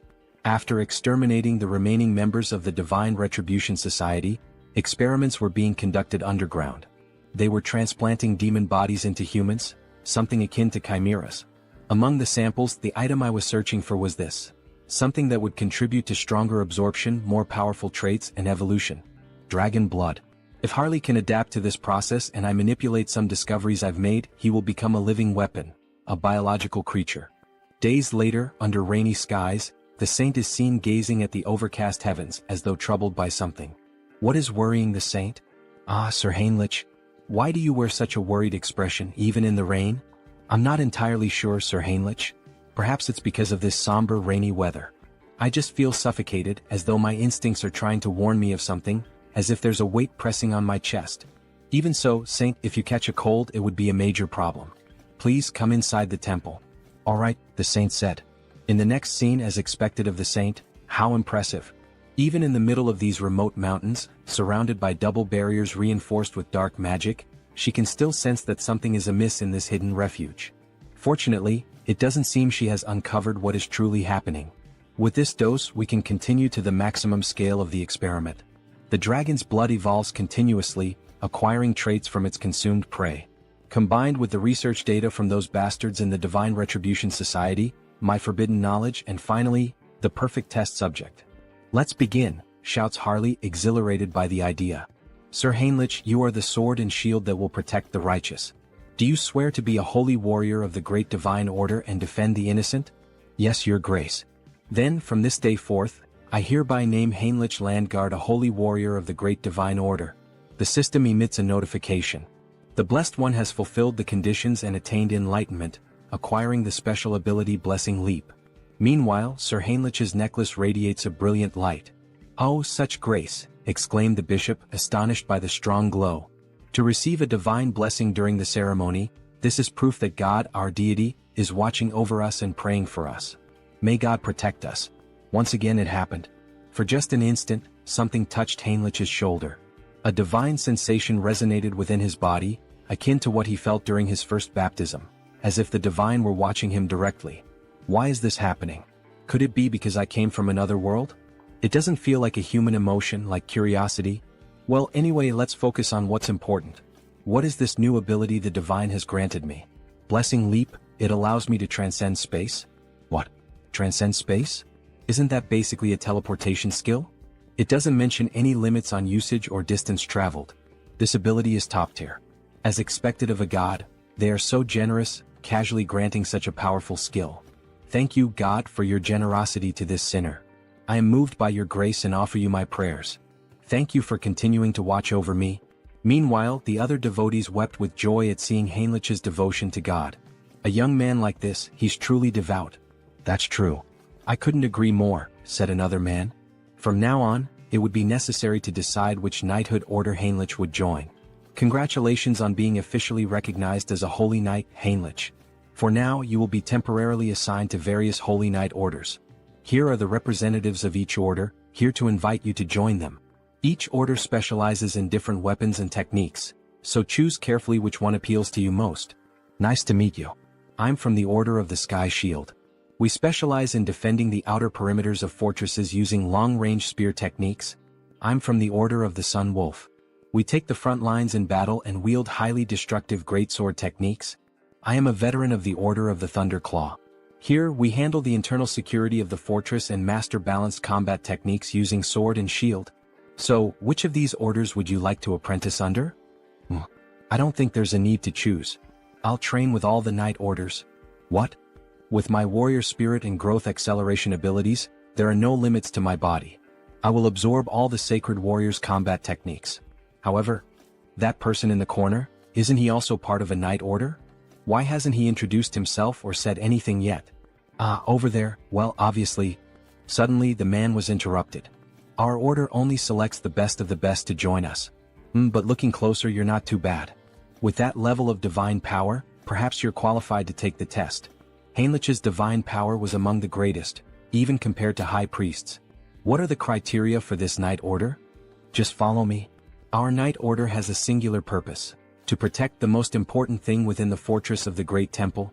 The most important thing? What exactly are you referring to? That. I'll tell you if you pass the test. Suddenly they entered a room, a library in the castle dungeon. Inside, a man wearing a strange mask sat beside a shadowy statue holding a parchment.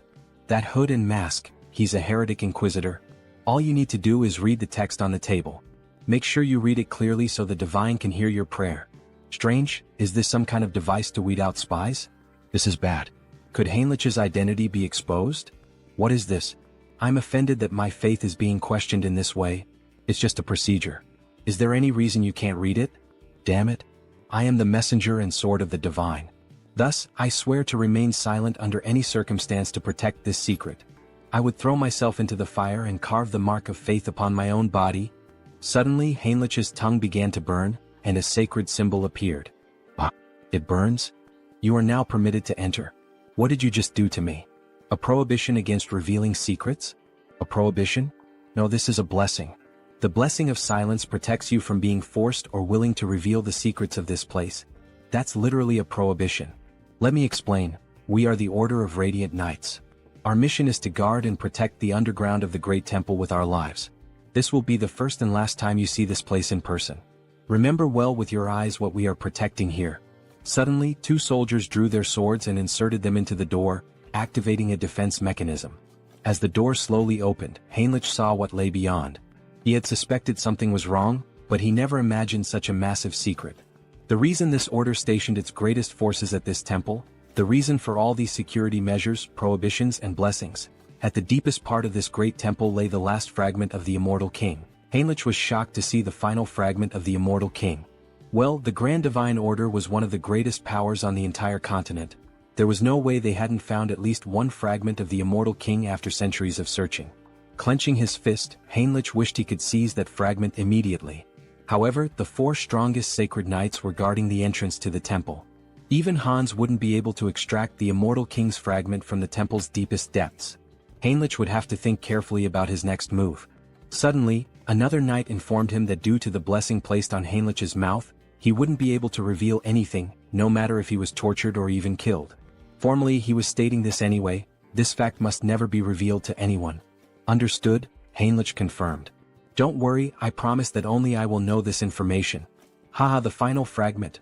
What an unexpected stroke of luck, Hans said, laughing wickedly as he gazed at his experiment.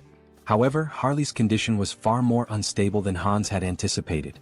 With a worried expression, he exclaimed, "What's wrong? Why is this happening? Everything should be working perfectly according to theory." Meanwhile, Harley was coughing up blood. He felt something boiling inside him. The dragon's blood had definitely been transfused into his body. But perhaps the power output needed to be pushed to its maximum. Hans then yanked the lever. Harley let out an agonized scream as his body began to tremble violently, smoke rising from his skin. And then he suddenly stopped moving. Harley? Did he go too far? Had he pushed Harley's super regeneration beyond its limit? If that was the case, then Hans was about to lose everything, Harley and all of his research. Screw it. It was all or nothing now. Hans made a desperate decision, injecting every last drop of the dragon's blood into Harley, praying that it would have some effect. Harley's body twitched. His eyes shot open, glowing a furious red. He let out a blood-curdling scream as his jaw contorted, transforming into something monstrous. Crimson lightning crackled throughout the room as Hans watched, frozen. And then he stopped moving again. Shit, so the experiment failed? Hans muttered under his breath. Damn it, Harley. Just as he turned to leave, a system window suddenly appeared before him. System notification. Caution, exclusive abilities have evolved. Your abilities have grown. The number of avatars you can create has increased. Hans' eyes widened. Increase? What do you mean, increase? He looked around at the lifeless body before him. All I see is a pile of corpses, not growth. Then, without warning, Harley's body convulsed violently. His muscles rippled as he snapped his restraints apart like they were nothing. System notification. You have acquired a new ability, physical mutation. Your recovery ability has exceeded its limits. Super regeneration has evolved into regenerative adaptation. Harley let out a guttural roar, his voice twisted with agony and something else, power. His entire body was mutating, shifting, evolving. System notification. Skill adaptation has evolved into special ability, mutation. Hans could only watch in awe, no in terror, as Harley broke free from every shackle that had once bound him. Finally, the mind has connected. The gamble was worth it. Ah, so this is the new effect of the mutation ability? Harley mused, laughing as he examined his altered physique. His body had changed drastically, his muscles denser, his teeth sharper, and even a few dragon-like scales appearing on his face. It almost feels like I've transformed into multiple species at once. Meanwhile, Hans furiously jotted down notes. The good news just kept coming. To think that his number of avatars increased through natural growth without relying on the karma store. This is an unprecedented achievement. He grinned, his eyes gleaming with excitement. I'll figure out how to use this new avatar later, but before he could finish, Harley interrupted him. Should I test my new abilities? He asked, grinning wickedly. Hans smirked. Be my guest. Deep in the forest, Harley stepped into the dense wilderness, marveling at the beauty of his surroundings. His body had become a perfect killing machine, every sense razor sharp, his instincts honed to an unnatural degree. Then he heard it. A faint breath, nearly imperceptible, but his new senses picked it up immediately. A predator was watching him. A black panther lurked in the shadows, muscles tensed, eyes locked onto its prey. It pounced, a blur of muscle and claws, but Harley didn't move. Instead, as the beast drew closer, his eyes widened. Wait a damn second. Recognition struck him like a bolt of lightning. You're the same species that attacked me the moment I arrived in this world, aren't you? His lips curled into a smirk. Well then, it's nice to see you again. Crack. Before the panther could react, Harley's hand shot out, clamping around its throat with a terrifying grip. The creature thrashed wildly, but it was useless. Forgive me, but... With a single motion, he slammed the beast into the ground with monstrous force, shaking the earth beneath them. The impact alone was enough to cripple the creature, but Harley wasn't finished. His blood boiled. His strength surged. With nothing but his bare hands, he drove his fingers straight into the panther's belly, tearing through flesh with horrifying brutality. The beast let out a final, pitiful gasp, before everything went silent. To enhance the efficiency of the mutation ability, he needed to find monster crystals. More specifically, he had to consume their cores, commonly known as magic stones. It was the fastest and most efficient way to evolve. As he bit into the monster core, his body immediately began to undergo minor transformations again. A system window appeared before him. The entity has achieved enlightenment through repeated actions. Let us further solidify its concept with physical mutation. At that moment, his body visibly evolved. His muscle mass expanded, his height surged, and within moments he stood close to 2 meters tall, his physique now overwhelming and powerful. Having a large and muscular body is undeniably an advantage in battle, isn't it?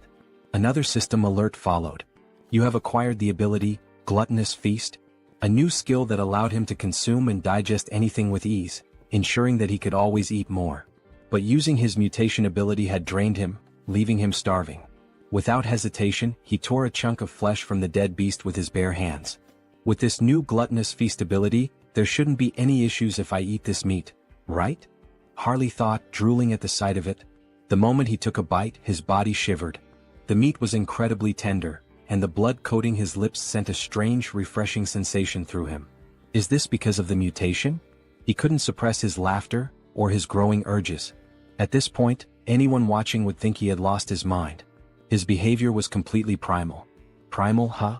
That word stuck in his mind. He recalled rumors of an isolated barbarian tribe in the southern regions of this land. In that case, Harley smirked, licking the blood from his fingers, perhaps it's time for a class change. The country of Tulek Kingdom, Tarak. The scene opens to the entrance of the guild in this city. What the hell? A barbarian from the south? What's he doing here in the west?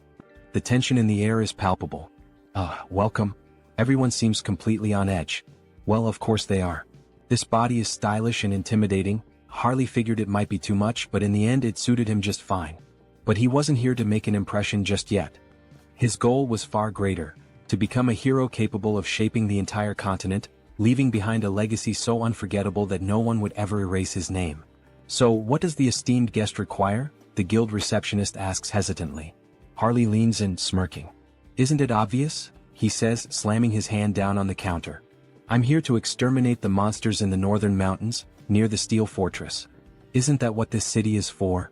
The guild worker flinches but quickly composes himself. Oh, of course. I'll register you immediately for deployment, rookie mercenary. Harley grins. Good. Let's get this started. Meanwhile, at the temple, a grand duel reaches its climax. Heinrich stands victorious, wiping his blade clean. Damn that tenacious bastard. One onlooker mutters. Heinrich had done it. He had mastered every combat technique and weapon style of the Sacred Knights. The entity has achieved enlightenment through training. You have acquired the skill, comprehensive weapon mastery. It was finally over. Now Heinrich could wield any weapon to absolute perfection. This experience would undoubtedly benefit all his other avatars as well. Just as he relished his victory, he caught sight of the Saintess. But something was off. She was dressed in full ceremonial robes. Why is she wearing those? What is she up to? Heinrich wondered. He approached her. Saintess, what are you doing? She turned to him with a serene smile. Ah, Sir Heinrich. We meet again. When it rains, worms always emerge from the earth. He followed her gaze. She was blessing worms with divine power. Blessed worms? Imbued with holy energy? They're not going to turn into giant monsters like in those old fantasy tales, are they? Heinrich thought, unnerved. But his thoughts quickly shifted back to her attire. There's some kind of ritual happening, isn't there? The Saintess nodded. Yes. In fact, it is an extraordinary event. One capable of tracking the Immortal King. It is about to begin soon. The Immortal King? Just how powerful must this guest be, to be capable of tracing Hans? Hans, who had concealed himself behind countless layers of barriers. I'm not sure I can explain it properly, but if you're interested, perhaps, you would like to participate as an honorary guardian warrior? Heinrich didn't hesitate. Yes, Saintess. Please let me participate. Inside the temple, a voice rang out. Lord Granwood is entering. A noble figure strode inside, surrounded by an entourage. Heinrich's sharp eyes scanned the unfamiliar formation. Someone powerful enough to track Hans? I need to confirm this myself. Then more guests arrived and the room fell silent. A formal greeting echoed through the hall. Salutations to the Saintess. But then Heinrich noticed something. Those ears. A high elf. His heart pounded. The guest they had all been waiting for was none other than Rayfiri Granwood, a high elf from the Elven Kingdom. In the next scene, we see a luxurious shop filled with magical items, trinkets, and jewelry. Oh, so this is made of bronze? The texture is quite interesting, an old man muses. A shopkeeper approaches, his tone polite but firm. Sir, it's perfectly fine to browse and admire our goods, but it's been 2 hours. Are you planning to buy something, or will you just keep looking? My sincerest apologies, shopkeeper. My knowledge is still lacking, the old man replies.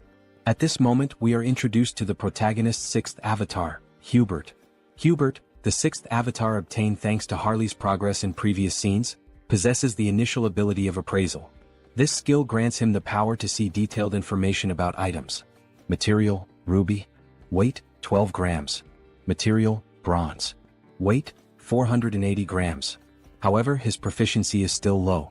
For now, he can only view basic details about objects. But if he continues to hone this ability, he could become the merchant who dominates the entire continent's market. Of course, before that can happen, he must navigate the opposition of existing merchants. To ensure his success, Harley's heroic influence must continue to grow, so that, in the future, they can support each other. Shifting scenes, we now find ourselves in a vast landscape of towering ice-covered mountains. Harley has finally reached his destination. So, it's you? The biggest threat lurking in this mountain? Before he can react further, a massive bear lunges at him, wasting no time in launching a ferocious attack. Harley grips his axe tightly, bracing himself as he counters with powerful swings, wounding the beast and forcing it to retreat. Seeing an opening, he leaps above the bear, ready to deliver a devastating strike to its head.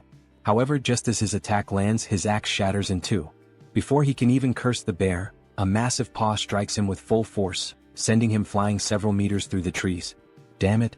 The axe didn't work. As the bear charges at him once more, Harley quickly decides to activate his body mutation ability. His arm becomes covered in dragon scales, reinforcing his strength. He clenches his fist and, as if standing in a boxing ring, delivers a full-force punch straight into the bear's mouth. The impact is immense. The bear is sent flying. Tisk, fighting barehanded is more effective than using weapons. But with power like this, I'll never be recognized as a hero. He begins to wonder, could he harness the vitality of monsters without physically altering his body? If so, it might be the key to controlling his own evolution.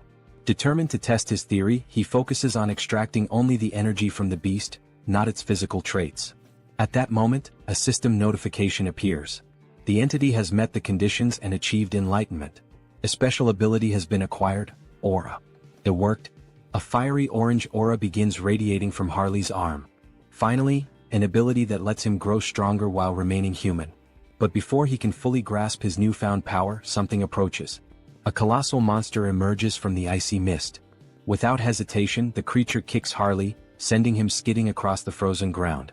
As expected from the northern mountains. First a bear and now an ogre? Harley smirks, cracking his knuckles. Well then, maybe this is the perfect time to test my new ability, he says, letting out a wicked laugh. The ogre stomped down on Harley, letting out a deep, guttural laugh, convinced it had finished him off.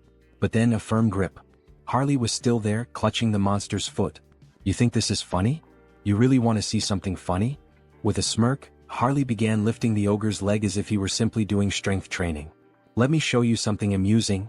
With one final push, he sent the ogre off balance, then used the momentum to leap onto its back. In his hands was a new weapon, gleaming with power. As if invoking the might of a god of war, he roared. The slumbering ogre of the forest, awaken. And with that, he tore into the beast, carving deep, brutal gashes into its flesh. Blow after blow, he cut it apart, reducing it to nothing but lifeless remains. As he stood victorious, his gaze shifted toward his new axe. With this, I will become a hero. But then, a foul stench filled the air. A scent both revolting and strangely nostalgic, like the rotten musk of a neglected wound. Harley turned toward the source, deep within the forest. From the shadows, two armored legs stepped into view. So, it was you all along. Oath of rebellion. Harley's voice was cold, calculating. I don't know what you're scheming in a place as remote as this, but it's obvious who you are. His grip tightened around his weapon. And I'll make sure to tear out the roots of this corruption before it spreads. With a burst of immense speed, he lunged forward. Meanwhile, in a distant, more refined setting. Exquisite. This tea is truly exquisite, said the elf, his tone filled with satisfaction. We are deeply grateful for your warm hospitality, Saintess. The woman smiled, honored to hear such words. It pleases me to know the tea suits your taste. Our great divine church also sincerely appreciates your presence here. The newest ally of the church was not just any elf. He was a high elf. Hailing from the kingdom of elves on the continent of Enamel, a land where the elves revere the world tree. Though their faiths differed, the great church of the supreme god and the elven kingdom had long recognized one another, maintaining a steady exchange of knowledge and culture. For in the grand scheme of existence, acknowledging another's presence and choosing an object of worship were two entirely different things. The high elves stand at the pinnacle of elven society, the highest class within their kingdom. If one has come all this way, could it mean they intend to use the world tree's power to find Hans? Regardless, this is incredible. Their pupils, shaped like stars. Ah, so my eyes have caught your attention? The high elf remarks with a knowing smile. The saintess, flustered, quickly averts her gaze. Oh, was I staring that much? My apologies, I didn't realize. It's quite all right. In the end, it's an interesting topic to discuss. These eyes are the mark of a high elf.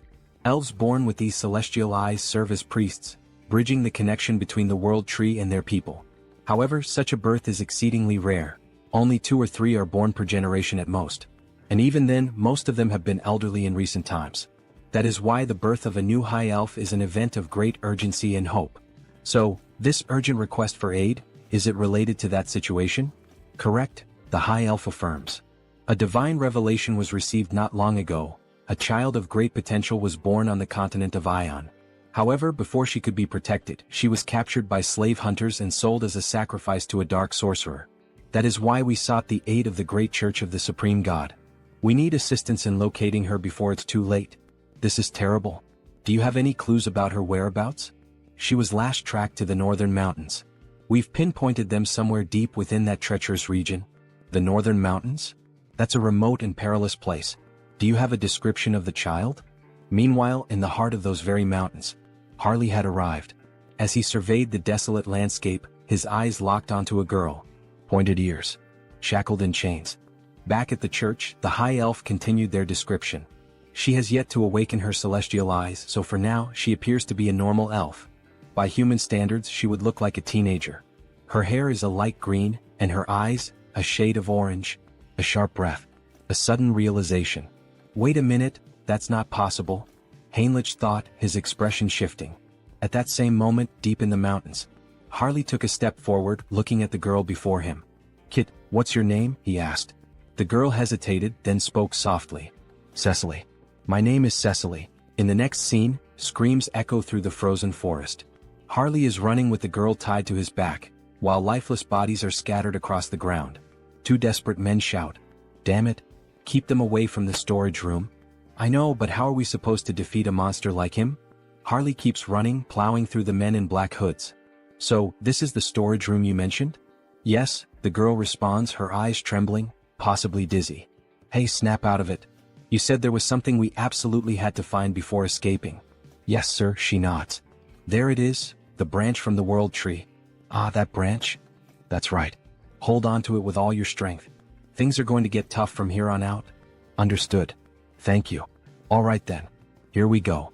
"Okay, but before that, I have a request. Please slow down." Before the elf can even finish her sentence, Harley takes off at full speed, nearly losing his grip on the girl as she clings to him, tears streaming down her face. "Slow down, please." Meanwhile, back at the church, Heinrich has a suggestion. The high elf decides to listen. "This is about that child, Cecily. I think I know where she is." "What?" the elf shouts. "Is that true? Do you know some kind of blessing that allows you to track specific individuals?" "No, not exactly like that, but I can sense her presence." "Sir Heinrich," another guard exclaims. In such a critical situation, relying on something so uncertain. Before he can finish, the saint raises a hand, signaling for a moment of silence. "Please explain in more detail, Sir Heinrich," she asks, her gaze serious. Back to Harley. "I found it. We finally found the exit. That bastard is escaping with it. Call it, now?" "Yes, sir." One of the men blows into a flute. Suddenly, Harley and the girl feel the ground tremble beneath them. And then, bursting from the earth, a massive worm emerges, just like the one Heinrich feared, one that could grow stronger through the saint's divine power. Well, no choice then. We'll have to break through by force. Harley plants his feet firmly. "Don't block our path. Get out of the way." With a violent kick, he slams into the monster, but the creature endures the blow and lunges, trying to swallow them whole. That's when Harley notices something. Inside the worm's mouth, a strange symbol. What the hell is that? So they're controlling the worm with this? No wonder he found it suspicious. A creature that only lives in the desert showing up here? It all made sense now. "All right then," Harley smirks. "I'll save you like a true hero." He grips the worm's fangs. "Fly far away from this place, back to where you belong." With a mighty heave, he hurls the worm several kilometers into the distance. "From now on, don't get caught. Live a long life." He grins while the girl, still on his back, struggles with nausea. Suddenly, wolves appear, surrounding them. The number of monsters is insane. These bastards keep throwing challenges his way. What the hell are they plotting now? Whatever it is, doesn't matter. I'll just kill them all. As Harley prepares for battle, a group watches from above, whispering among themselves. "Who the hell is that man? Tomorrow I was supposed to offer that half-elf as a candidate and the World Tree's branch as a sacrifice. Even though I used a sealing artifact to hide their location, how did he find them and make it here? But this is the end. At that moment we are introduced to Vow of Defiance, the elder Nurabe. There's no way he can defeat that many monsters. That bastard is finished now. Just as a wolf lunges at Harley, he transforms his arm. Scales erupt along his skin, shattering the wolf's teeth upon impact. Their numbers are overwhelming, sure, but Harley crushes one of the wolves with his bare hands, extracting its magic stone. As he consumes the crystal, his stamina becomes limitless. Then his body begins to change. Fascinating. Even though he has perfect control over his body, it still feels as if he's moving on instinct. His form shifts, he transforms into a werewolf-like beast. Fighting alone. Feasting alone. And with a deafening roar, he asserts his dominance. The entity has fulfilled the conditions and attained enlightenment. The skilled wild instinct has been acquired. This can't be happening. That thing is a monster, the men whisper as Harley tears through the wolves. What do we do, Elder Nurabe? At this rate, they'll break through our siege with sheer force. Activate all summoning circles. What? Are you serious? Yes. It's shameful to reveal this to the world so soon, but we have no choice. Either we do it now or we die. Release those two. Ha! I really like this kind of wild fight. Harley grins. Shall we end this battle now? Just as he's about to land the finishing blow on the last wolf, whack! Two piercing objects strike his arm. What the hell? He looks down. Crystal arrows? Then the arrows dislodge themselves from his body and return, floating back into the hands of a figure gripping them tightly. The hell is that? Harley narrows his eyes. A precious individual? He can feel an immense telekinetic power emanating from the gemstone embedded in the figure's body. Before he can react, another monster descends from the sky. Sir. Above us, be careful, the girl shouts. The beast crashes into the ground with immense force. You won't take another step, you filthy half-breed?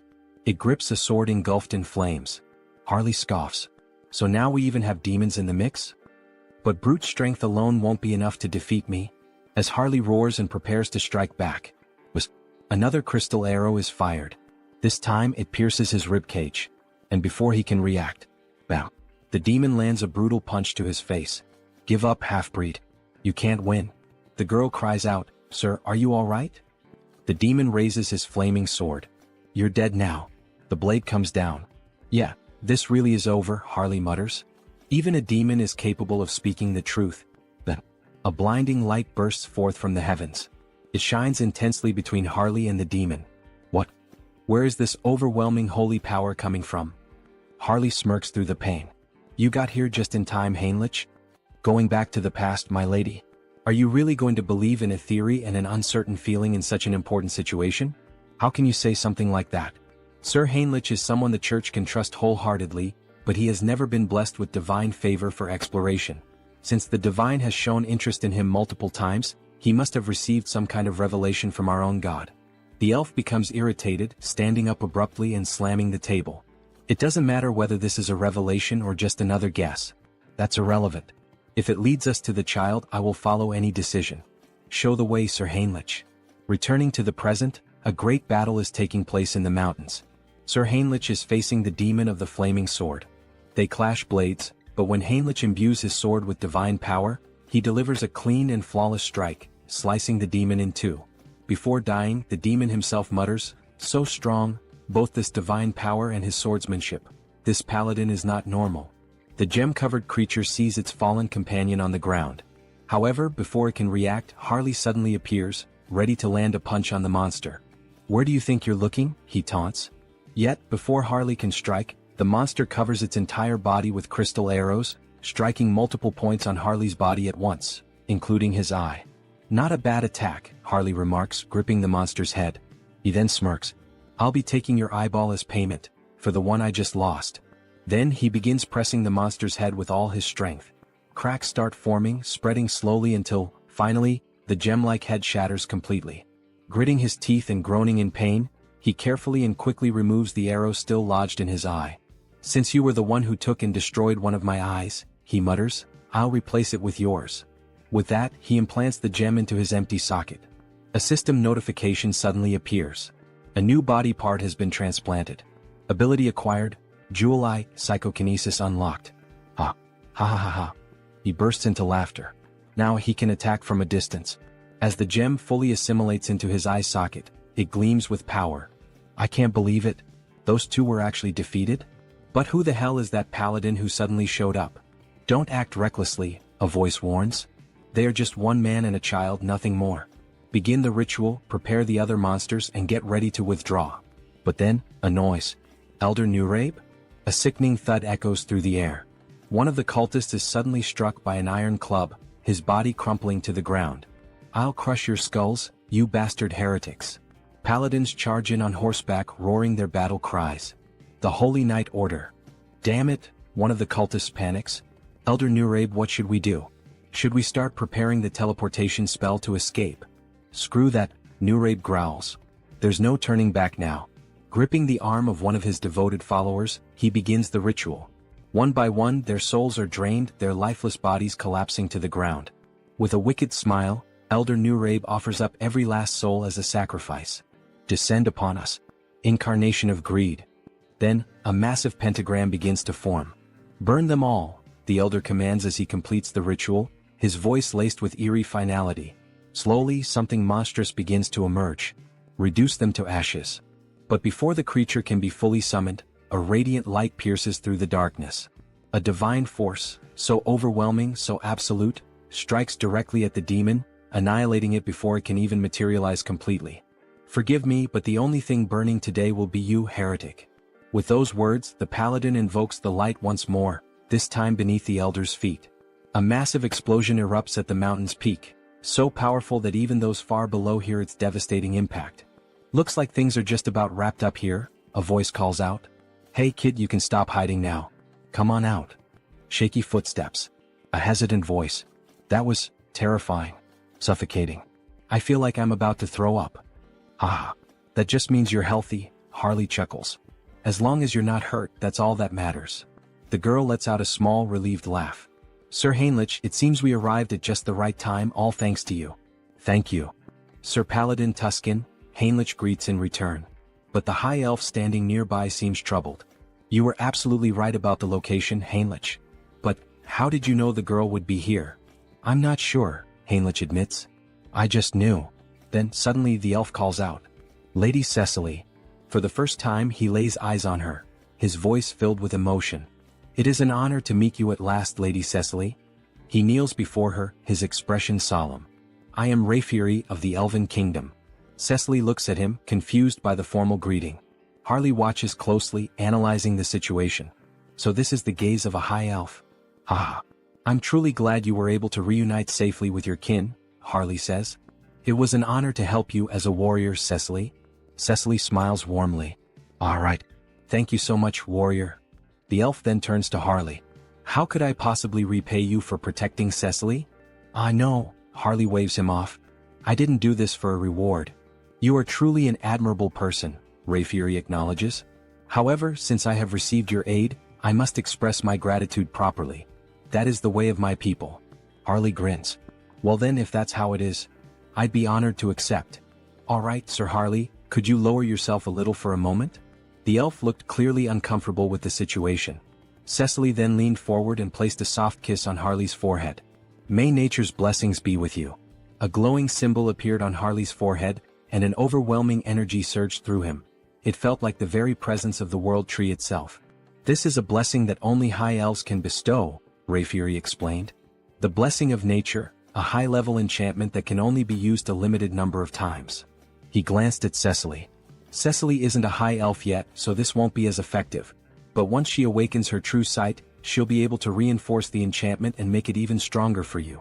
Then, with a solemn expression, Rayfury continued. And of course I must give you a proper gift as well. Please extend your hand. Harley complied, and Rayfury placed a small, intricate token in his palm. This is our elven symbol of promise. Should you ever need assistance in the future, we will come to your aid. Seriously? Harley blinked, a bit taken aback. Thank you. You guys didn't have to go this far. I'll accept these gifts with gratitude. Here, take this as well. One last thing. Harley looked at the additional item, curiosity flickering in his eyes. Meanwhile, another conversation unfolded. That young man? He has quite an impressive physique, Rayfury observed. He's just as capable as you, isn't he? You two know each other? No, this is our first meeting, Rayfury admitted before smiling faintly. But I have a feeling this will be a good connection. If it's your intuition, then I trust it completely, Heinrich said. The order must also express its gratitude properly. Heinrich took a deep breath, his thoughts racing. We've gained the favor of both the Elven Kingdom and the Grand Divine Order. Then a voice called out. Lord Tuscan, thank you for handling this issue so swiftly. Now it is our turn to assist you. Just hearing that gives me courage, Tuscan replied. We have only one request. For the peace of this island, please find the Immortal King. Heinrich exhaled slowly. So, in the end, was making contact with the High Elves all for this? He looked up at the sky. The World Tree is the root of all trees. The High Elves can borrow its power, sensing energy anywhere there is life, anywhere trees grow. But, Rayfury added, it will require some form of support. Support? I need some knowledge about the energy we're searching for. The energy of the Immortal King. All right. Follow me. They used teleportation to return to the church. Heinrich never expected to visit this place again so soon. No matter how many times he saw it, the sight remained awe-inspiring. A colossal sacred barrier, its complexity beyond even his full comprehension. Bringing in outsiders only made the church distort the path further, twisting it into an intricate labyrinth. Even someone like Hans would need a considerable amount of time to break through a barrier of this magnitude. We've arrived. Even if an intruder somehow managed to slip inside, the Holy Knights and High Priors stationed throughout the entire building would immediately mobilize. And then, at any moment, this is a fragment of the legendary Immortal King? Alright then. Let's begin mapping its energy trail. The High Elf would track Hans. Meanwhile, elite forces would be gathered, prepared to face him once more. Wait a second. That means there's a path. Fine. On that day with my own hands, I will seize the final fragment of the Immortal King. In the next scene, an empty chair sat ominously. It's time. Have all the representatives gathered. A vast chamber came into view, lined with chairs, bathed in an eerie glow. The flickering of purple fire cast unsettling shadows across the room. The challenge vote. The executive meeting room. The first to respond was a pink flame, its shape vaguely humanoid. The representative of the Empire is present. Next, a dark violet silhouette flickered. The representative of the East, also in attendance. And finally, as for Nurabe, he is dead. He will not be joining us. A heavy silence hung in the air. You've all heard the latest news? A voice finally spoke. We still don't know how the Order or the High Elves managed to track and eliminate Nurabe. First, Marcos, who was cultivating a fragment, and now Nurabe, who had gone into hiding, yet was still found and killed. Aren't we all getting a little too careless? Another shadow stirred. The resurgence of the Order must be tied to the appearance of the Immortal King's heir. Another voice mused. This heir of the Immortal King. Could we not use him to our advantage? You're suggesting we ally ourselves with the very fraud that's been backing us into a corner? A pause, then a low chuckle. Now that is an interesting idea. No matter how many layers of barriers I erected, no matter how deep into the mountains I hid, they still managed to track my location. It seems the Saint used my fragment to trace me. In that case, all I need to do is hide the fragment in the subspace I created. But the moment I tried to send it in, it was repelled back. Damn it. Did I fail? It seems this fragment won't enter a normal subspace. But if that's the case, then what if I store it inside Han's body instead? Would that be enough to contain it?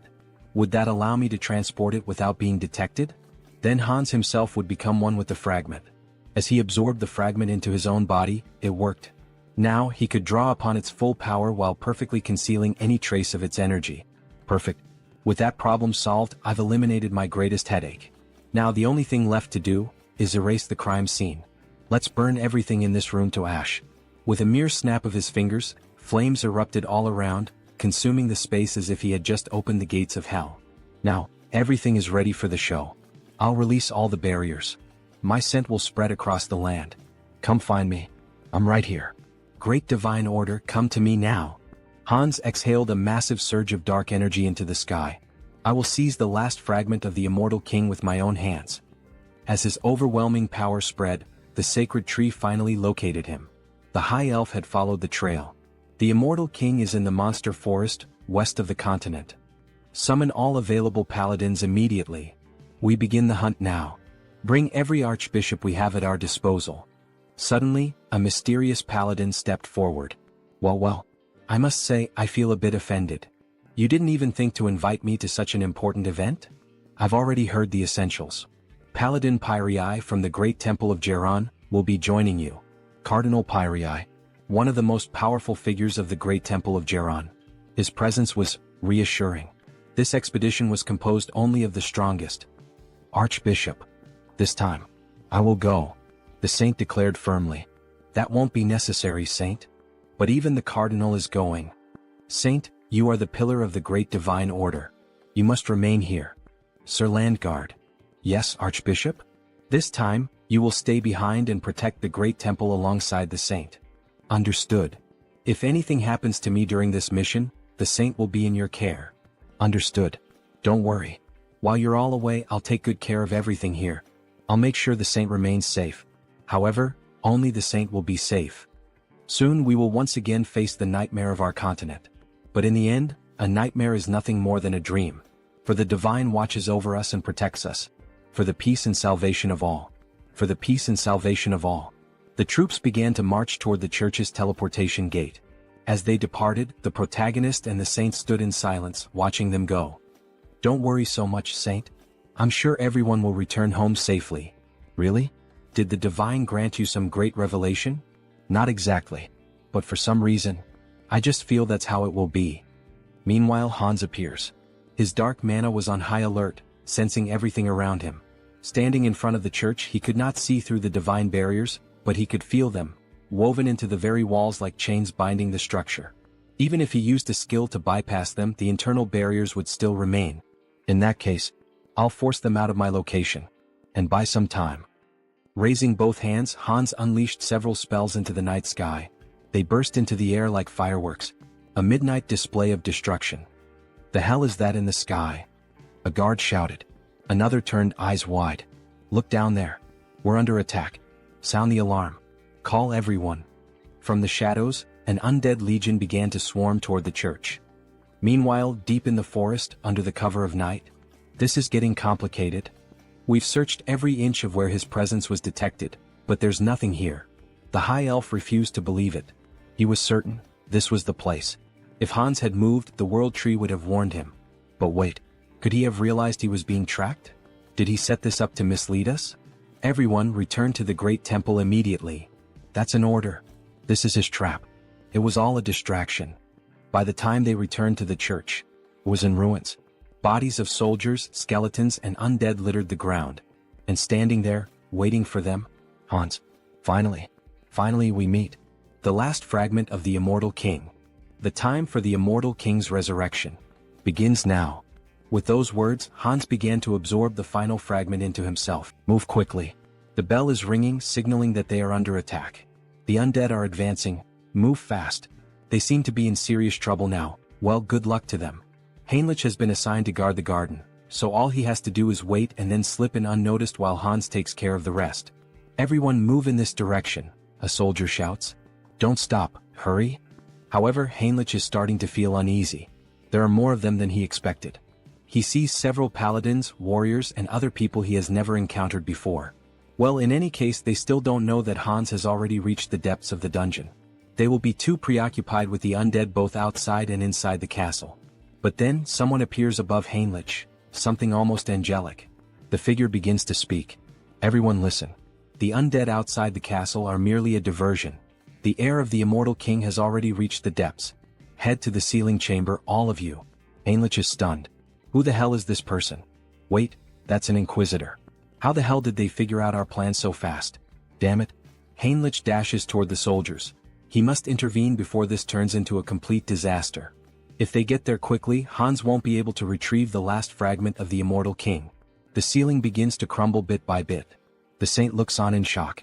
She cannot believe it. How did an intruder manage to reach the sealing chamber without anyone noticing? Are you telling me that the enemy, teleported into our temple? She questions. That part, we don't know yet, someone replies. The saint begins to panic. The Immortal King was this close all this time and we didn't notice? All because I wasn't good enough to sense his presence or track him. Oh my god, this is all my fault. So many lives will be lost because of my failure. If the Immortal King truly comes back to life once all the fragments are reunited, what the hell can we do? Nothing. Tears stream down her face as she cries, "Any apology we give will be too late after so many lives are lost." Then a soldier speaks to her. The road was too crowded, but Sir Heinrich is here. From now on he will take command. The saint, who had been crying in despair just moments ago, now cries for a different reason. A radiant smile appears on her face. "Sir Heinrich, you have no idea how relieved I am to see you here. Please, lead us with your strength to fight against this evil." Back to Hans, thinking about how many undead they have managed to eliminate from the army, they are proving to be more resilient than he initially thought. Countless skeletons lie scattered on the ground, including an inquisitor. One of them has an especially angelic face. Malcolm was no ordinary opponent. He was like an elite boss.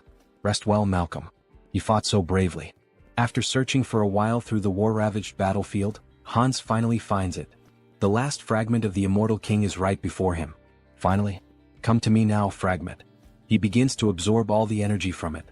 The Immortal King's final legacy will belong entirely to Hans. He continues drawing every last drop of residual power from the fragment, devouring it completely. However, when he finishes, he feels something strange. What the hell is this feeling of weakness? Even after consuming the last fragment, he doesn't feel any stronger. Could it be that it takes time to fully absorb the fragment's power? Then he hears a noise, an intruder. Two paladins soar toward Hans, weapons in hand, ready to strike him down. Hans quickly casts a spell, sending them flying backward with a powerful blast. They crash to the ground and everyone looks on in shock. A nun rushes to their side, immediately using healing magic to purge the remnants of dark energy with divine power. Heinrich decides that it's time for him to join the fight. He cannot just stand by and watch them battle like this. However, the saint grabs his hand, telling him that he cannot. It is necessary to first analyze the Immortal King's power. They cannot be reckless. "Do not charge in alone, Sir Heinrich. Hold your position a little longer." "Understood, my saint," he replies. Inside, Heinrich is in turmoil. His entire plan was to buy time by pretending to fight Hans. "Give up, lackeys of the order. The fragment is already mine, fully and completely absorbed. Behold my power." Hans declares as dark energy surges through the entire chamber. "Do not listen to him. Keep attacking, attack with all your might," someone shouts. Hans knows this battle would be much easier if he simply unleashed his full power on them. However, he cannot take the lives of the innocent. Suddenly, radiant swords rain down from the sky, striking him directly in the chest and left shoulder. This attack, could it be the saint's enchantment? It is incredibly fast and powerful. The saint's expression is deadly serious. If Hans had not instantly boosted his regeneration, he would have been in real danger. If he wants to avoid casualties, he cannot afford to prolong this battle. He decides his next move, he will bring down the command tower first. Without hesitation, he unleashes a barrage of spells, aiming to strike the saint and everyone else at once. "How dare you attack our saint? Is he reacting at this speed? Not only did he block my attack instantly, but he is also counterattacking without hesitation." They are moving with absolute confidence, as if certain that he won't bring them down. Is someone among them reading my strategy and relaying it? Maybe he should take a look inside their minds. Then one of them questions, "Where do you think you're looking?" Hans is affected mentally. That means he still hasn't fully absorbed the power of the fragment, the saint observes. "Everyone stay alert. This is our chance, we can do this." She conjures several beams of light against Hans while, at the same time, the warriors charge at him with full force. They are trying to overwhelm him with enchantments and sword strikes simultaneously, preventing him from regenerating. Such an obvious maneuver. Hans quickly casts a barrier, sending one of the warriors flying backward. "Go ahead, let's see if you can block this next attack as easily," another warrior shouts. "Are you seriously trying to provoke me with such a slow strike?" Hans sneers. He then summons a spectral hand, binding magic, trapping the soldier as if inside a cage. Damn it! How the hell did this happen? How is he reading every single one of our movements now? He shouldn't be able to block psychic intrusion. "Forgive me, senior?" One of them speaks hesitantly. Since Heinrich couldn't help, he must have read the plan from his mind so that Hans would know what was coming. If it's come to this, then the soldier is. However, he is cut off by Hans's laughter. "It's too late, you poor fools. You were too slow." Inside him, the fragment of the Immortal King, finally, has completely fused into one. A vision appears as if a heart is pulsating violently. Hans begins to laugh uncontrollably as the atmosphere grows heavier and denser, thick with the overwhelming energy surging from within him. "No, this energy." The saint stands in shock, unable to comprehend what is unfolding before her. Sir Heinrich, however, cannot hide the joy on his face. This can't be happening. The saint stands frozen, unable to react, before tears begin streaming down her face. We were too late. The immortal king is truly coming back. We see Hans slowly beginning to transform. You dogs of the order, tremble in fear. System notifications start to appear. You have experienced death, overcome it and conquered it. You have now transcended. Achievement unlocked. He has returned. The immortal king. The calamity of the sidereal dimension. The immortal king. Quickly. We're almost at the sealing chamber. We need to support Her Holiness immediately. However, as soon as the guards rush into the room, they are struck speechless by what they see. That figure. Could it really be the immortal king? Is it truly him? Are we already too late? Hans stands before them in a new form. He appears more human now, his body no longer just bones but covered in flesh, yet undeniably more powerful than before. We still have time. This is a sacred space that suppresses the immortal king's power. We will sacrifice our lives to stop that demon right here. Sir Pion. Everyone get ready. We attack together. You truly believe you can stop me? Hans scoffs. Since you cannot see the status window, it's easy for you to fall for such delusions. Achievement unlocked. Rewards, grants immunity to instant death. Special abilities Decayed Heart and Immortal have evolved into Immortal Heart. Hans has truly become a mystical being, now even capable of escaping death itself. He is invincible. Very well, come at me, all of you. Let me show you the power of the immortal king. He places his hands over his eyes and activates the Eye of Darkness ability. All the soldiers are instantly ensnared by it. With just a glance, he instills overwhelming fear and confusion in his enemies while also exerting control over lower-ranking demons. The guards begin to hallucinate, some even see worms crawling out from their own bodies. This is the legendary Eye of Darkness. Never look directly into them. Now it's your turn. Hans gathers energy in his hand. Rise once more, my legion of the undead. Return to life and claim the souls of our enemies. Bones and corpses begin to gather around him, forming something monstrous. Be careful. That thing is a corpse golem. If you get hit by its attacks, you're finished. Dodge. The skeletal golem charges forward, laying waste to everything in its path, causing mass destruction. What a pathetic sight, Hans says. Let's end this now. The saint is desperate. She must do something, she must make a decision. If she hesitates here, not only the church but the entire continent will fall into danger. Clutching the cross at her chest, an idea suddenly comes to her. Sir Heinrich. Yes, my lady? She will entrust him with her token. Please take this and retreat. You must become stronger and stop the immortal king in the future. Attention everyone. We must clear a path for Sir Heinrich. Protect him with your lives so that he may escape safely. Understood, Your Holiness. Everyone pursue the immortal king. Stop him at all costs. These buzzing flies.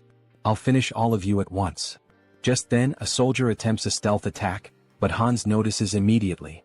To think you would try that failed move again. How foolish. It doesn't matter, the soldier says, even as Hans' magic tightens around his throat. Our goal is complete. What goal? If we could save Sir Heinrich, our hope, I would throw away this worn-out bag of bones as many times as necessary. Very well, fool. Your wish is my command. I'll crush this skeleton right now. Before he can finish, Hans is sent flying by a sudden punch to the face. It was Sir Heinrich delivering a powerful, blessed strike. Without giving Hans time to react, Heinrich draws his sword and launches a flurry of rapid, precise strikes. Hans watches, impressed. Your movements are excellent, he admits. But Heinrich's sword is too dull, it cannot cut him, much less kill him. Hans retaliates, launching several black energy spears straight at Heinrich, piercing through his chest. However, they do not wound him, he can feel the impact but the spears have only punctured his armor, not his body. This is the climax. Hans unleashes another spell, causing a massive explosion across the battlefield. The saint screams in despair. Sir Heinrich, what? Even after I told you we should entrust the future to you. She collapses to the ground, sobbing. Why didn't you run away? I did not join the church to save my own skin, Heinrich replies. How could someone who turns his back on his comrades, who stand ready to face death and sacrifice themselves for a greater cause, ever hope to protect the world? The cross-shaped token in his hand begins to shine intensely. Immortal King, you said my sword was dull? Even if my blade breaks today, I will kill you here and now. You have achieved enlightenment by fulfilling the conditions. You have acquired the special ability, Blessing, Rod of Light. This is the third blessing. Excellent. Shall we head toward the conclusion? Sir Heinrich charges forward, striking Hans directly in the chest. That was a wonderful line, Hans chuckles. The emotional delivery was top tier. Now let's wrap this up with our final comments and bid farewell to our audience. Everyone stares in disbelief at what has just transpired. Servant of the church. What is your name? I am Heinrich. Heinrich Landguard. How dare you wound me? The ability, immunity to instant death, has been activated upon receiving a fatal attack. I will remember that name. Then before their eyes Hans vanishes. Damn it. So in the end he just ran away. Suddenly Heinrich loses consciousness. Before he can collapse, another paladin catches him. To think, he actually managed to strike the heart of the immortal king, even in a situation like this. This is it. The resurrection of the chosen one. A heroic tale that brings tears to the eyes. In the end, Hans was reborn as the immortal king, and Heinrich the one who defeated him with the blessing of the gods. A perfect rivalry between a hero and a demon king. Now all that's left is to collect payment. Shall we settle the admission fee? Well, that much money? It increased by about 1 million. There's no need to think too hard about what to do. Looking at the system window, he selects exclusive skill enhancement. Your unique ability evolves, blooming with new possibilities. You have acquired a special ability, customization. Customization? Oh, so this is what a game is all about. A full customization window for Hans appears. Colors, horns, outfits, every model available. The newly acquired customization ability opened up 2 possibilities for him. This includes creating the avatar for the updated feature and modifying the avatar for the new feature. First, in modifying the avatar for the new feature, we see all the possible changes that can be made to Hans. His hair, body, and some details about his status such as SRT, INT, DX, and POW. This allows him to alter both the appearance and the stats of existing avatars. On the other hand, the avatar creation ability lets him define the appearance and stats during the initial creation, including features like hair and eyes. Above all, the biggest difference in this category is the gender selection option, which allows him to choose between being a man or a woman. Feeling excited, he reassures himself that he isn't thinking anything inappropriate or strange. He's just pressing the button out of curiosity. After all, he needs to find out what the difference is. So he presses the button to become a woman. However, it is not possible. The system notifies him that the selection is currently locked, leaving him with only the option to choose a man. However, a new option appears. And what is this below? Media selection. You can generate related species by consuming a specific medium. A medium related to a species. Could it be the branch from the world tree that Cecily gave him last time? He liked the item because it is an environmentally friendly air purifier, but he feels there is no way around it. To create an elf, this should be enough. World tree branch detected. Generating as elf. Then the creation begins. A tall elf, just like the protagonist, with short hair and long ears. How impressive. And with that, it's done. An elf avatar is being created. Since customization is now possible, he adjusts the face to make it more beautiful and refines the arms and legs to be long and slender. As elves are elementalists, the most important attribute distribution is their affinity with nature. His name is Harris. Harris species, ELF. Individual trait, child of the world tree. Then we see a beautiful elf with long golden hair, tall and with the posture of royalty. Special notes. Born as an elf using the branch of the world tree as a medium. The growth rate of nature affinity is significantly increased due to the child of the world tree effect. That well-toned body and that beautiful face, haha, just as expected from an elf. But then the new avatar reacts. How unpleasant, he says before making a face as if he's about to vomit. But what's happening? Hans's dark magic makes him feel as if Harris is being completely destroyed, as though the dark magic is killing a delicate young plant. Oh shit, why didn't he think of that? He had already gotten used to Hans, so it never even crossed his mind to worry about it. Hans, cancel your summoning. Since the mental center isn't functioning, could it be due to the elf's affinity with nature? He nearly lost the new avatar without even realizing it. For now, he decides to save Harris for later. Then he walks over to the shelf and picks up a book titled Conan the Baba. Maybe it was time for him to start writing the story of the mercenary king this time. Meanwhile, back to Harley, we see him looking quite excited. He really enjoyed that ear-floating feature. The young woman laughs, saying that it's a relief and that it suits him well. Thanks for your support. Hubert had found just the right item for him. Turok truly is the city of artisans. On the streets, we see a few people going about their day, making it feel like an ordinary town. Speaking of which, he had heard that some guys had been causing trouble at Hubert's shop. Maybe he should head over there and teach them a little lesson. Then, a group of 3 people starts making comments. What's with those tattered clothes and tattoos? No wonder the South is mocked as a den of savages, it's the Southerners' fault. Harley tries to ignore the spiteful remarks, but he just can't. Hey, what the hell are you guys even talking about? Which bastards just insulted the Southerners? Was it you? Or maybe you? You bastards better watch yourselves. I'll knock some sense into you. But when one of them swings at Harley, the wooden club shatters the moment it makes contact with his arm. That idiot, he just broke his own weapon against nothing but Harley's body in bare hands? Harley starts thinking. He would say that's pretty rare for this avatar. Ha. All these guys must be true Southern warriors. Tattoos, strong bodies, fierce gazes. That just means he needs to live among them and start building relationships. The great hero of the South and his closest companions who support him. In other words, he might actually become a true Southern warrior. Anyway, hurry up and dress properly. That kind of outfit should only be worn during traditional festivals. People don't wear things like that nowadays, do they? Harley asks. The other man becomes extremely irritated. That bastard, he can't stand hearing another word from him. He then challenges Harley to a traditional Southern duel, striking a culturally significant stance. Oh, a duel in the Southern style. Their tradition is to fight with bare hands, right? Sounds good, but there's one condition. All 3 of you come at me at once. They don't seem to believe what they just heard. You want all 3 of us to attack you? Are you insulting our honor? Fine, then 2 of you can come at me. The third should help the 2 who'll end up on the ground. As he makes this threat, his eyes take on a psychotic gleam, as if he's about to beat the 2 of them half to death. Alright, come at me now, you cowards. Try to take me down. Then, the sounds of impact echo through the city, leaving a trail of destruction. 2 of them are lying unconscious on the ground, while the last one, still standing, mutters, "That bastard is insane, unbelievably strong. He's not a Southerner. With that level of skill, how is it possible that you don't have a single warrior's mark?" Alright, those marks were a thing among Southern warriors, weren't they? How should he make this up? Brothers, I am a Southern warrior. But there's a story behind why I have no marks. What do you mean? It all started 20 years ago. A duel was held to determine the next chief of their tribe. The scene shifts to an arena, where 2 warriors battle while the rest watch from the sidelines. Harley's father, the strongest warrior in the tribe, won the championship, earning the admiration and praise of every member present. "Congratulations," said the king. "As per tribal tradition, you will be granted 1 wish. Speak, what is your desire?" His wish had already been decided from the very beginning of the tournament. "I will not marry the chief's daughter." What? Everyone was stunned. Outrageous. How dare you make such an absurd request? Explain yourself.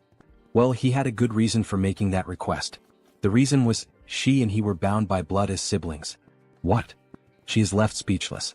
"Father, are you really going to let someone who speaks such nonsense go unpunished?"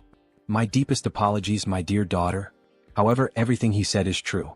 You are not my biological daughter. I adopted you a long time ago. Guards, kill this insolent fraud. Dear, he will buy us time, so run away quickly." At that time, his mother was pregnant with him, which is why she couldn't help his father fight. His father bravely fought alone to protect his wife and unborn child. But he fell heroically, holding back the tribe's warriors. His mother managed to escape her pursuers and hide in a secluded cave, where she raised him. However, even his mother passed away recently due to illness, and that is why he has no warrior's marks. All 3 men begin to weep. How could such a tragic past exist? They apologize for misunderstanding him. He is a true Southern warrior. He never expected such a sorrowful backstory.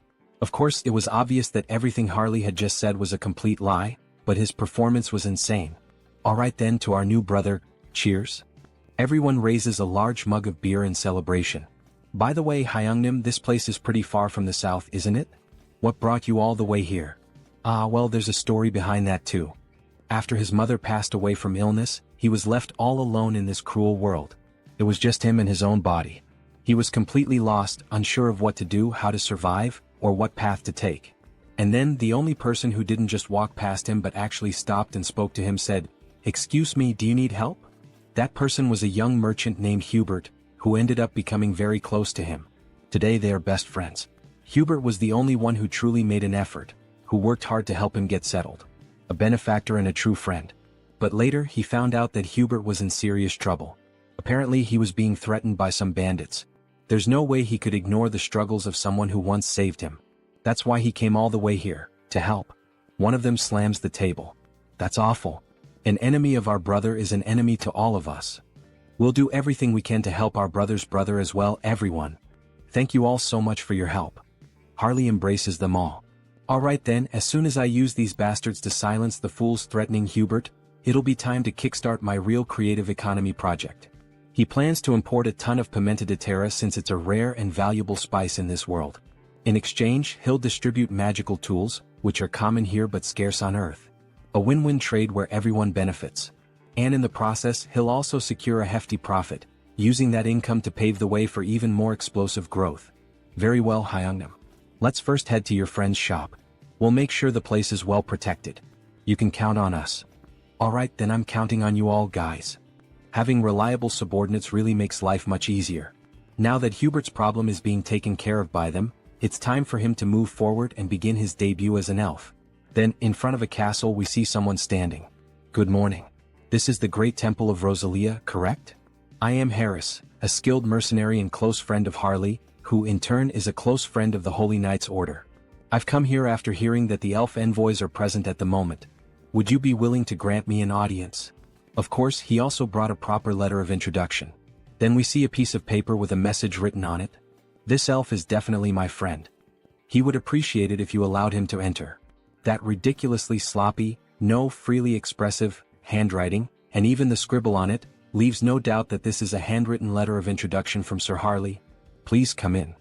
They will guide the elf to the accommodations for the elf envoys. Here we are. We've already informed Lord Rayfury, so just wait for him to arrive. Alright, thank you. Excuse me, it's a pleasure to meet you. I am Rayfury Grandwood, a high elf from the Elf Kingdom. Please have a seat. He heard that Harris was a fellow mercenary of Sir Harley? Yes, I am Harris. Thank you for taking some time to meet with me today. It's a bit difficult to pretend not to recognize familiar faces every time. But more than that, it's honestly fascinating. Seeing him through the eyes of a high elf, his eyes truly seem to shine even more. The longer he looks, the more and more he feels like he is being drawn in, as if he is being sucked directly into them. What a strange feeling. This must be because I'm in an elf's body now. He knew that Harris is a close and dear friend of Sir Harley, seeing him wear the bracelet that he gave him. Seems to be true. Then the bracelet begins to glow. I'm sorry, he says. I accepted the gift because it was from someone of your kind, but if it offends you, I'll return it immediately. No, not at all. On the contrary, I'm happy, even honored, that a relative is wearing it. More importantly, he heard that there is something Harris would like to ask him. Yes, that's true. It's nothing urgent, but he would like to learn how to harness the power of nature and form contracts with spirits. He never had the chance to grow, form contracts, and become stronger as an elf, since he spent almost his entire life being alone. I understand, he says. The potential of this person, there's no doubt about it. We see an immense amount of power leaking from his body, as if he were the very embodiment of the world tree. Alright, would you like to go outside and get some fresh air?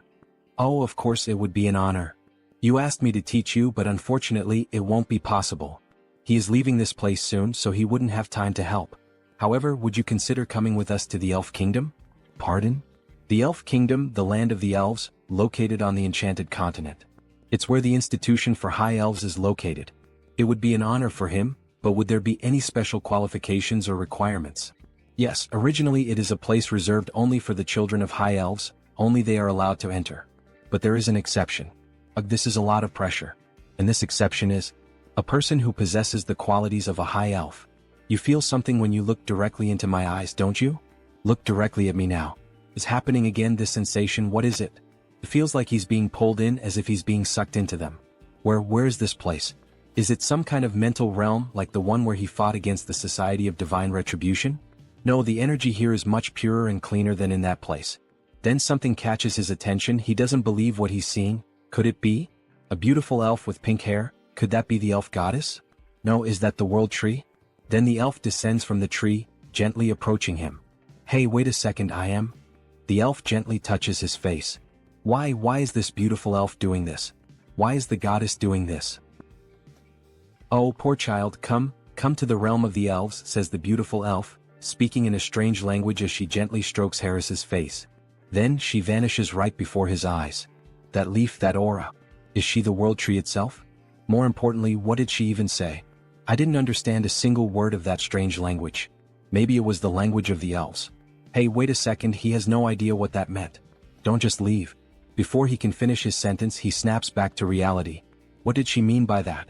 Then he returns to the garden. She's already gone, isn't she? What the hell is going on? He felt the presence of the world tree. He saw an elf. That was the world tree? So that's the form she chose to appear in. It seems she greeted him in the most familiar way she could. It seems that the world tree has a special interest in you, Harris. Seriously? Wait a second. First the divine, and now even the world tree is paying attention to him? What the hell is going on here? The next day we see a shop open. Hey man, he's sure he made it clear last week. He told him to close the shop and leave town. We see 3 men with strange tattoos intimidating Hubert. Yet he's still here. Well, excuse their rudeness. This week, a truly excellent tea has arrived. How about it? Would he like to have a cup with him? We see that Hubert is truly a gentleman, dressed in formal attire, wearing gloves and glasses. So, it seems he didn't understand a single word of what he just said. Then he taps the cup. He'll be giving up this place and leaving today. Or does he really prefer to die here at their hands? My God, so they don't like tea, huh? Well, either way, his friends seem to enjoy it even if they don't. What the hell is this bastard even talking about? Before he can finish his sentence, Harley lands a solid punch right to his chin. He's sent flying from the impact. Get the hell out of our sight, you piece of shit. What the hell are they? With just one punch he took down our leader. Where the hell did they suddenly come from? Then Harley and his friends charge forward. The 2 enemies are beaten like gangsters' wives, their screams echoing from inside Hubert's establishment. So, at the end of the day, alright, cheers. Thanks to you brothers, Hubert is safe now. The drinks are on him tonight. Eat up, don't hold back. We see a feast laid out on the table. Meat, barbecue, beer, bread. That was way too easy, don't you think? And more importantly, after watching him fight today, he's convinced. He really needs a crest. A crest? Yeah, like his. As he takes off his shirt, we see a strange tattoo, a proper warrior's crest. He's heard that there's a shaman from the south here in Tarik who knows how to carve them. So what do you think? Why don't you go ahead and... Luangya. What the hell are you doing? Let's go find him right now. Harley takes off running with Luang in his arms. But he hasn't even finished at least one dry ink. Elder, you old fool. Has age taken your hearing too? He's sure he told her to have the protection money ready by today. We see the same 3 idiots from before demanding money from an old woman who apparently sells some kind of magical potions. Didn't she tell him that amount was too high? Where the hell does he think she's supposed to get that kind of money? She really doesn't understand the situation she's gotten herself into, this old woman. As he grabs her by the blouse, does she see this face? He's already had enough problems today, really a rough day. And now what? She doesn't have the money? Then go find a way to get his damn money. He doesn't care how this useless old hag does it. Just get him his damn money. Otherwise he swears to God that. But something catches his attention. Hey, what the hell is that coming this way? It's that son of a bitch again. What the hell is he doing here? Then Harley charges toward them, nearly trampling them with his overwhelming force. Greetings, madam. He's here to have a crest carved. Meanwhile, Luang is feeling sick from Harley's sheer speed. What is she going to do about those thugs? Well, they'll wake up and crawl back on their own, it doesn't matter. What a damn mess this is. Anyway, come inside for now. So, he said he came looking for her to get a warrior's crest? Yes. Can she do it right away? She hopes he knows that while a crest grants great power, it also drains a significant amount of one's life force. Of course he knows. That guy already explained all of that to him. It's been a long time since she's seen someone with such monstrous life force. With his endurance, he might even be capable of handling the supreme crest, the warlord's mark. Warlord? Hell yeah, carve it into his skin right now. Harley shouts, startling the poor old woman. That's impossible. She doesn't know how to do it. It's a technique no one has been able to carve in hundreds of years. And at this rate, her ears are going to fall off from all this yelling. Ah, come on, don't kill the mood like that. Well, if that's not possible, then he guesses she could carve the great warrior crest that Luang mentioned. That's a problem too. What the hell? She's low on materials, it's been ages since she last carved a crest and, more importantly, she simply can't do it. To receive a crest, you need the most crucial thing, a warrior's achievement. In other words, a feat like slaying a dragon or saving a kingdom. If he wants the great warrior crest, then at the very least, yes, beyond the Iron Fortress in the northern mountains, he would have to defeat the ogre that rules over that place alone, killing it with his own hands. An ogre? Does she even have any idea what kind of monster that is? No one would dare face that thing. Is she trying to get his brother killed right now? Just the head of that beast is as big as his brother's entire body. How the hell is he supposed to deal with that alone? However, while they were talking, Harley started rummaging through something at the portal. Did she mean this? Then a massive skull appears. That's the ogre's skull? Don't tell her he hunted this thing by himself. Aha, of course he did. An ogre is nothing to him. Alright, she can see that he's an impressive warrior, but even so, come back in a few days. Lately, she's been low on energy and her body isn't in the best condition. She needs strength to carve a crest, but she hasn't even been eating properly. Food. Leave that to him. Restoring vitality is his specialty. What does he mean by that? Then, before she even realizes it, he's already vanished from in front of her. He really just left. So, she just hopes he doesn't cause any trouble. You little shit, it's him again? We sure are running into each other a lot today, huh? You again? Then he throws another punch at the thug, making him groan in pain. What the hell is he? Who sent him? Why is he doing this to them? You messed with the wrong people. You're the ones who laid hands on our shaman. Huh? Shaman? That old witch is the southern shaman. Sorry, we didn't know. We thought she was just some random village healer or something. Harley raises his fist, threatening another punch, but this time he slams it into the ground instead. Alright. We won't do it again. Please stop. Yeah, you better not. Keep that promise. Hyungnim, I've wrapped things up on my end too. So now what?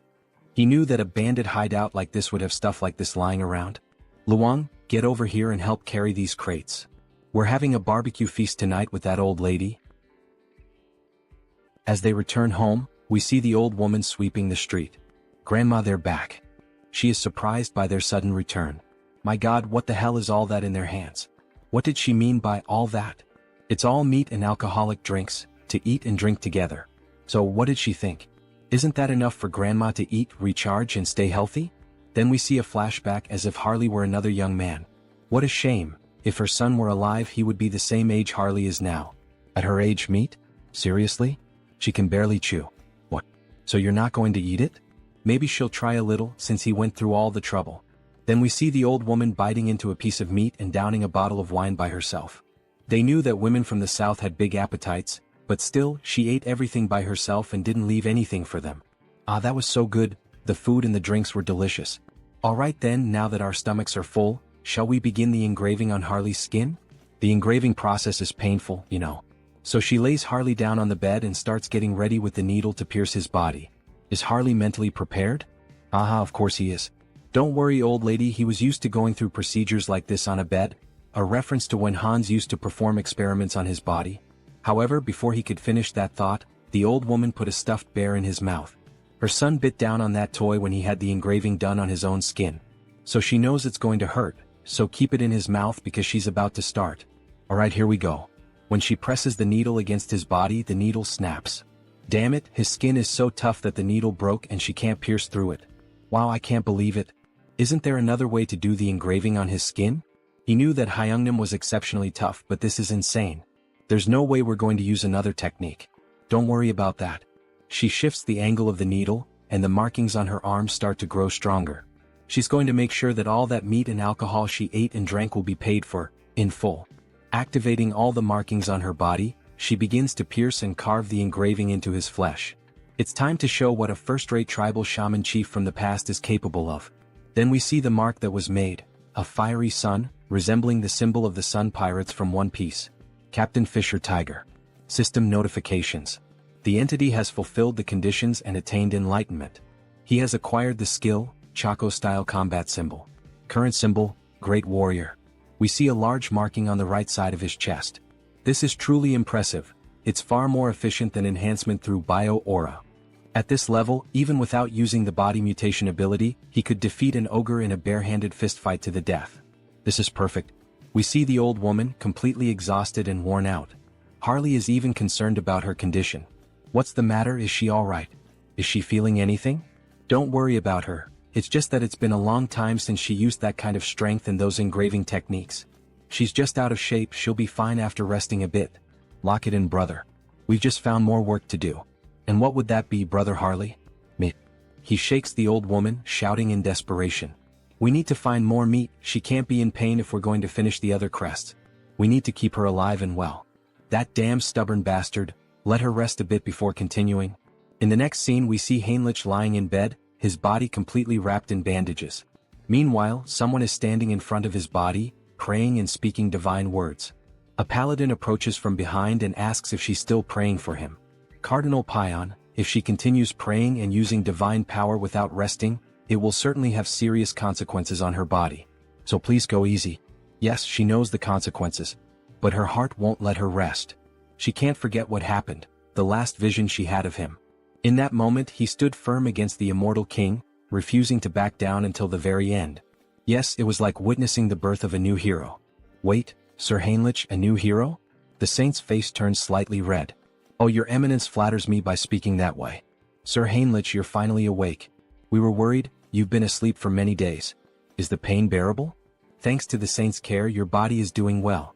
Sir Heinrich, we now proclaim you not just as a champion of our great divine order, no. We proclaim you as the hero of Out Erica. Finally, says Heinrich with a mischievous smile. Now he can say that both the hero and the demon king have officially been cast in their lead roles. Let's create a Taoist, the one who will play the demon king Hans. Now that the hero has been born, he believes it's time to fulfill his duties as the demon king. With the power of his perfectly refined contagious ministry magic, he will spread his infamy even farther than before. He sees it clearly now, the filthy stains of wrongdoers. He prepares to begin the night hunt. He will drag every one of them into hell. Quick, move and keep going. This patient came first, get out of the way. Damn it, what the hell is going on this time? Looks like that bastard with the Haho mask showed up again. Well, any idea what's happening? One thing is certain, they got involved with someone extremely dangerous. On Xiangjin, a dark mage sent by the skill management department. They ended up messing with the wrong person, got on the wrong path and ended up dead like this. That freak with the Haho mask or whatever it is a completely insane monster. This level of pure dark magic is beyond human comprehension. That person's body is basically just an empty shell now. He'd bet their soul has already been enslaved. If he were caught by a monster like that, if it were him, he would choose that option without a second thought. As if that would help, says the so-called best dark mage in Korea. He's nowhere near that level. Having a dark mage of that caliber as an enemy, well, that's what it really means. No way. You said the culprit was the Haho mask, right? In that case, let me take a closer look at the curse. He then uses dark magic on the dead man's head. However, he suddenly feels a devastating force as if something is watching him. That feeling, he collapses to the ground in shock. Hey, what the hell just happened? What's wrong? Did he find something? Team leader, he feels like he's about to die right now. What the hell are you talking about? That bastard. The Haho mask. He saw him. The Haho mask noticed him. He tampered with the spell on his own, so if he gets caught, he's screwed, no doubt about it. At this point, there's only one option left. Is he going to fight against the masked Haho? If he just dies now by jumping off this building, he could peacefully cross over to the other side. Hey, stop doing something stupid, you lunatic. The masked Haho only hunts and kills villains. You'll be fine since you're innocent. So calm down and breathe. Alright. Hearing those words like that made him feel a little better. Thank you very much. After all, he is innocent. Is this bastard stupid or something? And somehow he starts to feel his body slowly relax, until he passes out and collapses to the ground. Hey Xiangjin, what the hell just happened? Nurse. Please help us, he passed out. Meanwhile, Hans watches the entire situation from afar. Interesting, that man seems to have the ability to use dark magic even if only in a light form. He doesn't sense any evil aura from him, so there shouldn't be any problem with meeting that guy again in the future. The next day we see a blog filled with various posts and information about the masked Haho. Hans's popularity has grown so wildly that it's now out of control. What could Haho's abilities be? A vigilante of justice, the dark hero. Some people are even calling him the shadow hero. But it's not like he's actually happy with all this attention surrounding Hans. This could end up becoming a real problem down the line. Oh, what a headache. How the hell is he supposed to start operating from now on? However, someone interrupts his thoughts by knocking on his door. Who could it be? Your fried chicken delivery has arrived. Wait, what? Kangtae-san. It's been so long since he last saw him. How has he been all this time? Hey, but look at this guy, damn. It's been years since this Hyung showed up and this is how he reacts to a guest? Ah, what do you mean by the way he reacted? Well, even though he's my friend right now, he's the last person I'd want to see or talk to tonight. Skill Management Bureau. Criminal Investigation Division. Kangtae-san. Still, Tae-san is the only friend he made during his childhood. Even after all these years, while he was reclusive in his room, Tae-san was the only one who came looking for him and tried to help. He's truly a valuable friend. But seriously now, Hyun seems different. It's like he's not exactly sure, but it seems like Hyun has found a purpose to live for again? Well, I mean, he can't stay stuck in the past forever, right? Those who live in the past are museums. And he suspects that his parents wouldn't have wanted him to live this reclusive way. Yeah, damn, he's right. He spoke well just now. Do you have any idea how long he's been worried about Hyun all this time? It's not healthy to stay reclusive for so long without talking to people. Ah, come on, it wasn't that bad. He even went out a few times in the past few days. Really? Says Tae-san with a surprised look on his face. Thank you, my friend. Going back to the past when he was grieving and struggling with depression, Tae-san always visited him and tried to help in every way possible. He then opens a can of beer, seeing how well things are going for him now.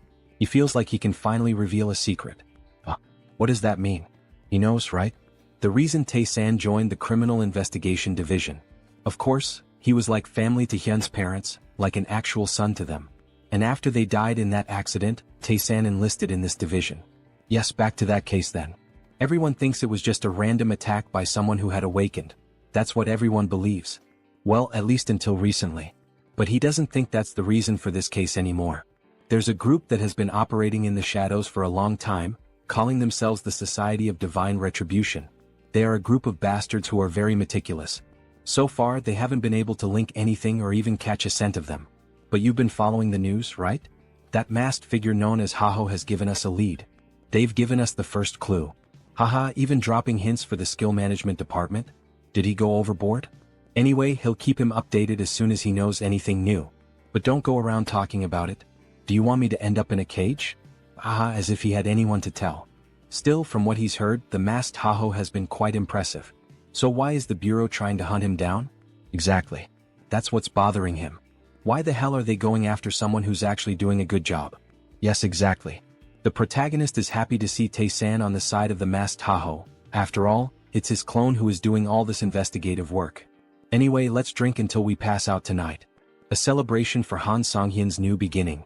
Then, after several drinks and chickens, they start talking about other things. Just give up on being a writer. What's wrong with that? A hero and a demon king? Well, that's so cliché. And giving the demon king the name of Hans? Tae-san laughs a lot. That's so boring. It doesn't even sound like a name you made up over coffee or something. What does that mean? This is a classic, there's nothing wrong with the description of this story. This isn't a classic, this is what we call cringe. If it's something that's been done to death, how about pretending it's an abbreviation? Hans, short for something like Hannibal Strauss. Oh, that was actually a good suggestion. Right? If he becomes a writer, remember he can always ask for help from his Hyung here. So while they were talking, Tae-san's phone started ringing. Oh, look at the time. He needs to leave. Seriously? It's still so early. The leader of the Dawn team said he has to show up today. He's leaving. Oh, alright then, Tae-san. We'll talk later. I forgot to ask something before. Your grandmother is doing alright, right? Tae-san pauses for a moment at the door as if feeling uncomfortable. To be honest, her condition has worsened quite a bit recently, and there are no signs of improvement. Maybe it's already time to start preparing emotionally in case the worst happens. Wait, is Grandma that bad? Is there anything he can help with? Anything at all? Hey dear writer, just focus on writing your material. Don't worry, he'll take care of things somehow. The protagonist really felt the weight of those words, and we see a flashback of someone holding his hand. Is this okay? If you feel like eating something more, tell your grandma, alright? Tae-san's friend is no different from his real grandson. He knows, yes, grandma. Tae-san's grandmother. When he used to go out with Tae-san, she always took care of him, looking after the little things. These are some of the few warm memories he has. And now, knowing that she is seriously ill, he feels very sad. A friend who has always been by his side is going through something so hard, and yet, he is completely helpless. Hey, wait a second, how could he be so stupid? He had a brilliant idea, something he can do. Kang Tae-san, you owe me an apology for mocking my sense of sampling. Because these characters who sound like they're shrinking are the ones who will help you. Then we see the protagonist invoking Heinrich, a paladin who would be perfect for this situation. Then we see a system window showing the paladin Heinrich. To heal someone, a healer is needed, like a priest. But he has one who fits that description perfectly, doesn't he? A familiar with faith recognized by the archbishops and overwhelming divine power. We see that Heinrich truly became someone special in the other world, being regarded as one of the greatest figures of faith. Heinrich really can heal Tae-san's grandmother. But wait, how is he going to make Heinrich disappear for a while? If he vanishes right after officially becoming the hero, it will lead to misunderstandings. Even the saint is focused on him now. Well, with night falling and the day about to turn, it's better to wait. For now, it's best to hold off until the right time to disappear from the original world so he can heal the grandmother. Then in the next scene we see a child singing while carrying apples, dressed in very formal clothing. A lively city with many people walking through the commercial district. The girl asks the boy if he's alright if the bag full of apples isn't too heavy. Yes, sister. It's fine, it's not heavy. However, in a moment of distraction, one of the apples ends up falling out of the bag. Stop rolling. Wait, don't run through the city like that, Aaron. Then the apple ends up landing at the feet of a stranger. Oh dear. You need to hold this more carefully, says the man, holding the apple in his hand while the children stare at him, startled. But then the girl finally begins to smile with joy, so it was him all along. Mr. Hines. Hello everyone, how are you doing? All good. The boy looks impressed. Is he really Mr. Hines? He looks completely different from when he helped him escape from the vampires. Yes, it's him. His face has changed a bit over time, hasn't it? Uncle, why on earth are you only showing up now? It's been so long. Haha, right, it's been almost 7 months since he last visited them. Apologies. He had been very busy lately. Alright, but the fact that he came all the way here like this must mean he has some business to take care of here as well, right? Haha, she seems to know everything about him. Hines looks surprised. How does she already know? No, he came here just to see them. It's alright, Mr. Hines. They're comfortable with it, just be quick about saying what you need to say. But you really should visit us more often, says the boy. Alright, honestly he can't defeat both of them, so he decides to be direct. He searches through his clothing and then makes a proposal.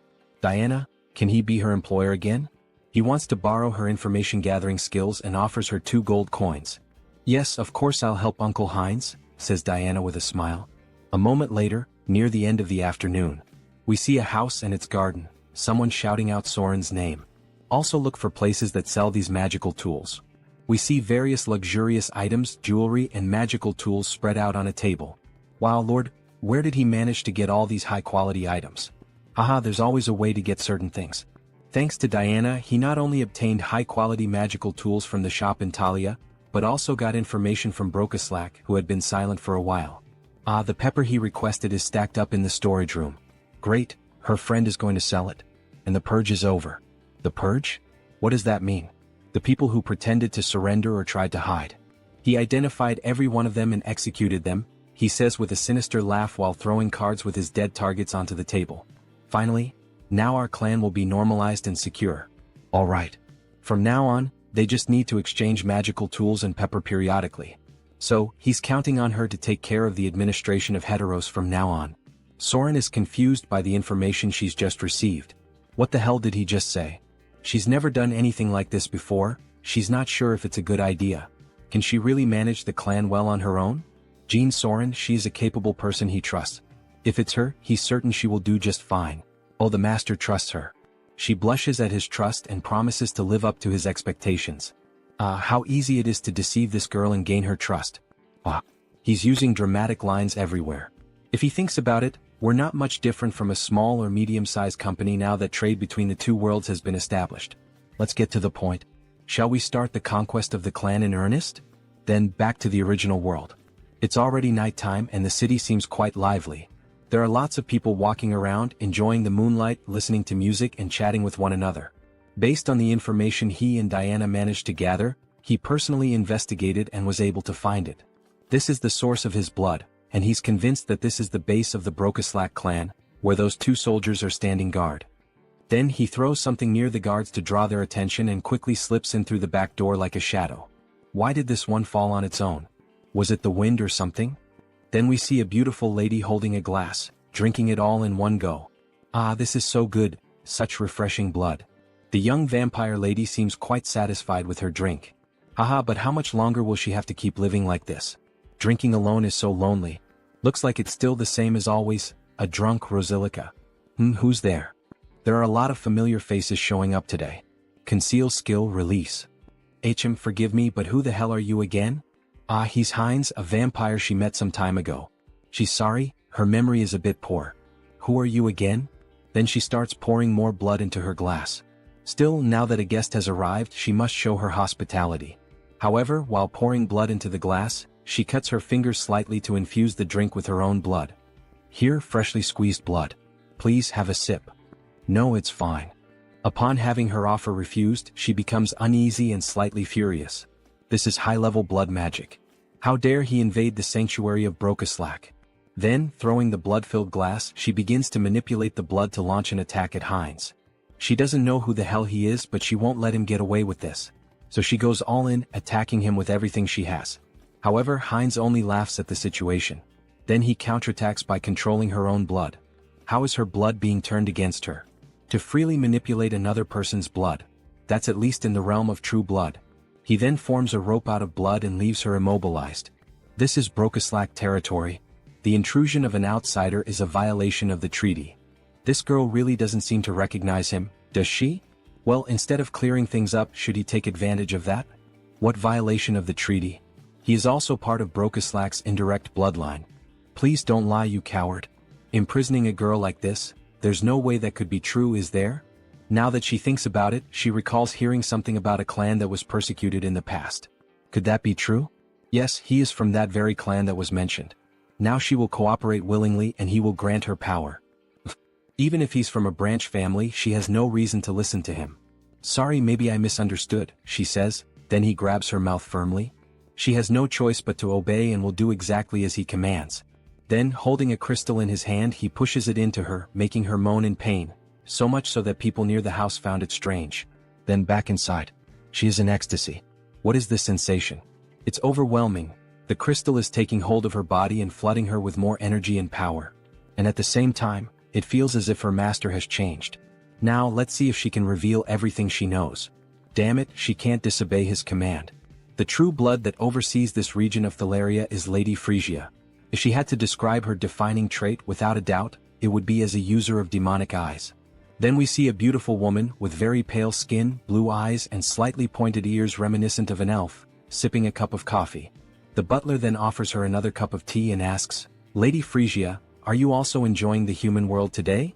Yes, it's always interesting to observe it. The way they struggle to live with such humble bodies. Then we see that they are well above the houses and buildings high up in the mountains. However, he has heard that the recent Protestant denomination is expanding its influence in Rafalashi. Don't worry. This kingdom already belongs to Brokaslak, disguised as human nobility. A simple pressure on the kingdom will resolve this quickly. However, before she could finish her sentence, the butler's head is ripped off, and a jet of blood sprays out. Alright, so you are Frisia? Her expression changes, now she begins to question. She has never seen this vampire's face before. He is a complete stranger. Pure blood. He doesn't seem to be of true blood. Meanwhile, Heinz savors the butler's blood. Let's assume he's from a branch bloodline. Humph, a humble branch blood like him dares to pick a fight without knowing his place. She makes a scornful face and takes a light breath. She's going to make him realize the mistake he just made, so she activates the demonic eye, which turns completely dark.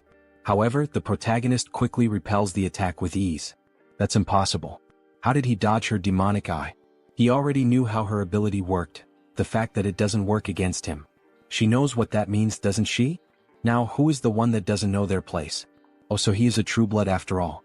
Attacking them right in the heart of Brokaslak territory, what is his goal? She asks angrily. His goal? Isn't that obvious? He says with a laugh. Everything you have in Brokaslak. He will be the one to take it all and become the new king of the vampires and the cities. She bursts into wild laughter, unable to believe what she just heard. I don't know if he's stupid or just bold. Alright, I get it loud and clear. But he should have one thing in mind, she is also of true blood. Then she awakens both of her eyes, increasing her speed. Even Heinz can't keep up with her and takes a punch to the stomach. Her hand is reinforced with magic and martial arts, making him spit out blood. He really thought his nonsense would work with skills so weak that he can't even dodge? She laughs as we see her arm massive and full of veins. This woman, is she a martial artist? What the hell? She's using her demonic eyes, so he thought she would rely on magic. This is so different from what he expected. Then she starts to summon the blood from her umbrella, using a blood strike toward the protagonist. It lands squarely on him. So, she's a physical fighter, huh? He's under pressure, spitting blood. Impressive, he can still stand. Let's see if he can block this too. Then she charges at him full force, wielding an umbrella. She even handles a sword with flawless technique. That umbrella wasn't just for show, huh? He tries to dodge the quick attacks. The dodges won't help him forever, especially since he's being injured little by little. Alright, this next blow will definitely crush him. It will leave him with nowhere to escape. Then she summons a sea of blood against the protagonist. Is this an AoE ability? If that's the case, he'll cut his way through this blood tsunami. However, something feels off. She's vanished from his sight. Where did she go? Then suddenly his vision distorts as if the angle has shifted. We see her appear, delivering an elbow strike that breaks Heinz's neck. He flies several meters from the impact of the vampire mommy's hit. Look at that arm. How annoying. So this is the end? We see Heinz's body on the ground, covered in blood, while she watches from above. But then he starts to get up and responds, "The end? What the hell are you talking about? Who said she gets to decide when it ends?" Then we see Heinz's head regenerating after the impact. For him, the fun is just beginning. He's perfectly fine, as if nothing had happened. His neck was definitely broken. What happened? Injuries like that heal in an instant for him. He has something called hybrid evolution, she observes. This is insane. Aside from the master, she can count on one hand the number of people who have faced her attack head-on and survived. She's astonished. He admits it, she has some good talents and tricks. Of course, she still has some flaws, but with those beautiful eyes. He thinks he could make her stronger than she is now if she followed his path. Have you ever thought about following me? What kind of nonsense are you saying? How dare you insult me, of all people? She will turn him into a pincushion so full of holes that he'll never get up again. However, before she could attack, her body stopped moving. What is this? We see a massive pentagram made on the floor with blood, layered with profane magic. If that's the case, then he has no choice. He'll have to use force. Then he starts moving the blood around. Blood magic from the blood on the ground? When did he do this? Then she is bound by strands of blood around her neck. It's true, he's not a martial artist like her. He's more of a blood specialist, a kind of vampire mage, we could say. She's completely covered in the strands of blood. And also, he can do this sort of thing. He turns his finger into a magical crystal, and as it penetrates her neck, she begins to undergo a mutation. Raffalashi injection. She starts crying out in pain, screaming that it hurts. It hurts so much as the crystal starts to take full control of her body. Sorry, but for a high-ranking vampire like her, a small dose wouldn't be enough to control her body. Then she begins to transform even further, emitting a huge red aura. Finally, it ends. She lies on the ground, devastated. What the hell did he do to her without her consent? She will never forgive him. Is it? So ungrateful. She should be thanking him, not lamenting. Doesn't she feel it? That sensation, that strength, as if she had been born again. He's right. Every sense in her body feels completely different from before. Her strength, reflexes, flexibility, all her physical attributes not only improved but evolved to a completely new level. Well, starting to feel like thanking me now. She thinks she is. So that she could give him the power to finish him off. Then she tries to make a quick move with a direct punch at Heinz, but her body stops before reaching him. She can't move. What the hell is happening? Her body doesn't want to move. What did this bastard do? It's as if her whole body is bound by iron chains, or rather, chains of blood. This is the power of his blood domination. She has no choice left. She will move exactly as he wants her to. No way, not even with sacred blood would this be possible. Too bad for her because he can. Now, finally, he can ask the most important question, the reason he came to her. Frisia, where is the clan master? Does he think she'll answer that so easily? It's the Duke Bright's mansion. Wait, what? What the hell? Her mouth moved on its own. Good. A little servant so obedient. Our protagonist has gotten himself a nice slave, haha. You bastard, take your hand off me. The gold of the Duke Bright's mansion, huh? It's impossible for a clan lord not to notice that a true blood is being captured. I think it's time to end this quickly and cleanly. Time to begin the massacre. Then at night they arrive at the Duke's house. Master, it's Frisia. She has something urgent to report. May she enter? Yes, please come in. Really now, sir? Couldn't he have at least lit a candle or a lamp or something? Isn't it a little dark in here? He's not human. He simply doesn't need such things. He can see perfectly well in the dark. More importantly, she said she had something to tell him? Yes, well, forget it. She thinks she already understands. It's because of that uninvited guest who's after you, isn't it? So he's already noticed. As expected of a clan master, excellent perception. Well, yes. It would be a shame if the head of a clan couldn't at least notice that. Deactivate concealment ability. What a disappointment, he laments as he closes the book he was reading. Frisia, oh beautiful woman, why did you do this? Then she became a traitor. He releases a murderous aura. He's ready to kill both of them. He is deeply disappointed in her, Frisia.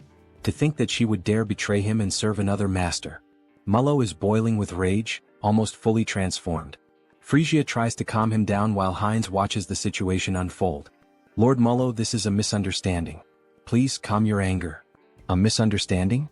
You both come to his house at this hour of the night and try to attack him, not to mention the different scent I smell on her. Frisia, you treacherous woman. He spent 100 years with her. Did she really think he wouldn't notice that her blood scent had changed? That something had been altered? That rotten stench of betrayal is contaminating his study. How could he possibly remain calm like this? Then he lunges at Frisia. Die, you traitor. However, before he can finish Frisia, Heinz blocks the attack. That's not going to happen. She's my subordinate now. Mullo is caught by surprise. After all, this was shameful. With just one hand, Heinz had been able to block his punch. He had been planning to resolve this situation in the most peaceful way possible, but it seems that will no longer be an option. Violence will have to speak for itself. But who the hell is this arrogant vampire? Peacefully? He really dares to move his lips so freely in front of him. As Mullo speaks, he summons a ball of blood in his left hand, as if it were absorbing everything around it. He will cut off that snake tongue of his along with the traitor. Then, a massive circle of blood appears above them both. He is like Heinz, a magical vampire. Come to me, children of Brokaslak. Several vampires begin to emerge from the magic circle, summoned by his spell. Go and feast on the blood and flesh of these traitors. Kill them for him. Offer the blood of the traitors to Lord Mullo. How dare they? This is no place for people like them. They're nothing but a bunch of puppets who think they're vampires. Then she begins killing them one by one using the umbrella. Something's not right. There are only about a dozen people summoned here. And yet, he has hundreds of vampires spread across the entire capital. Are you telling him this is all that's left of his subordinates in the capital? Mullo is stunned by the weight of that information. Meanwhile, Frisia continues slaughtering the weak vampires. Frisia, what the hell did she do in the capital? What happened to all of his subordinates there? Frisia remains silent. After all, she has a new master now. I'm sorry, Lord Mullo. And as a sign of respect, leaning on the umbrella, she informs him. Most of them are now subordinates of Lord Heinz, to whom they have sworn eternal loyalty as their new lord. He doesn't understand. She's saying that his subordinates accepted a new bloodline so easily, without even trying to resist? That's no different from cannibalism within their own kind. With his hands hidden behind his back, he begins to cast a new spell. With both hands brought together, a black sphere made of blood starts to form. This will drive him insane if it continues like this. Is she really sure she wants to follow a man like that? One who will soon lose his mind? Well, all of this is only possible because Lord Heinz is from a collateral bloodline of Brokaslak. He's from a collateral bloodline of Brokaslak? As if, don't be ridiculous. Did they really expect him to believe all this crap? As if he were stupid. Brokaslak, magical blood technique. Blood mist. Bear witness. He is visibly shaken by the fact that he's lost all of his subordinates in the capital. So this is the infamous barrier of a blood sorcerer representing Brokaslak. What is this pressure? Is this Mullo's domain? Feels like his head is being crushed and his body is twice as heavy as normal. It's far too early to be this surprised, Heinz. No matter when or where, they will always answer the call of their master. Then, by sacrificing a bit of blood into the magical seal on the ground, a vampire wielding a scythe begins to emerge from beneath it. Serve your master, Obeyer. Ah, what a headache being woken up so suddenly. Then we see that it's actually just a vampire child holding a massive scythe in their hands. Why did you summon him so suddenly to this place, Lord? Even though he can see a lot of blood scattered across the floor along with some vampire corpses, what the hell is going on here? Why was a child summoned alone this time? Damn it, Obeyer is already realizing this is a complete mess. No time for chit-chat. Obeyer, kill those two bastards right now. Leave no trace of them behind, wipe out their very existence. Alright. Understood, just give him a moment. He's still waking up from the deep sleep he was in, but he quickly comes to and suddenly appears behind Frisia and Heinz, both of whom are caught off guard by his sheer speed. So this is Obeyer, right? Heinz had noticed how fast he was, so he must be some kind of pure-blood vampire assassin. Obeyer tries to strike Frisia first, but she dodges the sudden attack. However, he can't afford to be held up here, so he activates his ability, Acceleration. Now it's Heinz who appears behind Obeyer, who is taken aback by his speed. Heinz grabs him using a blood claw. What is this? A binding spell? How are you using blood magic inside the Lord's domain? Meanwhile, Heinz charges toward Mullo, who is also caught off guard by his acceleration ability. However, Obeyer manages to break free from the claw and shouts, asking where the hell he thinks he's going. Their fight isn't over yet. He then quickly attempts to strike Heinz again, but Heinz narrowly manages to dodge the furious swing of the scythe. Holy shit, he was right in front of him. He could have killed Mullo if it weren't for that damn kid. Looks like he has no choice now, he'll have to deal with that bastard first. So he uses the acceleration ability again, and the two begin fighting all around the area. All that can be seen are flashes of light moving rapidly, not even Mullo can clearly follow what's happening. Unbelievable. Obeir's agility is simply the highest ever recorded, not just in Brokeslack, but compared to any vampire they've ever known. And even so, that other vampire is keeping up with his speed? Seriously, who the hell is that guy? In the heat of the moment, while the two were locked in combat, Frisia took the opportunity and attempted a surprise attack on Obeir, which ends up being successful, allowing her to completely overpower Obeir. That damn child, she never liked his irreverent attitude, not even back then. Now is a perfect moment to settle this. He shouldn't overstep his limits. Why doesn't he have some fun with her instead? She's dying to kill him with her own hands. Wait, something's wrong again. Even Frisia is managing to keep up with Obeir's speed? That's not possible. After all, the Lord knew both of them perfectly and was aware of every trait his subordinates had. What the hell is going on here? And she's even taking down other subordinates on her own? Where the hell did she get that kind of power? Does he really think he has time to let his guard down? Heinz seizes the moment and launches a surprise attack from above. Mullo is caught off guard, but in truth all of this was part of his plan. After all, did Heinz really think he entered this barrier of his own free will? What foolishness. He'll never be able to dodge his attacks here. Then, forming symbols with his hands, he summons a powerful strike. But Heinz was laughing. Dodge. He never planned to do that in the first place. Then his arm is brutally torn off, yet he keeps advancing straight toward Lord Mullo. And finally he manages to press 3 fingers right into Mullo's chest. That bastard, he actually dared to sacrifice his own arm just to win this battle and get close to him. As if he knew how frugal he truly is. But Heinz's arm regenerates quickly. He wouldn't be foolish enough to actually lose a limb. What do you mean his arm regenerated instantly? Even among vampires, very few possess the ability to heal that quickly. Don't worry, Lord Mullo. He's not planning to kill him. Not planning to kill him? What's that supposed to mean? What the hell is he trying to do? What do you think? He's inheriting his lordship. Then he begins to drink the blood of the former lord. In the next scene we see a spiraling staircase that leads down to a coffin at the bottom. A fairly typical setting with 2 statues of guards standing watch. However, the coffin slowly begins to open, and we see a girl emerging from within. A beautiful vampire with long dark hair and ears resembling those of an elf. Her arms are held close together, and she wears an extremely elegant dress, with a crown of thorns resting on her head. She lets out a yawn but finally rises. She's so tired, she wishes she could sleep a little longer. We get a better look at the coffin, wide and large. But she thinks that can no longer be allowed. After all, something happened, something changed while she slept. Her gaze is shown, completely red and unlike anything seen before. This vampire clearly appears to be someone powerful. Something has happened to her son. It's time to act. Then back at Lord Mullo's castle, we see a commotion unfolding. Step forward. Don't move yet, stay still. We see him summoning more magical crystals. Raffalashi injection. Both Mullo and Frisia watched the process they had both gone through, but now it was time to do the same for the remaining subordinates. Those who have finished, step back, there's still much work to be done. Next. Finally it's over. He took an eternity to finish marking all the remaining subordinates. So this means all the subordinates in the capital have been accounted for? That's right. The rest can be summoned in order, it will be more efficient that way. What? Watch your tone, alright? Ahem, it will be more efficient. Heinz takes the opportunity to tease. As expected, having a clan lord nearby really does make things easier. This visibly irritates Mullo. His hypothesis about the marks was correct. Injecting a Raffalashi into a high-level vampire seemed too risky, so he forcibly drained their blood, which ended up lowering their level. And finally he extracted the Brokeslack, the source of their blood. It feels like just yesterday that he was bitten and accidentally became a vampire. And now, he's rising from the very bottom all the way to the top of the hierarchy. It really seems like a whole different world. Along the way he's gained numerous useful allies, ranging from simple vampires to ladies and lords. Hey Mullo. Yes. He will be responsible for gathering the remaining Brokeslacks from all the regions. Understood. And one more thing. Damn it. Alright, and now what else do you want him to do?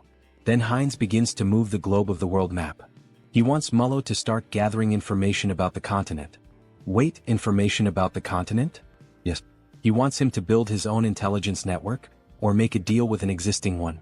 How he does it is entirely up to him. This is an important task, so he is counting on him to carry out this mission.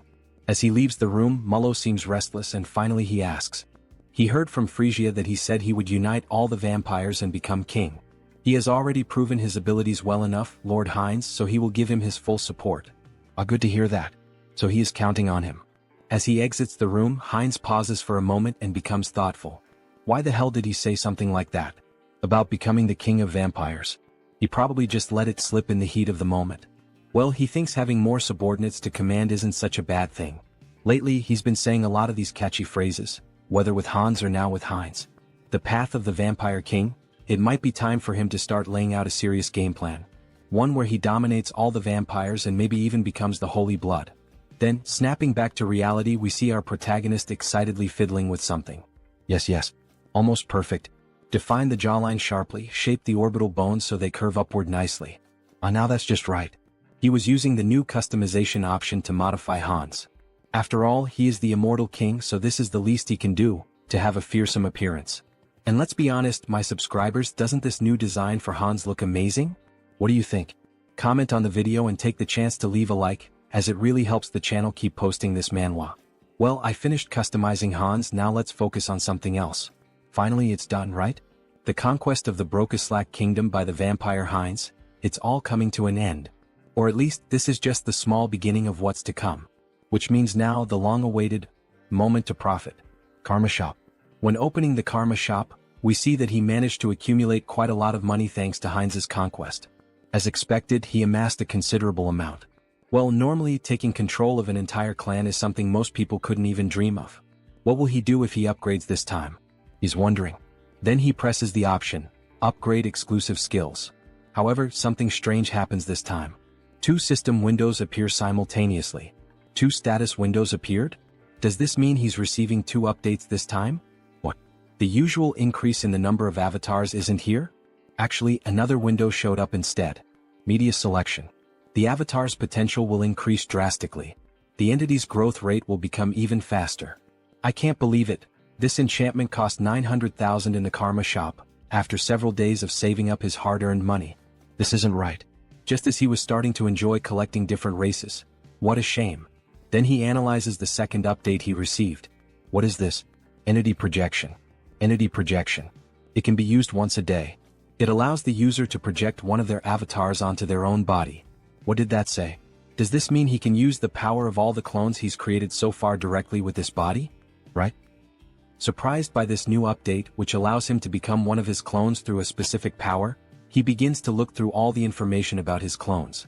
Hans the Immortal King. Heinrich the Paladin. Heinz a Vampire. And even Harley and Harris. All of them are available for use.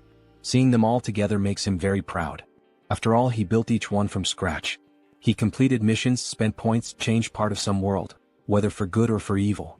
Entity Projection. Can be used once per day. Allows the user to project one of his avatars into his own body, so he can become one of his own clones. What a spectacular ability.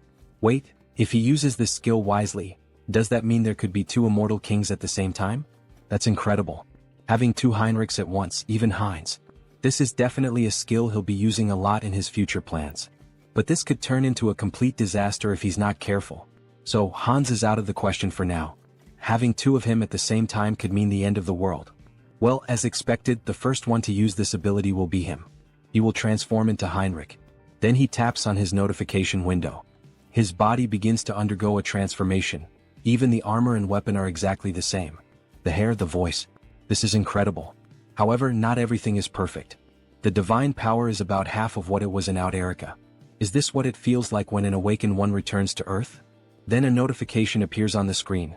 Duration time, 9 minutes. It's a shame he can only use it for 10 minutes. Well, I'll head out for a bit. That should be more than enough. In the next scene we see a hospital at night. The classic shadow of Hans appears inside a room. Then we see Hans and Hyun emerging from the darkness. So, shall we begin the work? Before Hans leaves, he gives a like. Just like you, subscribers of the channel, make sure to subscribe, like the video, and comment if you want us to keep making videos about this manhwa. Then we see the hand of an elderly woman. Grandma, he's finally here. We see how weak she is, needing machines to help her keep breathing. He holds her hand tightly, almost in tears. She remembers him, right? He's Song Hyun, the one who used to play, go out and party a lot with Tae-san, her grandson. He had wanted to visit her a bit earlier, but he was only able to get out and come here now. Starting today he'll begin visiting more often, so she'd better not get tired of seeing his face. Then we see him beginning to use identity projection. Target selected, Heinrich. So please just hold on a little longer, Grandma. Let's activate the Uterican divine technique. He holds her hand as he takes on the form of Heinrich and begins to pray for her. The divine power starts to flow from his hand and moves toward her heart. Pour out all the divine power to restore energy, boost resilience, and cleanse the body. May God save this poor soul. As he says these words, the room begins to shine even brighter, as if a miracle is unfolding through Heinrich's hands. After the light fades, we see that the grandmother is still unconscious, but her skin already appears more radiant. It looks like the 10-minute time limit has ended, and he begins to lose the transformation. Even with divine power, there is still a limit to how much can be done to treat age-related illnesses. He seems exhausted. After all, taking on one of his powerful clones with just his ordinary body can't be easy. But this should help improve her condition. Now he can only rely on his grandmother's willpower. Grandma, she needs to stay strong. We see the sunrise. He stayed the whole night watching over her, and makes a promise. He will come with Tae-san next time. Then, back in the world of Out Erica, we see images of a forest. We see the elves within the forest. So, is Harris one of Harley's friends? Yes, that's right. We see Cecily quite curious about the relationship between the two. Meanwhile, the other elves continue walking. It was a brief meeting, but we got along so well that we became like family. She begins to sniff him. Is that why? She senses a familiar scent coming from Harris. Harris is caught off guard. She's saying the same thing Diana says to Heinz. They're not going to figure out we're the same person, right? It's a scent similar to what she smelled on the branch of the world tree. She knows that scent well since she spent the whole day with it. Ah, I see. Phew, at least it's not because of being the same person. It's just because the body is made from the same material. After all, it was created from the world tree. In any case, we'll get along well. He's a friend of Harley, so she's going to take good care of him. Yes, thank you very much. Granwood watches all the commotion from a distance, and he lets out a soft smile, as if he were watching two children playing and interacting. Alright, let's take a break and rest here. He said he still hasn't formed a contract with a spirit, right? Shall we practice some spiritual techniques? Miss Cecily is clearly very excited to have a new friend. So they move a bit farther away to begin training. Cecily starts trying to summon a spirit with great effort, and eventually it works. She manages to summon a water spirit. Cecily is overjoyed as it's one of the first times she's been able to perform the technique on her own. Harris, look at this water spirit, look how cute it is. But he doesn't respond. He has a depressed expression. What happened? What's wrong, Harris? What? Why doesn't it work for him? We only see wind and a leaf moving around him.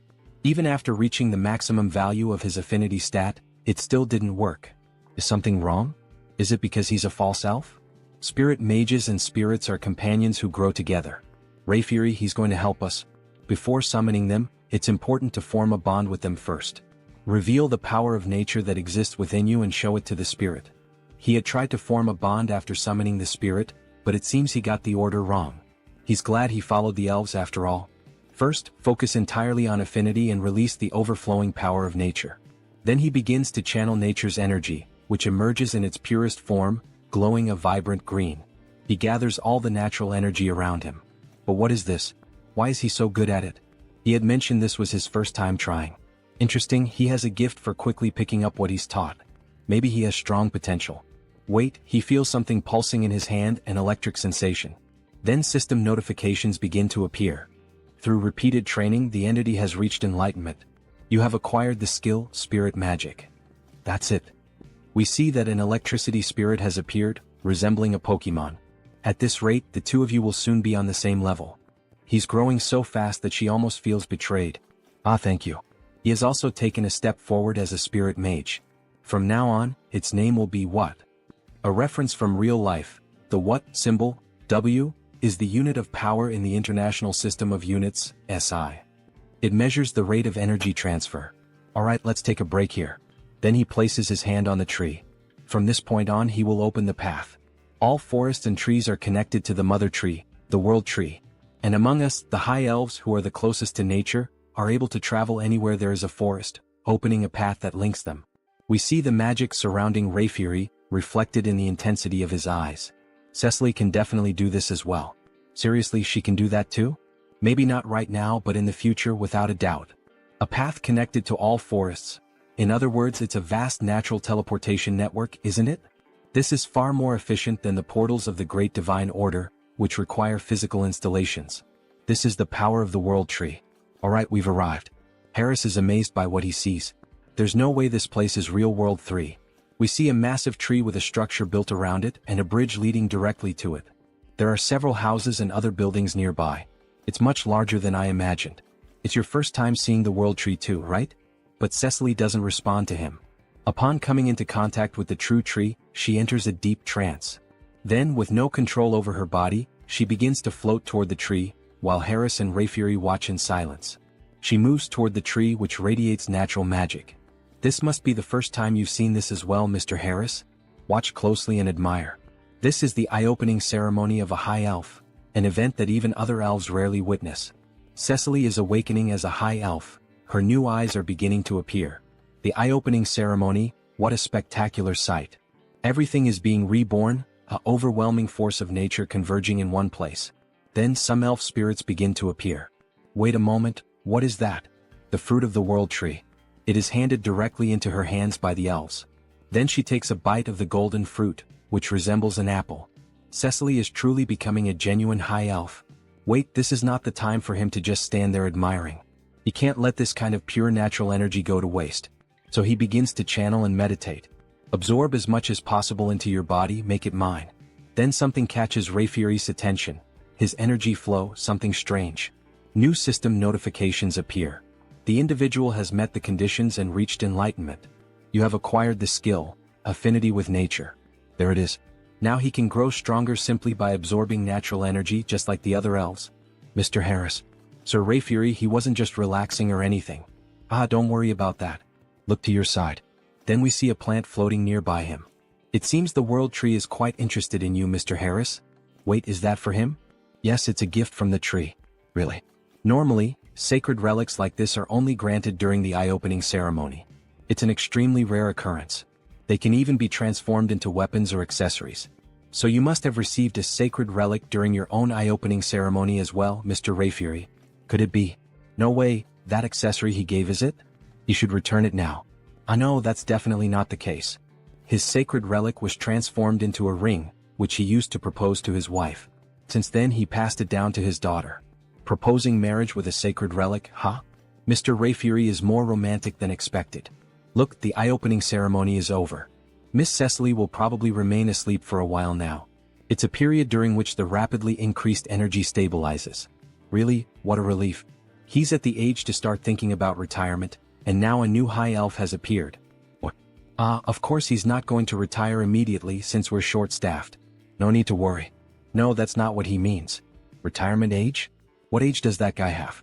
In the next scene we see the capital of the Elf Kingdom, Drasha. After the eye-opening ceremony, he ended up staying at the academy thanks to Mr. Rayfury's help, and as it turned out, the environment was very different from what he expected. He thought everyone here would live like true fairies, peacefully like the trees and nature. The imagination of an elf village. But what the heck is this? What? It's an elf from the continent. Harris, you're from the continent, right? Tell us stories about the continent. He is surrounded by female elves eager to learn everything about him and the continent. After all, most elves remain isolated in this land for eternity. She heard that the continent is so wild that it's impossible to live there. Scary. Didn't the humans also kidnap Miss Cecily? The humans from the continent are completely evil, right? They keep bombarding Harris with questions. If he answers wrong, he'll be hated from day one, won't he? Well, yes, it could be dangerous. But he had good companions with him, so... Companions? He was traveling? Yes, during his time as a mercenary he met quite a few people. It's too noisy, she can't concentrate. Hey, could you guys keep it down? We see a beautiful elf with blue hair, one hand on her hip, clearly showing authority. Sorry, Lady Shapiron. We were making a lot of noise, weren't we? Sorry about that. See you next time, Harris. Finally, a little peace and quiet. Thank you. Thank you as well. Then he is interrupted by her. How low class. As she makes a haughty face, bringing some worthless mercenary from who knows where. Why is she so annoyed with him? Right. There's always at least one character like that in a school setting, isn't there? Will I really be able to get along here? Maybe she's the classic tsundere of the Manhwa, Elf Kingdom royal capital. And that concludes the report on our interactions with the Great Divine Order. We also disclosed information about the new immortal king to the other races of the enameled continent. An immortal king who can move freely through space, huh? That means this time he might even cross over to our continent. Still, it's truly a relief that Lady Cecily has appeared now. For me and for His Majesty as well, isn't it about time to start thinking about retirement? Indeed. Thanks to her, one of our greatest concerns has been eliminated. Then we see the Majesty of the Elves, a beautiful elf with yellow hair and golden eyes. Her skin is pure white, adorned with flowers in her hair. On second thought, she heard that the person who came with Lady Cecily is also quite remarkable. It's true. He has already caught the attention of the World Tree. His talent is exceptional and his growth rate is incredibly fast. If we provide him with proper education here in the Elf Kingdom, he will undoubtedly achieve great things. Sir Rayfury, you seem exceptionally enthusiastic. Ah, do I really? He is also scheduled to complete his basic training at the Academy for now. Oh my god, the Academy? That means Sir Rayfury's Academy. Let's pray everything is going well with Harris. If he's that kind-hearted guy, I'm sure Mr. Harris will be a great help to you. Then back at the school near the Great Tree we see Harris feeling sleepy. What a beautiful day, maybe it's thanks to the blessing of the World Tree. The weather is perfect, the air is fresh, and the elves sing beautifully. It's pure healing. Maybe he should just give up on everything and keep living as Harris. Hey you. Books suddenly fall from the sky toward Harris, hitting him hard on the head. You really don't have the luxury to just lie around intoxicated by the World Tree, you know? Intoxicated by what? As a former mercenary, she thinks he probably doesn't even know this kind of basic common sense. This place is the closest to the World Tree itself, which is nature itself. Elves with high natural sensitivity are especially prone to becoming intoxicated by this comfort and harmony with nature. They become lazy. So all of this is because Harris has a great affinity with nature. He starts to feel his vision growing heavy again. Are you listening? Yes, he is listening. He possibly still doesn't know much about being an elf or these interactions with the World Tree, so because of that, she will lend him her book. She made sure to organize everything so that even an elf without roots like him could easily understand. Listen carefully. If the class average drops because of him, she will never, ever forgive him. Scary. Are you understanding me? We see one of the first tsundere traits in this manhwa. Goodbye. Well, at least she doesn't seem like a bad person, he thinks. That ring. He can feel the energy of the World Tree within it.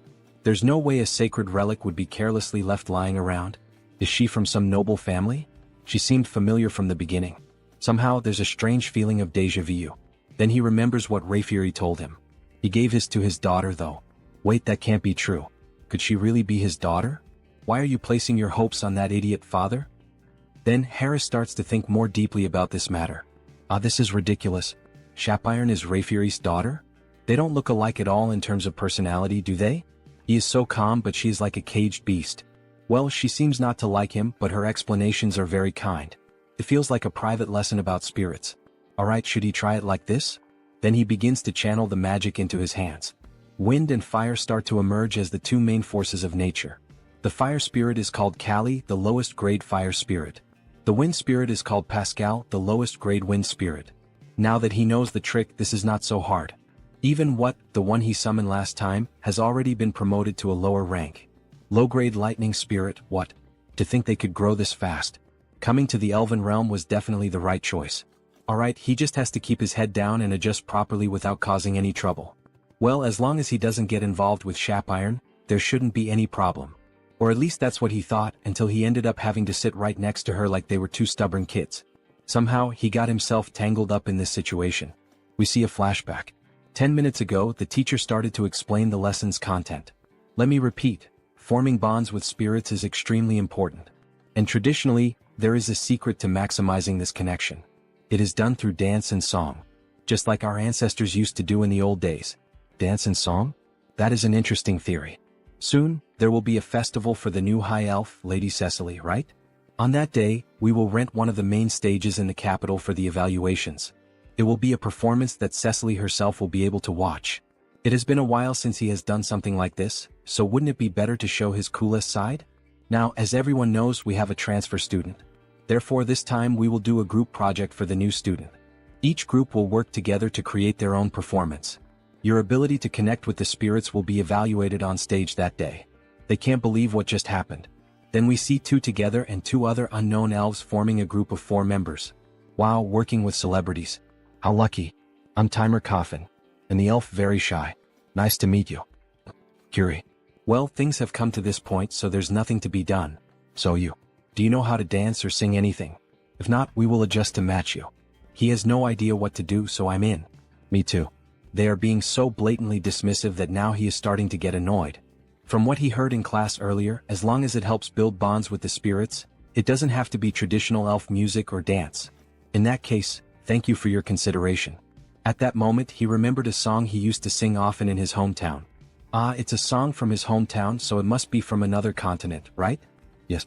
His parents loved it too, so it's a song he could never forget. Ah, he's confident, isn't he? Of course. Even though he lived a reclusive life for a long time, there was a time when he never scored below 90 in karaoke. It's time to show them the skills he polished at karaoke. However, even as he shows confidence, Shapiron still remains suspicious of him. She does not approve of him at all. What would a mercenary know about elven music? Someone like him being acknowledged by my father and by the world tree? All these stares are burning me up, Harris comments. She will never accept this. Fine. Prove your worth. But if you mess up, you will be held responsible. Alright then. But he has one condition too. A condition? If they get good results, would he be willing to teach him about elven culture? There is still so much he doesn't know. What a strange request. Alright, it's a good request. But only if they achieve a good result. Then he starts to sing a song from planet Earth itself. By my light. Find my light. To the paradise that I will find. I will embrace you, one that will never disappear. While playing an instrument, the spirits danced along with him. Then a system notification appears.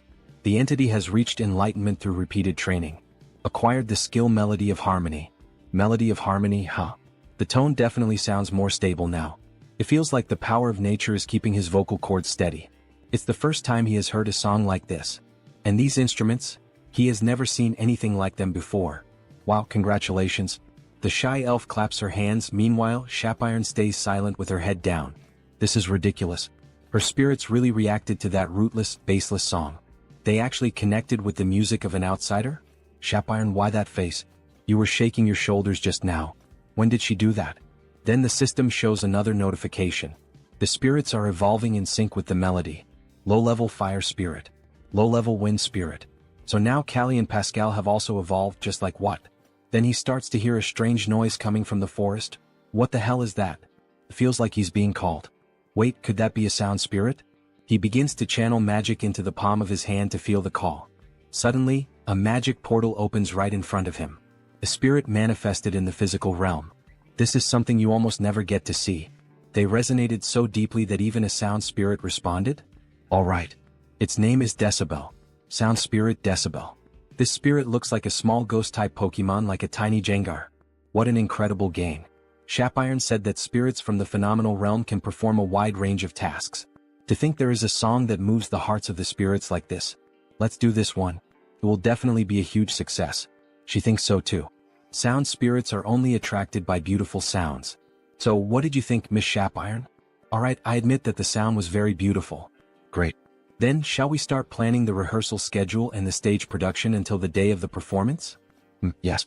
Well, could he teach her how to play the instrument he used earlier? It seems interesting. Haha, with a mischievous look he says, of course I can help, miss. What is that expression? That is not appropriate for elves, so stop that right now. So, shall we split the parts first? Then the day of the main event finally arrived.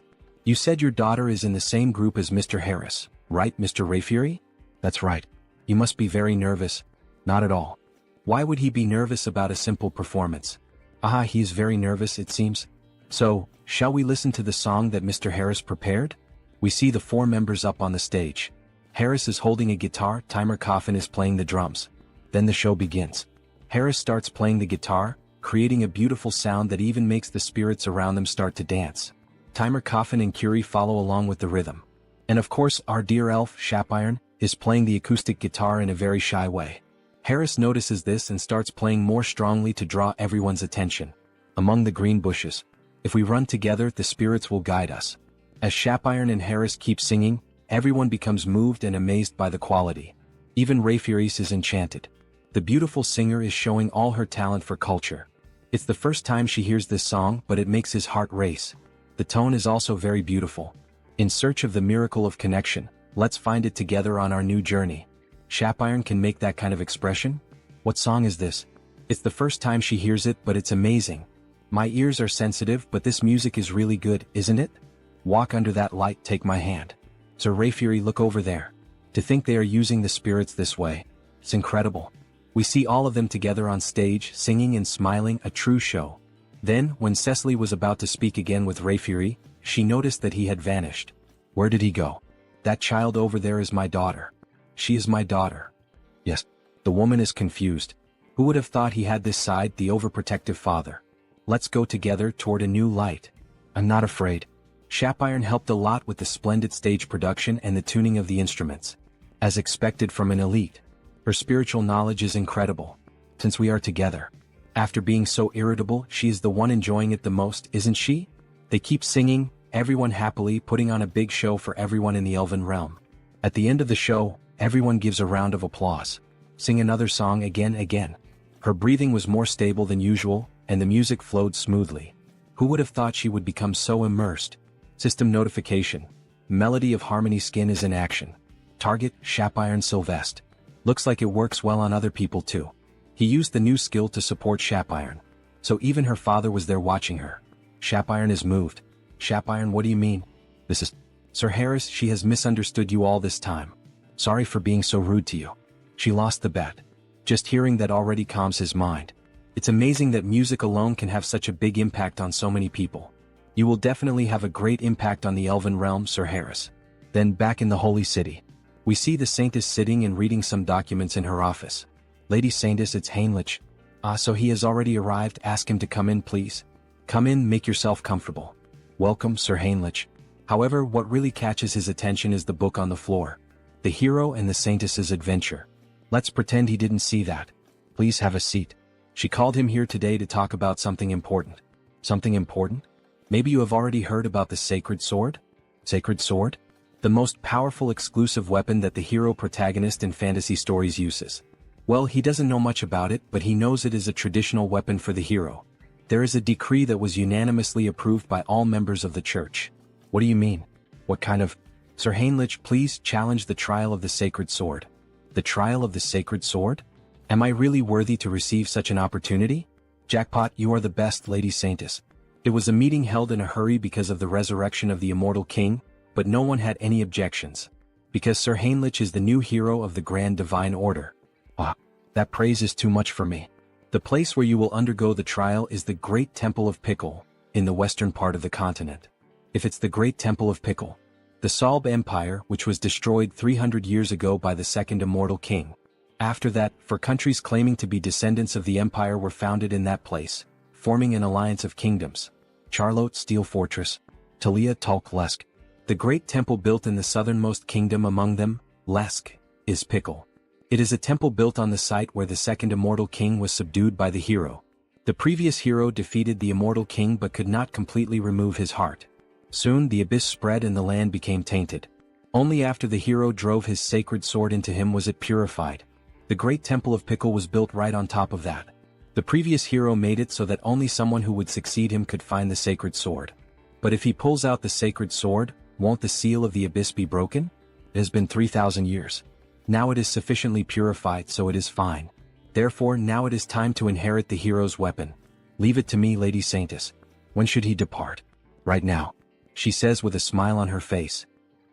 Then he heads to the great temple of Pickle. Wow, it's magnificent, truly magnificent. He's amazed by what he sees. It has a completely different atmosphere compared to the great temple of Rosalia.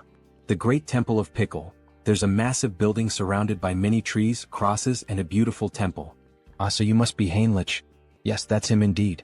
So, this person he's speaking to would probably be Cardinal Donovan? Wait a second, what kind of body is this? He looks like a wall. Yes, that's Donovan. He's the one challenging the sacred sword, right? Yes. He knows you're busy, so thank you for meeting him in person. Then we see that this priest is at least 6'7". Besides having a muscular build, his face is covered with scars. No. Aren't you the new hero recommended by the saint? Of course he had to come in person. Just like the rumors said, he's very trustworthy. They say he used to be a paladin and you can tell. His physique, even the strength of his handshake are no joke. If he had known he wouldn't get to see the saint again after his appointment, he would never have accepted the position of cardinal. Donovan, you look like a worm. We see that the saint has admired worms since her childhood. And of course she has a fondness or some kind of special bond with Donovan. Sir Heinrich, he's going to be honest with him. He was genuinely worried that some random brat might try to hit on her. Can he understand the heart of an old man like him? If someone like that shows up, he will personally take responsibility and deal with him. Yes. Alright, but before that, what about the sacred sword? Ah yes, pardon him, he completely forgot about that matter. Then he puts Heinrich back down on the ground as if he were holding a toy. Before that, there is something he needs to tell him. The trial for the sacred sword can only be held once a year. Countless paladins have already challenged it and failed. Does he truly believe he is up to this task? Don't worry. He will face it with the faith that the divine is always watching over him.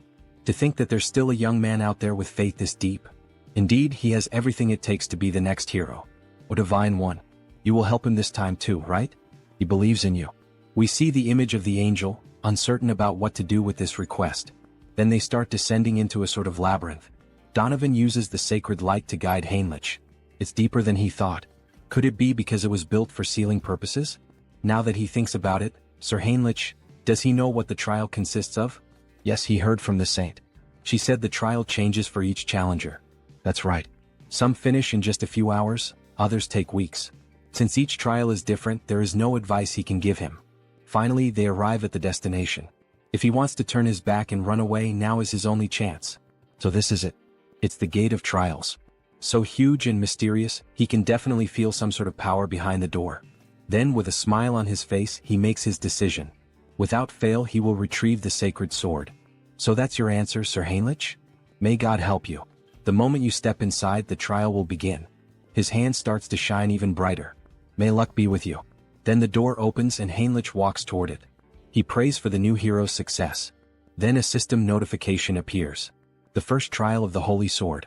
They say the trials are different for each person, but even so, the system notification shows up. Reach the destination within the time limit. That's already a problem right from the start. The door he entered through has vanished, and there are paths both ahead and behind him. So it's telling him to choose, huh? He's literally inside a labyrinth like a minotaur's maze. So he does some light stretches before starting. Alright for now. Blessing, leap. It's a battle of speed.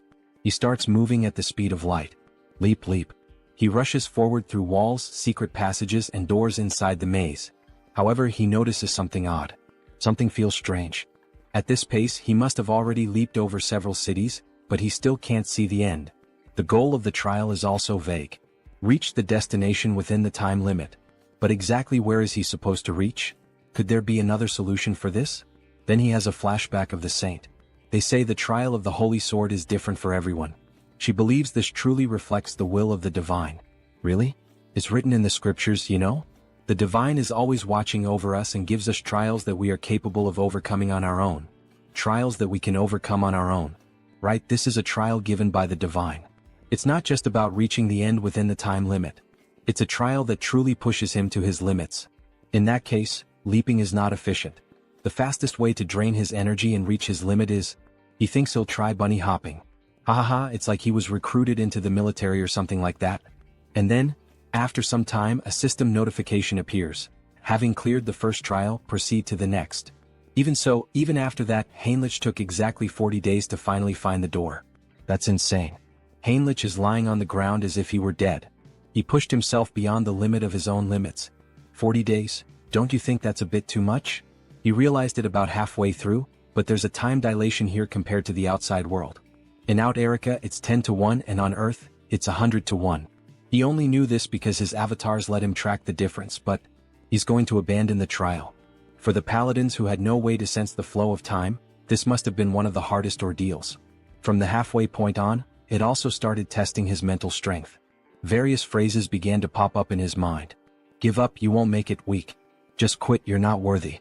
If it weren't for Mind Hub, even he might have lost his sanity. Alright then, he thinks he'll move on to the next stage. So the moment he touches the doorknob, a golden light begins to emerge from his hand. Everything has been restored. He's perfectly recovered from everything. Maybe it's because he pushed himself past his limit and then recovered, but he can feel it, he's tougher than before. Wait a second, if there's a 10 times time difference from the outside world? That means it's basically a training bonus event with 10 times more time, isn't it? Hell yeah. It's basically the Dragon Ball Z training room. He's going to do 10 more days of bunny hops before moving on. Then the scene cuts and we see blood and someone screaming. Hey, is that ready? Almost finished. We see two men of unknown identities talking while they kill a man over a circle of black magic. Very soon, this continent will be swallowed by darkness and will walk its own path toward ruin. Now that the immortal king has been resurrected, just a little push is enough. The rest he will handle on his own. The abyss. If the abyss opens again on this land, we can finally bring this world to its knees. All of this is for the oath that defies the heavens. We see the two of them casting a spell together, and a hand made of shadows emerges. Back to Heinrich, he moves forward toward the location of the second trial. Entering the site of the second test, he begins to look around and is taken aback. Is this a chapel? If the trial is taking place inside a chapel, then the second trial of the Holy Sword, pray to the deity. Pray? Well, if that's what the system says, he just has to follow it. So he begins to kneel down in a prayer position. This trial is based on questions from previous exams taken by veterans. It's a test of faith and divine power directed toward the deity. Well, with his divine power being somewhere between that of a bishop and an archbishop, this is basically a free pass, isn't it? He'll pass as long as he perfectly fills the divine symbol with divine power. How about this? Even while praying, he wasn't able to meet the requirements. Unbelievable, even using all his faith wasn't enough. So he begins to pray again, but this time using the skills, Mind Hub and Persona.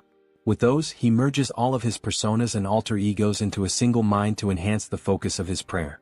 Use all mental strength and convert it into faith. Still not enough.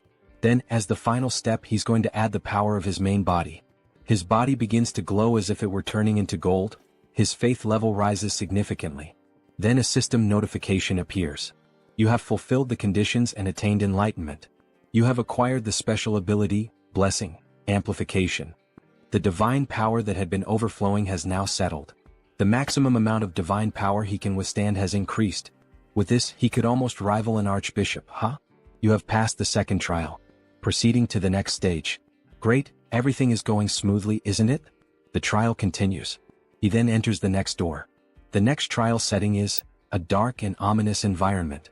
With crows and everything around in ruins. The system states, eliminate the enemy. Are we just going to do this out of nowhere? He then notices something strange in the sky, a mysterious cloaked figure. This feels familiar.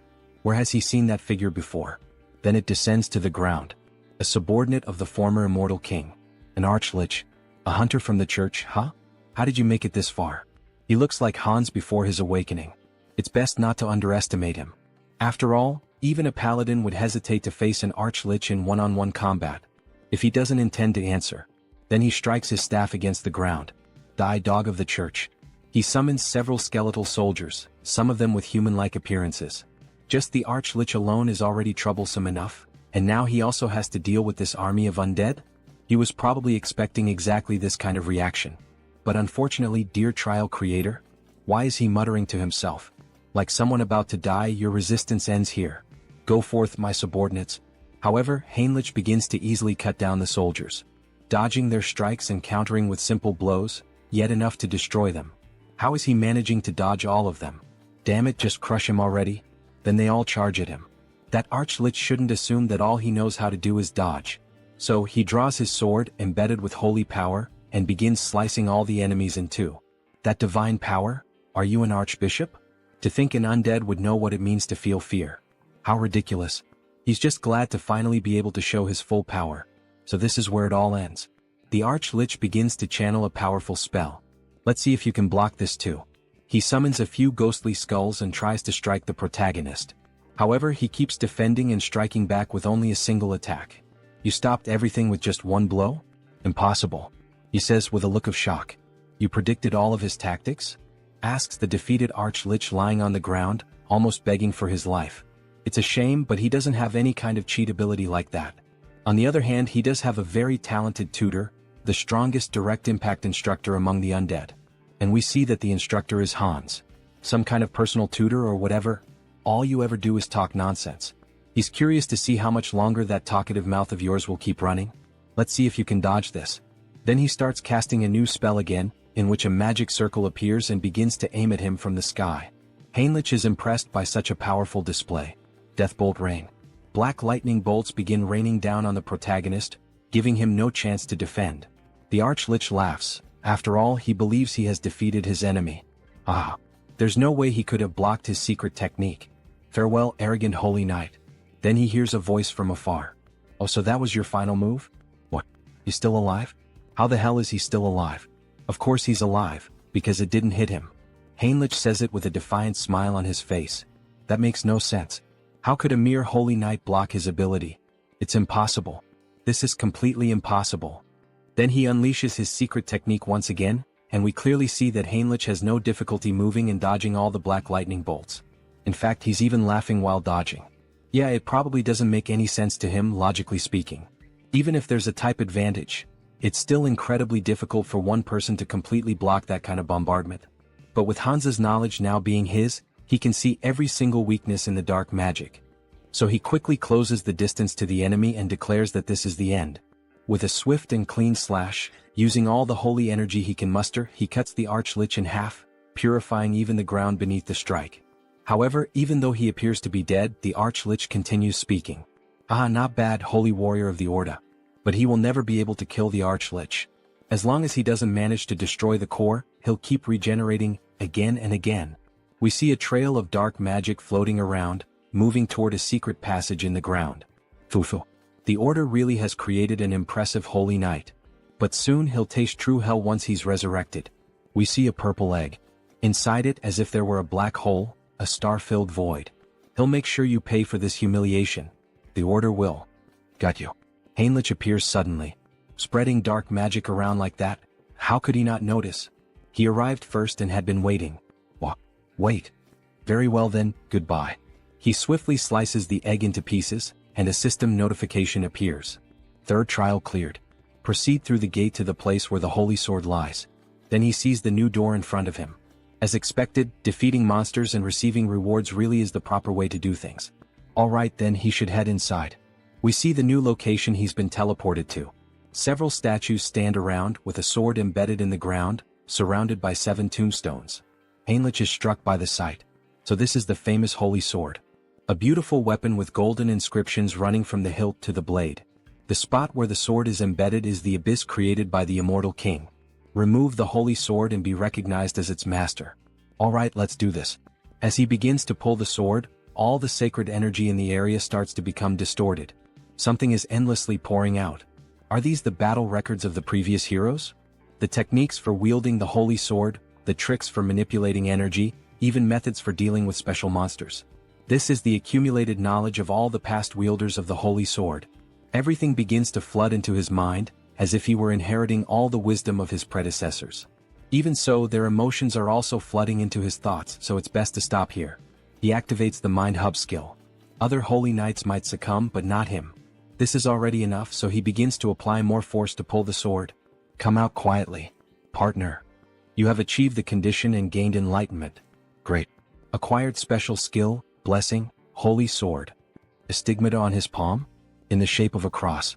Then the sword begins to shine intensely and vanishes. So he can use it like a subspace, huh? That'll be useful for drawing the holy sword.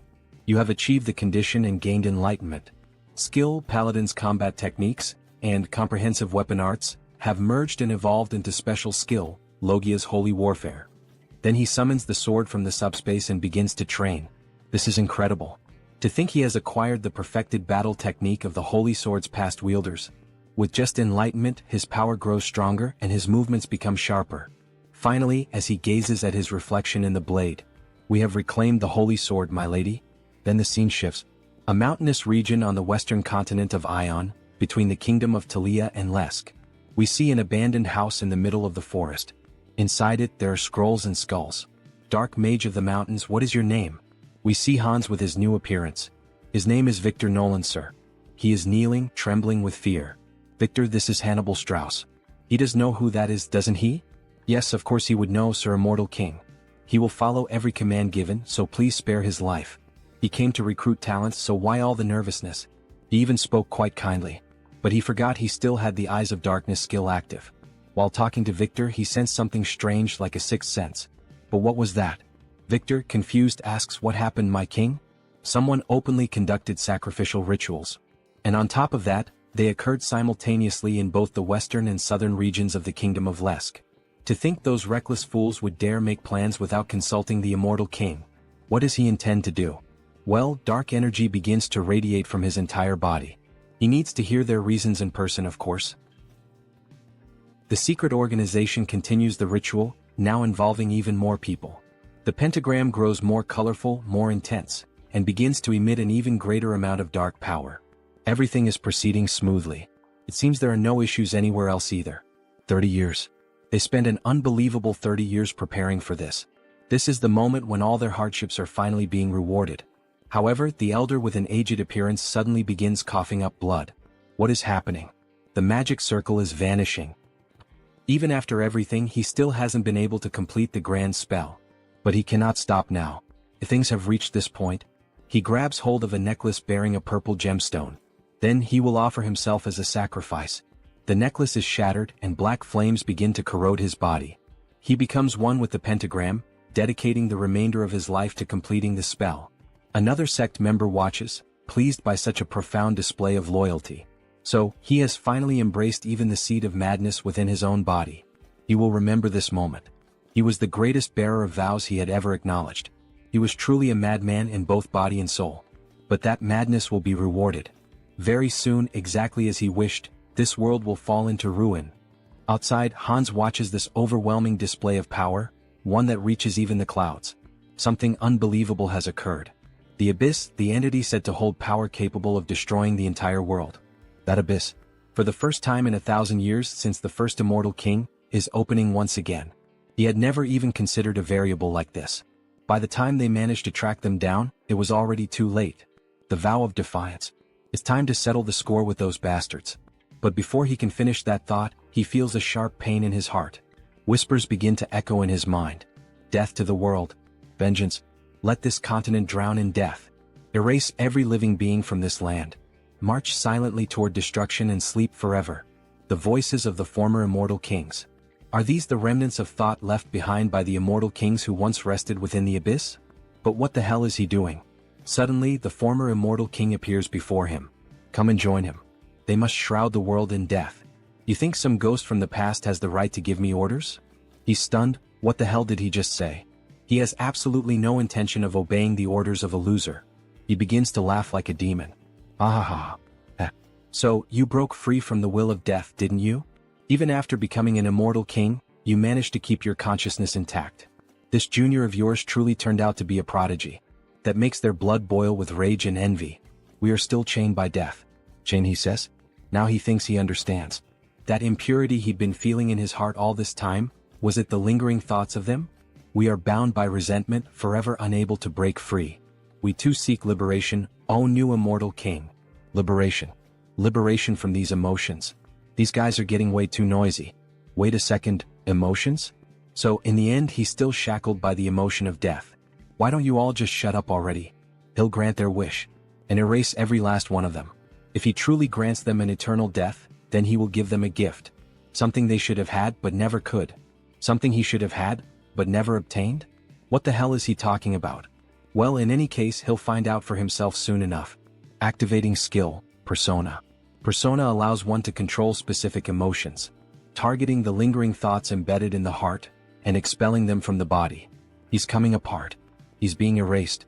At last, eternal death is approaching. Farewell, you pathetic old fools.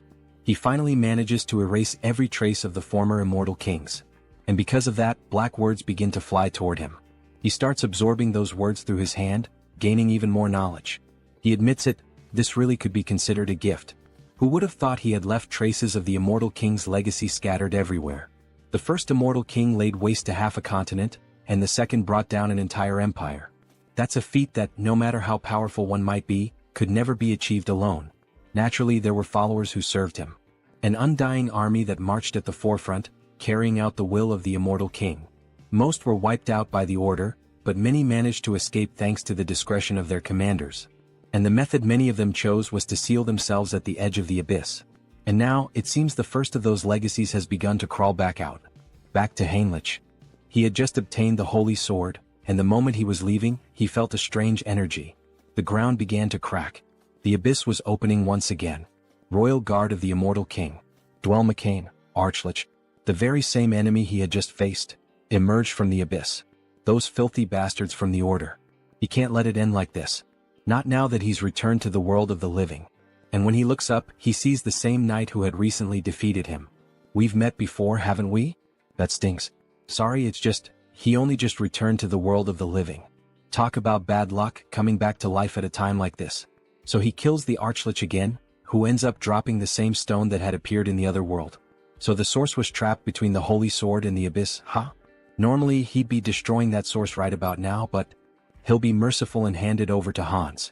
Make sure to serve him well as your new master. After all, he's a very good boy. Then Hans finally arrives at the location where the explosion occurred. However, he doesn't find anyone there. The ones known as the Vow of Defiance have already fled, huh? This must be the source of the abyss that shot up into the sky. He's sure of it, since the energy is definitely most concentrated right here. To open an abyss so immense that it could pierce the sky. But as he looks down at the ground, he notices a fragment of a strange object lying there. Upon inspecting it more closely, it turns out to be nothing more than a piece of metal. Did those bastards drop this?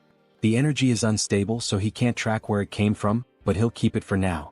The flow of leaked energy from the abyss continues to increase. The madness seeping from the abyss is resonating. Even though it's an unstable gate, that alone will already have a huge impact on the continent. He activates the skill, Eye of Darkness. Well, so this is the origin of the dark magic contained within the heart of the Immortal King. If he does this properly, he might be able to control it. He then begins to gather and concentrate all the abyssal energy into his hand, just like when he absorbed the ancient knowledge of the Immortal Kings. He's going to focus all his power into a single point, and absorb it. He merges with all the energy present at the location. He can feel it. The abyssal energy clinging to his heart and bones. It feels like his power has been greatly amplified. Those bastards from the Vow of Defiance have done him quite a favor. Should he add them to the list of villains?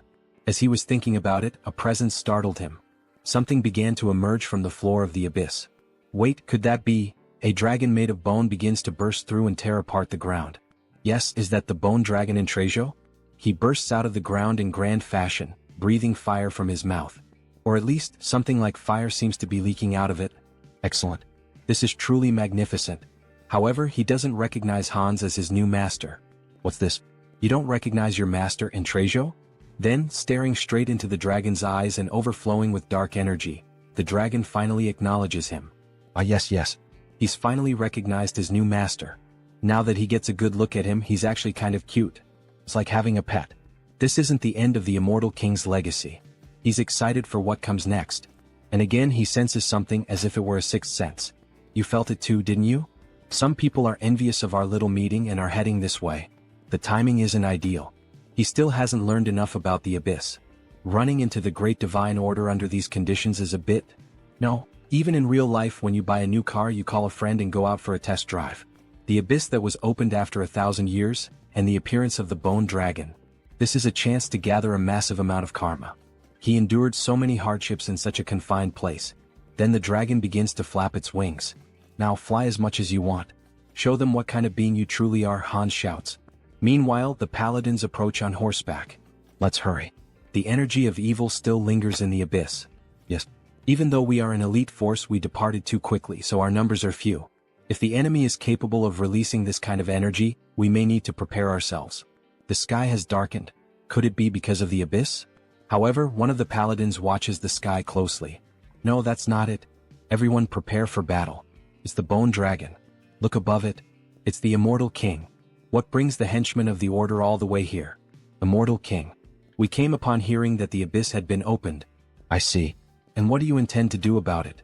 Are you serious, even after the disaster that unfolded across the continent just to open the abyss? Tens of thousands were sacrificed in a ritual. Tens of thousands. He knew rituals were happening all over the continent. Those bastards from the Vow of Defiance are even more insane than he thought. And that's not all.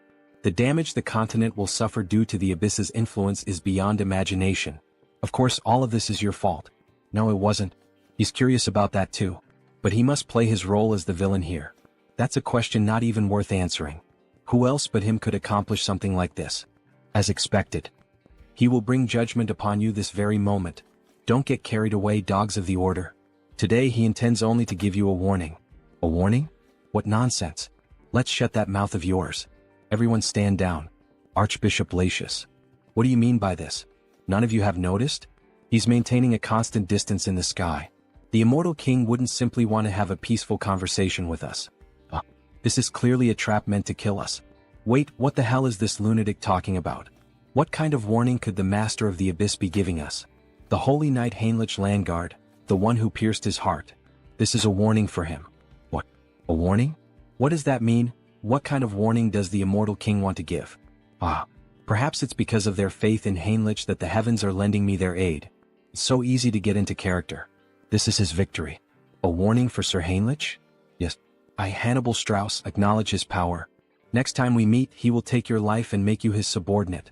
You dare to defile the hero of the gods like that. This is intolerable. For the climax he needs to emphasize Heinrich's name.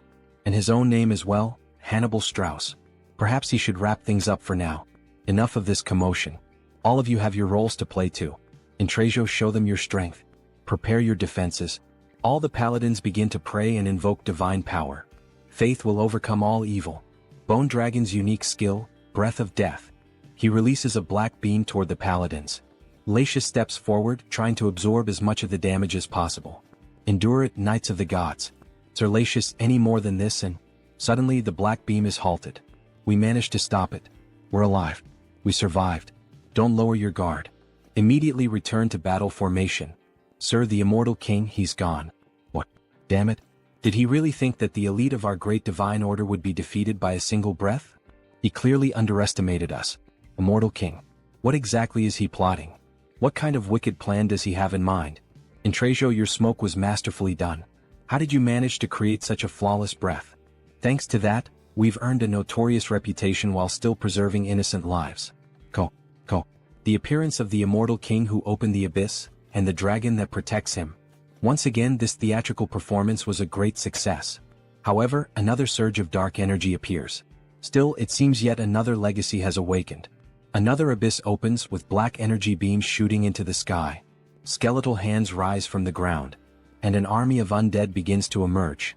He can feel the aura of his companions spread all across the continent. All troops advance. Knight Dullahan. Viscounty of the Kingdom of Charlotte. What the hell are those things? The abyss has opened here too. Everyone run. Damn it, he was wrong. We're surrounded. Surrounded? Undead would never have that level of intelligence. That can't be. Then they hear a scream. An undead of a different level appears and a soldier runs for his life. The undead are moving as one. Save me. Then he is sliced in half by the undead. We need to inform the Viscount. The Death Knight has resurrected in our kingdom. Meanwhile, in the new kingdom of the vampires, what is the current situation? The entire continent of Out Erica is in emergency mode. It's said that the abyss is opening all over the continent, summoning undead armies. And what about our clan's base, the kingdom of Talia? Fortunately, Talia and the surrounding nations haven't suffered any significant damage. That's probably because all the undead appearing nearby are being dealt with by Hans. But, is there something troubling you, sir? Any reports about the madness coming from the abyss and its effects? Aside from the undead, no one knows exactly what this madness is. It's still uncertain, but there's a growing number of disputes breaking out over trivial matters, possibly due to the influence of the madness. Isn't that a bit of an exaggerated assumption? Maybe everyone's just on edge. That's probably not the case. How can you be so sure? It's not just humans, even monster activity is being reported as unusual. Even the monsters are becoming more violent, which means that the madness is affecting all living beings on the continent. Humans are being killed more frequently. Even the monsters are killing each other. Everything is getting worse. From now on, gathering information about the madness will be our top priority. Understood, Lord Hines. He seems to be truly concerned. Hans is busy trying to regroup the Immortal King's dormant army. And he also can't leave his post. At this moment, the place with the most information is the one and only Grand Divine Order. In the end, Heinrich has to take action. Then Heinrich finally reveals his beautiful, large and thick sword to our saint. Jokes aside. She is impressed by Heinrich's holy sword. He offers it just like in the Princess and Prince tales the saint used to read. Sir Heinrich, she knew you would succeed. He is happy to live up to your trust, saint.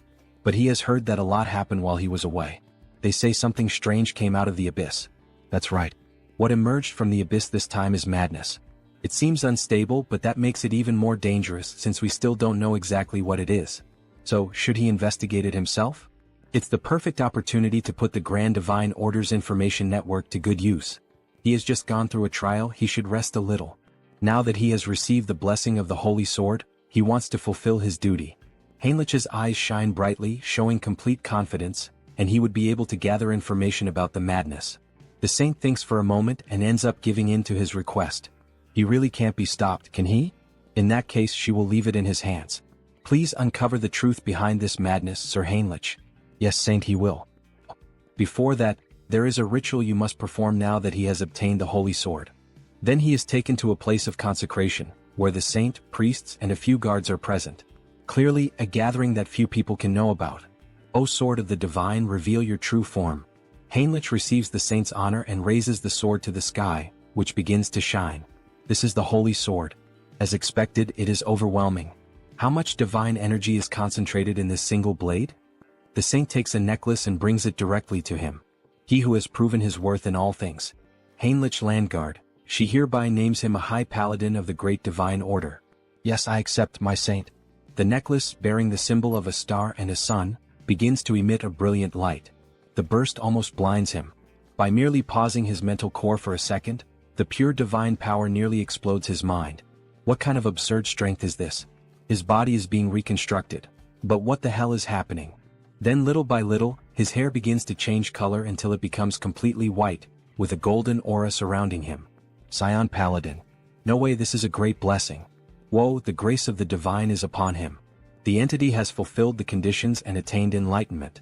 Special ability acquired. Great blessing. Knight of Light. His hair turned white? It's radiating the same feeling as the saint. She, Raystar, Saint of the Great Divine Order, formally greets him. Saint? Saint Heinlich Landguard. No, Holy Being. Holy Being him? The great blessing can only be granted by the will of the divine, which makes it the clearest sign of holiness. Bring it. Wait. Does this mean he's now on the same level as the saint? Then the servants bring him something interesting. This is, by any chance, the Guardian of Glory. It's a set of top-tier armor, forged by the finest craftsmen of the Great Divine Order. Every part is made from rare metals like mithril and orichalcum. On top of that, it's layered with high-level holy enchantments and divine barriers. It's practically a moving fortress. You could even call it a sacred relic in its own right. As expected from this armor, just by wearing it, he can feel the overwhelming divine power. The ultimate weapon, the Holy Sword, and the ultimate armor, Guardian of Glory. With this, his gear is complete. Looks like we'll be working together from now on. It's an honor. He tries to strike a hero pose. Working alongside the saint. He's not sure he deserves that. So this is how things are going to be from now on? To be honest, she has been working until dawn every single day, and it has been exhausting. She's so happy to finally have someone to share the load with. Until dawn? Isn't this just a punishment? Or is it just me? Alright. The Continental Summit is scheduled to reconvene soon. We'll be discussing plans to wipe out the undead that have been appearing all across the continent, alongside the Immortal King. She'll be counting on you, Sir Heinlich. He'll give it his all, Saint. Alright then, let's give it our all until the summit, Hans. Who do you think is going to win this fight? Heinlich or Hans? Tell me your thoughts and see you in the next chapter. Then we change scenes. We return to one of the first locations where the Immortal King's troops appeared. We see a village completely destroyed and in flames, and a demon walking over the scorched land. They are pathetically weak. We get a clearer view of him holding a huge sword reminiscent of Guts from Berserk. Several men lie dead on the ground.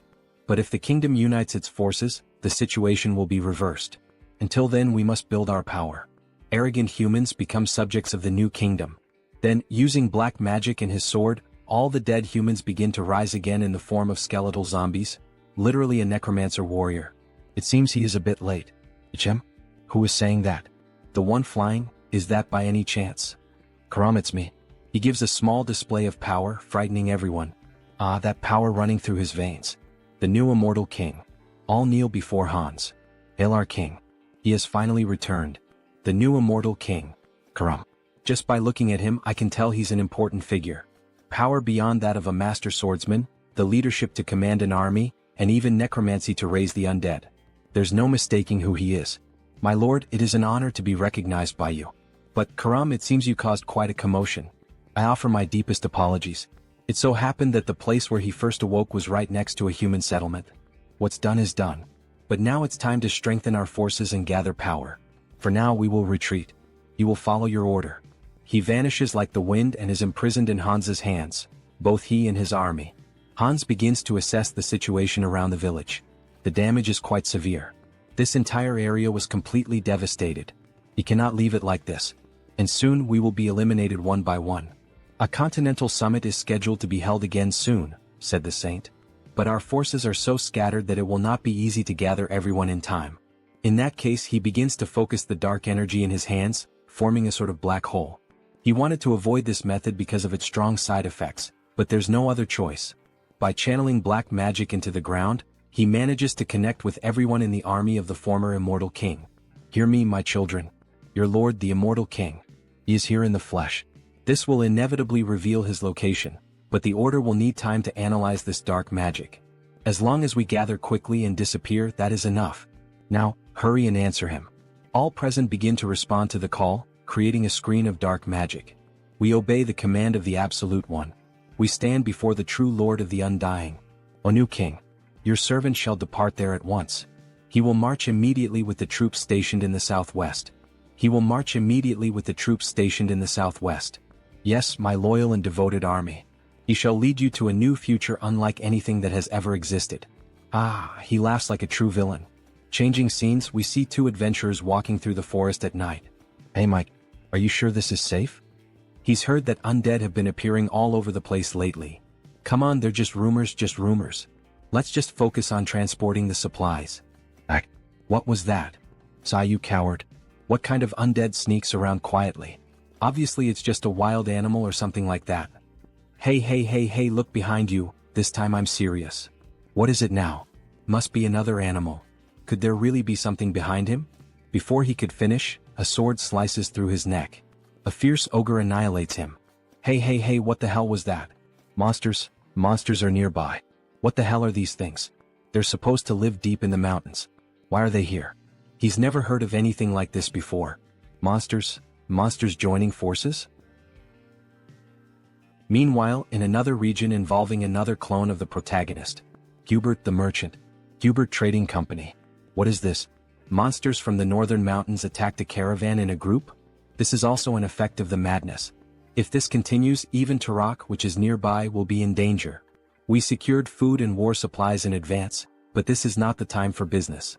Small merchants chase after coins, great merchants chase after hearts. Times like these call for providing help. He begins to analyze the map of the kingdom and nearby cities. Aeonia County. Fortress of Steel. But still, specifically where? The Fortress of Steel is recruiting mercenaries on a large scale? Just the news we needed. Recruitment of mercenaries? It seems that the Fortress of Steel is also in trouble. The monsters from the northern mountains are showing signs of moving south, right? And the gossip in the tavern continues. They are not ordinary monsters. They are advancing as if they were enraged, making Harley's group hear the news. Everyone heard that, right? What do? Harley, and you? Well, of course he's going to join the fight. You can't miss an opportunity like this, right? That's Harley. So when are we leaving? Why do you ask? Harley, don't tell me. Of course right now. Aha, he runs off excited for finally having a fight. But his companions realize that something is missing. Did he pay for the drinks? No. Grab Harley now. Make that bastard pay for the drinks today. Tarak Mercenary Guild. Finally, Harley arrived at the place. Hello Harley, welcome. Meanwhile, the members on the floor exhausted after trying to force him to pay for the drinks. That guy who looks like a monster. Oh, so this simple guy knows Harley? Of course. If you don't know Harley in this field, you must be from another continent. Then this will be quick. He and these three are signing up for the mercenary recruitment.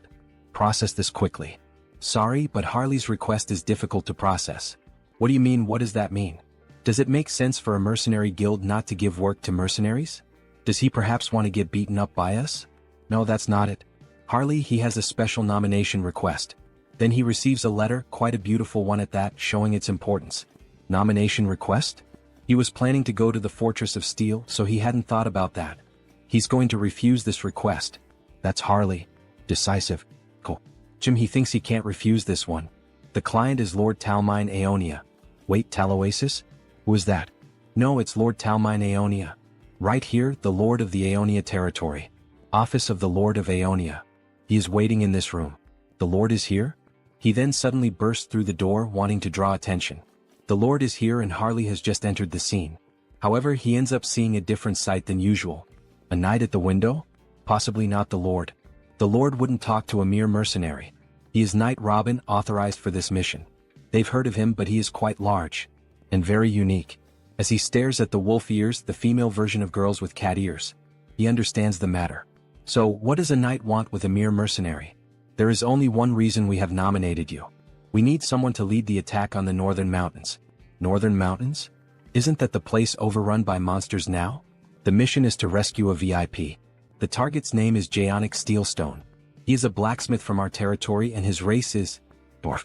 We have images of him in some mine, mining some kind of bluish crystal. Switching scenes, we see a hospital in Seoul. We should go now, Grandma. Ah, she's fine, so don't worry, go ahead. He is happy that she is feeling better. Right? The doctors were also surprised. It seems she may be discharged soon. But there is something strange. Strange. According to the doctor, it is as if a high-ranking priest had poured divine power for days. Where would someone humble like him have such incredible connections? It was him, a pity he can't reveal that information, at least not now. Grandma must have overcome this on her own. She is strong. Right? Wow, our grandma who spent her life serving others was finally rewarded? Ah yes. How is your moving plan going? He found a house in the suburbs for a quieter life. Oh, a private house. Hang Sung-hyun is successful now. But isn't it hard to be far from Seoul? It is a sacrifice he is willing to make. Apologies to Tae-san for worrying, but now that the duration of his projection has increased, he can easily travel long distances. He won't sell his old house and will use it as a base. The main reason he managed to get a bigger house is, he doesn't know how many clones will appear in the future. This last page of the chapter looks a lot like solo leveling. Then on the next day we see the snowy mountains and Harley walking with a group. Is it because this request comes from the Lord himself? Everyone is being very proactive. And that knight over there is really impressive. He is not just delivering the request, he is actually participating personally. A little further and we will reach the last area where Jaonic left a transmission. He sent a transmission? Yes. The moment he noticed the monsters acting strangely, he hid in a safe cave and contacted us with a magic device. Did Jaonic really need to climb the mountain at a time like this? Well, he couldn't have known things would turn out this way. Dwarfs chasing rare minerals is nothing new. I see these are all well-known mercenaries from Turok. Using such elite people as guides. How incredible Jaonic Steelstone is as a blacksmith. Careful, monsters. Some ice ogres appear in front of the group. Leave this to us. The two combine crossbow arrows and fire magic to form a strong combo. They fire directly at the monsters point blank. However, to their surprise, after the smoke of the explosion clears, the monsters remain unmoved and without apparent injuries. The further we advance, the tougher they become. Their vitality and defense also seem unusually high. Looks like he'll have to intervene.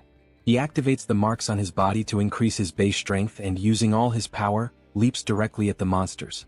Grabbing both their heads and smashing them together, making an instant double kill. Two others try to advance against Harley, who with 2 punches smashes the monsters' heads. Harley, watch your back. 3 of them at once? Bare fist might not be enough. If he used wild instinct he could finish this easily. But they might mistake him for a monster disguised as a human. In that case he puts strength into his legs and jumps directly at the enemies. Charging power into his hands, he pierces one of the monsters with his bare hands. The other ends up making a huge cut on his chest, and the last monster using both hands together. He's going to finish this before even landing. Invisible hand operation. What? He just punched 3 of them at once? Now they don't know who's really the monster here. Is something like that even possible? He's already seen this several times just today but still can't get used to it. Harley starts consuming the magic stones. Wait, Harley? What are you doing? Sorry, he was so hungry that he did it out of habit. Out of habit? He can't believe it. It's the secret magic of our tribe. We absorb energy by eating magic stones. She has never heard of anyone capable of doing that. There's no way eating something like that wouldn't harm you. Nah, he's fine. He's used to these crystals, however, something strange happened this time. Blood starts coming out of his mouth. No, he's not fine. Ah, what is this nausea? Annoying. It feels disgusting. He wants to crush everything. Should he just annihilate everything? Yes, let's kill them. Such violent emotions. Thanks to the mental link he is holding himself back, but that's not all. Every muscle and sense is becoming more active. Could it be? He starts to see a red smoke coming out of the monsters as if it were some kind of aura. Madness, madness spreading throughout the whole forest. Switching scenes, we see Hans. Quite a sight, isn't it? Several ghost soldiers and a lady in black kneeling before the immortal king. She pledged her loyalty to the king. Banshee Queen Olivia. A high-ranking officer of the undead army, a Banshee Queen with a ghost unit. What an incredible achievement. A lineup worthy of the history books like in Trejo or Karam. Well done, Olivia. She has gathered far more strength than he expected. As the king commanded, she minimized clashes with humans and gathered the children. Olivia, there is something he needs you to do. Command it and it shall be done. That people's organization. Extract every fragment of information you can from the oath of reversing heaven. Her ability is perfectly suited for this. It is an honor. Olivia will do her utmost. What is it he most desires from them? Why, of course, absolute obedience. Hear me, my children. Hunt down every last remnant of them and drain their souls, and dedicate everything to the king. I would like to thank the support of our subscribers and say that our latest video of this manhwa is close to 100,000 views. Thank you very much to everyone. Keep subscribing and commenting and I will keep releasing this manhwa. See you in the next video. Meanwhile, their vampire analyzes the latest news. Hans managed to unearth this kind of information about the Banshee Queen, obtaining details that most would not even dare to search for. Information about the state of the nation coming from the Brokaslak clan, about the underworld coming from the Banshees, and he can count on Harley for anything related to madness. But why does he have this feeling of fear? As if he were having a migraine.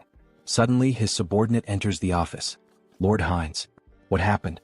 A short while ago in the demon forest, a report arrived that the monsters started attacking. He sent 2 of the purebloods there, so it should be all right. That is not all. Jim? The monsters in the northern mountains started descending to the south with full force. This spreads in all directions in an instant. This is madness. Something that cannot be seen, as if it mixed with the air. Everyone is being corrupted by madness just by breathing. Wait, what about his companions? The effect is small, but they are not completely immune. It seems the effect is lighter on humans at least. We are about to reach our destination, so let's hurry. Just a little more. Even so, this is really dangerous, isn't it? His body keeps having spasms. His physical abilities are becoming explosively stronger, but in exchange, it seems he is losing control of his own body.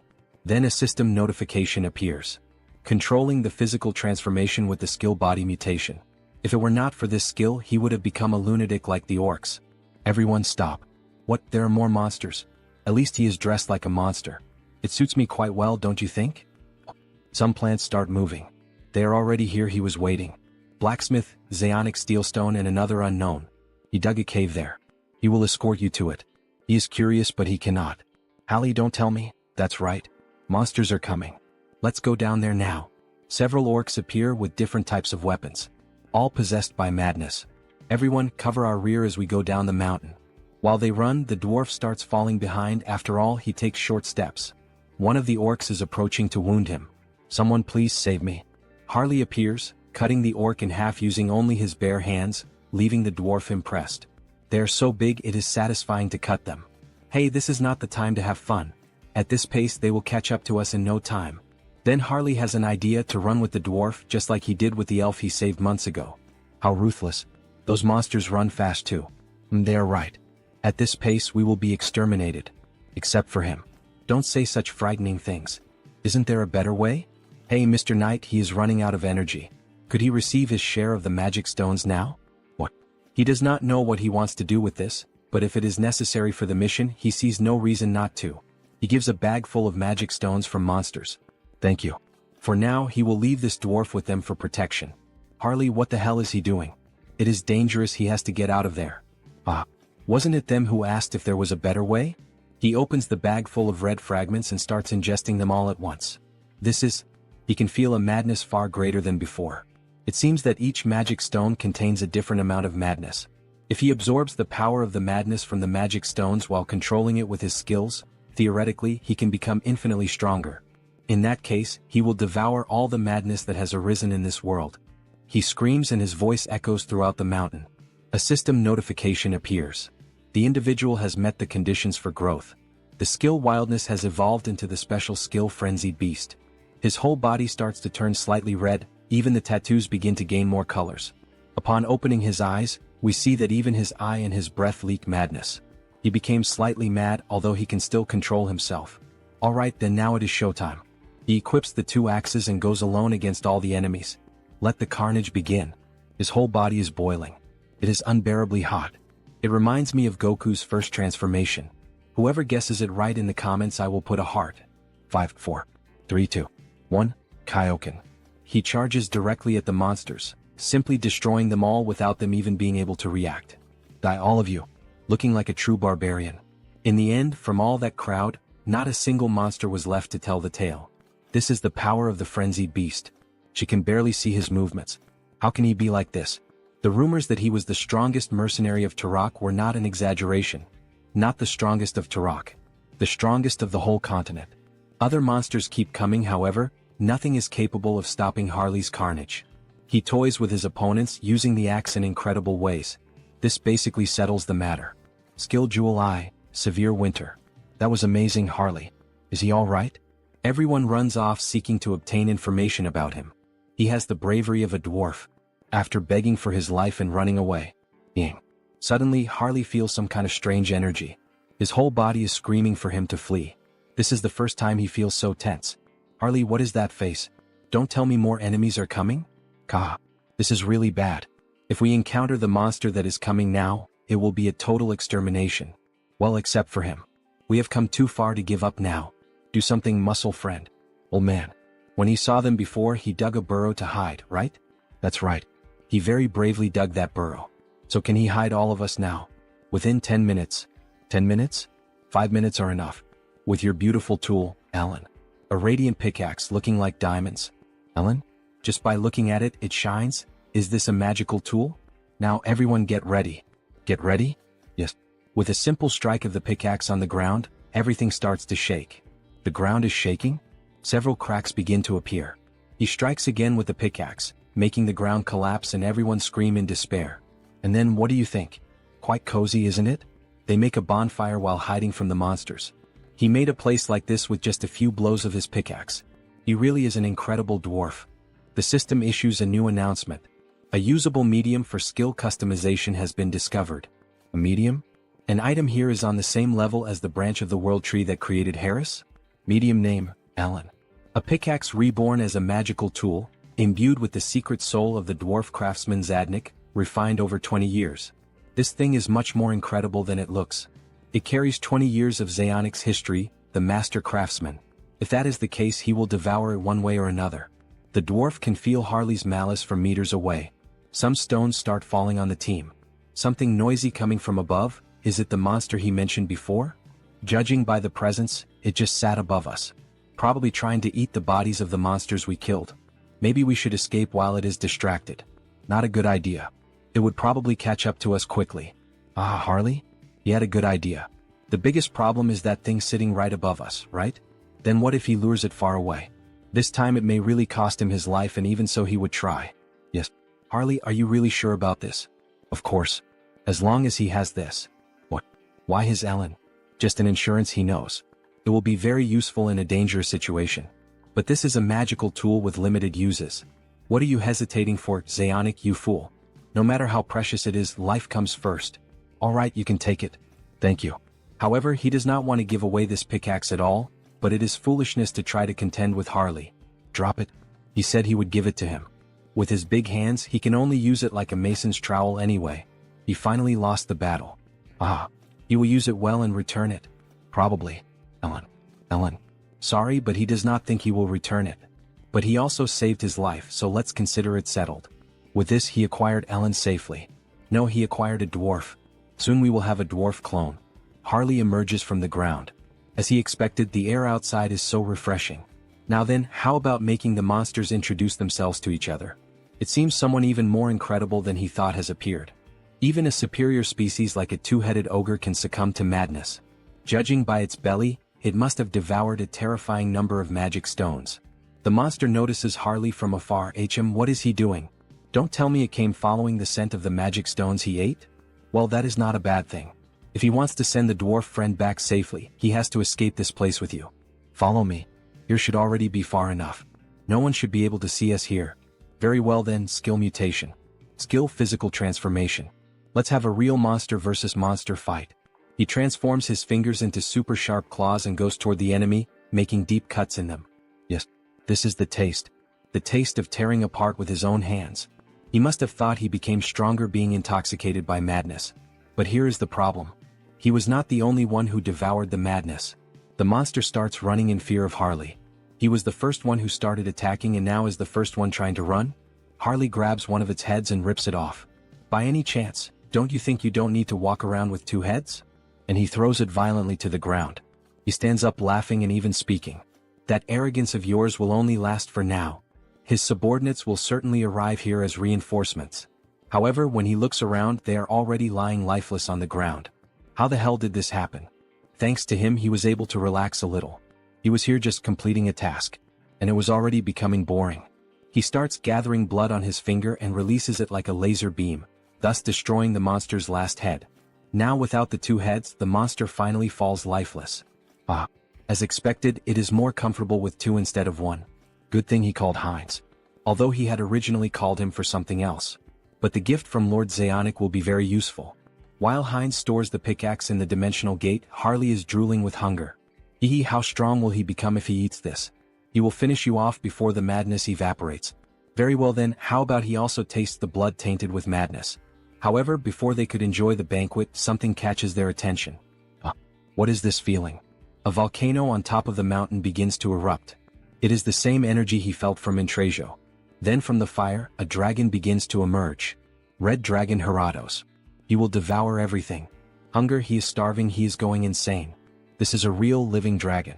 Depending on the era, they can even be revered as sacred beings. But that one was completely devoured by madness. There is no point in expecting a rational conversation. A half-breed human and a vampire? What fine snacks. They might be enough to sate his hunger. Who should he eat first? No, it is better to devour you both at once. They prepare for battle. Harley and Heinz pierce the dragon's eyes at the same time. However, the dragon only laughs. As expected of a dragon. Already healed. With such thick skin and on top of that this regeneration ability? That is totally unbalanced.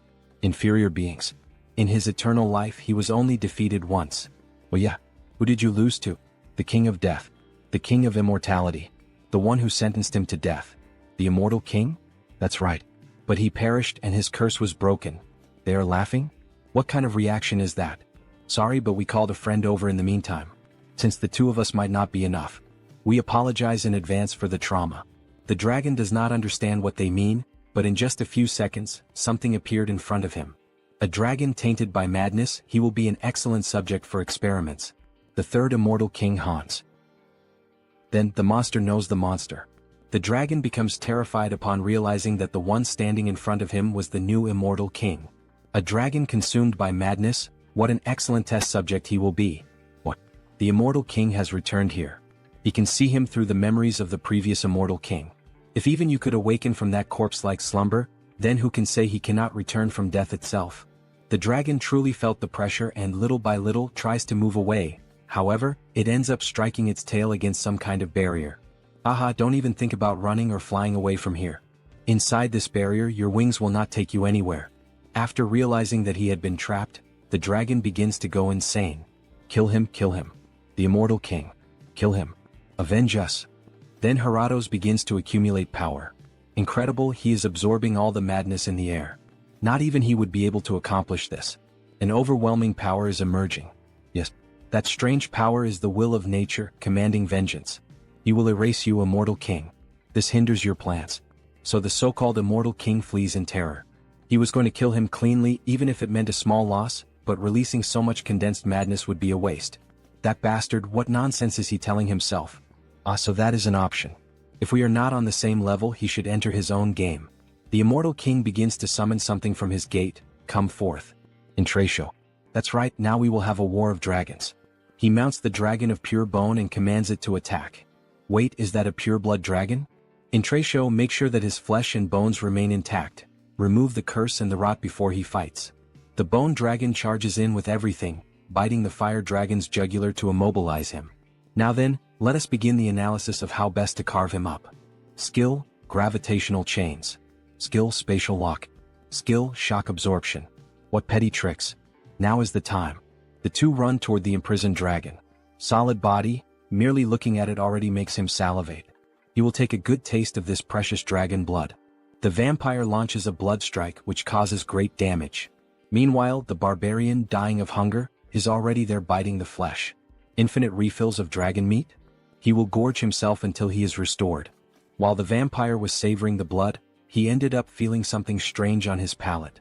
The blood itself is good, but the madness mixed into it keeps getting in the way. Wait, madness? It seems our protagonist had some kind of idea. Haratos manages to free himself from the chains. Did those insects think he would just sit and watch? Bruh. At this range there is no way to dodge. But they did not use it. He is not the only one with a breath attack. To keep pestering me like this, burn you cursed dragon. After both dragons charged their unique abilities, they fired red and blue breaths, causing a huge explosion in the middle of the ice mountain. Meanwhile, the vampire begins to prepare something. He focuses every drop of blood in his body and pushes the mysteries of blood to their extreme. Great sword of blood. He prepares himself, uses the acceleration skill, and delivers a tremendous strike to the dragon with his new sword. That worked. You useless insect. Useless. An injury like this is nothing, he can simply regenerate it. Sorry, but that is not his goal. What? An insect, huh? That is the perfect word. What is this? Your stockpiled madness looked far too appetizing, so he simply slipped a parasite into your body. One so vicious that not even dewormers will work. That's right, Harley entered inside the dragon's body. And the texture? Not bad at all. Let's see how much he can gut this restaurant. See you next time, guys. Inside Haratos, the feast seemed endless. The deeper he dug, the richer the nutrients that surged through him. The dragon's body reacted violently, muscles convulsed, straining to crush the parasite gnawing within. The pressure threatened to shatter bones and rupture organs, yet retreat was not an option. He would keep devouring until the beast's body refused to move. As the consumption continued, notifications flared in his mind. The creature's regeneration had surpassed its natural limits. The skill had advanced into something far more dreadful. Ultra regeneration. Lost vitality surged back with overwhelming force, and its meaning became clear. This was the dragon's true gift, a power that could restore the impossible, even without feeding on a magic stone. For Haratos, the wound was nothing more than a scratch. For the invader, it was proof that every effort seemed worthless against flesh that endlessly rebuilt itself, while the dragon dismissed all resistance as the pathetic tricks of an insect. Once again the notifications surged before him. The creature had fulfilled the conditions to evolve. The skill Devour transformed into the special ability known as Gluttony. Gluttony, just like the 7 deadly sins. A shiver rippled through his body as the change took hold. Scales suddenly began to form across his skin, undeniably dragon scales. The realization struck hard. From now on, through consumption alone, he could absorb traits. Every single one of them would be his to claim. The dragon grew restless, its rage boiling as the parasite dug deeper inside. If the intruder refused to leave on his own, Haratos would rip him out piece by piece. Yet the fight shifted before he could act. The immortal king and the vampire launched a coordinated strike alongside Horatio, who tore into the beast's neck, while Heinz's blade carved through with relentless force. That was the effect of gluttony. With Harley suppressing the madness, even the dragon's bloodline fell silent. Just one taste, and a torrent of power erupted within, flooding him like an unstoppable tide. And at last, the notification appeared for the vampire. The special skill Clan of Blood, True Blood, had advanced to a far greater stage. As expected, to ascend into sacred blood, the condition was clear. He had to drink from an opponent far superior to himself. Heinz seemed to realize something, hesitating, but Harley confirmed it. The discovery was undeniable. They had finally located it. Haratos' heart. Checkmate. The ultimate magic stone, the dragon heart. Bon appetit. The first bite tore through, and the dragon convulsed in agony, the pain erupting straight from the core of its being. Moments later, the mighty body collapsed, lifeless upon the ground. The battle had ended. Intracio's efforts had carried them this far. His task was complete and he could now rest. Laughter followed, triumphant and raw. From the twin-headed ogre to the dragon raid, every challenge had been cleared. A final image lingered, a symbolic snapshot of the 3 victors standing together, their silhouettes marked by the hunt of a dragon now fallen. The dragon's eyes snapped open for one final breath. This time, the immortal king carried no desire to destroy the world. If he chose to take a few bones, there would be no need for resentment. He would put them to good use. The blood too. And the horns. In the end, every piece had value. None of them wasted anything. The trio moved like a flawless cleaning crew, each collecting a share of the fallen beast. The corpse of a dragon truly was a treasure vault. prime ingredients for rare sorcery gathered all at once. The scene resembled that old meme of a robot staring at an empty plate. Oh my god, nothing left. Even the blood, overflowing with the power of dragon lineage, had been secured, certain to prove useful later. Yet the greatest beneficiary of the raid was not the immortal king or Heinz, it was Harley. On the ground, Harley writhed in agony. His body twisted and shifted as something unnatural surged within him. This time the transformation was not smooth. Perhaps he had gone too far even for his limits. Absorbing all the madness of those monsters, his insides felt as though they were tearing apart. Control slipped with every second. Only the method inscribed within the dragon heart could save him. The madness flooding his body had to be woven together with the dragon's essence. As he forced the chaos into alignment, strange markings spread across his skin. A heavy feeling swelled inside him, followed by new notifications. The creature's race has changed to Dragonkin Hybrid. Special skill, Heart of the Mad Dragon has been acquired. Harley's body no longer felt the same. On the surface, his anatomy still resembled that of a human, yet something deep inside had shifted. The change was undeniable. His very essence had risen beyond its former limits. His being had ascended. See you next time, guys. So we see Harley's hand covered in scales. For the entire race itself to change, this is the power of the dragon's heart. Alley. Race, Dragonkin Hybrid. Then a notification appears. Special notes.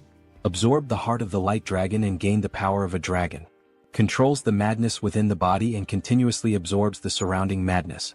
The jeweled eyes have merged with the dragon eye, becoming even more effective.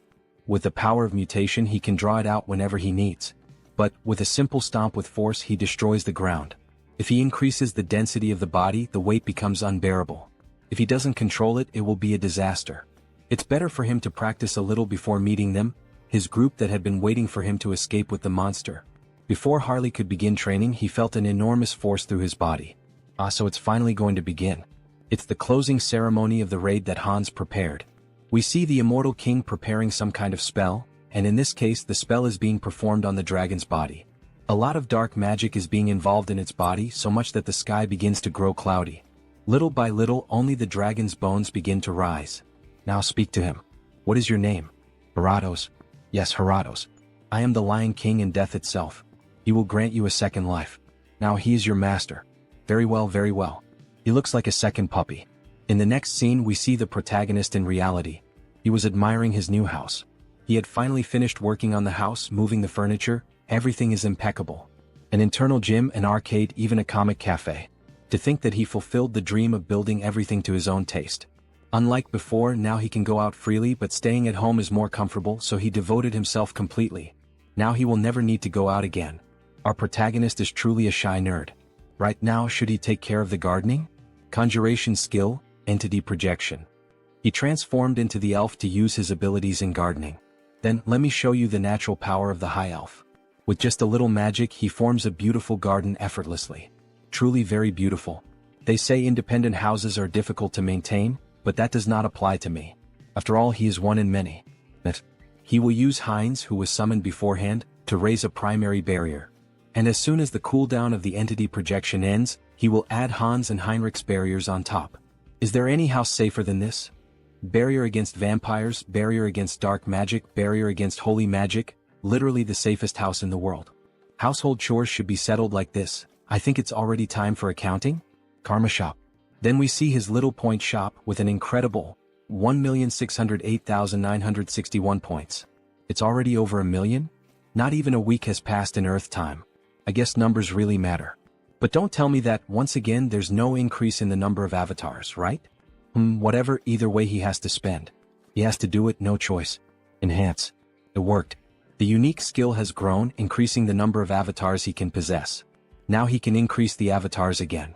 Let's see what else he obtained. Avatar potential increases. The learning ability of each entity improves further.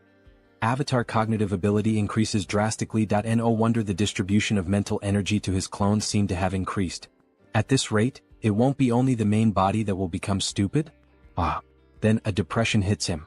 No way, the clone is me and I am the clone, so whatever. Next. The unique skill has grown and blooms with possibilities. Special skill Avatar Cloud acquired. Avatar Cloud. Shares avatars items within a small subspace. Avatar Cloud?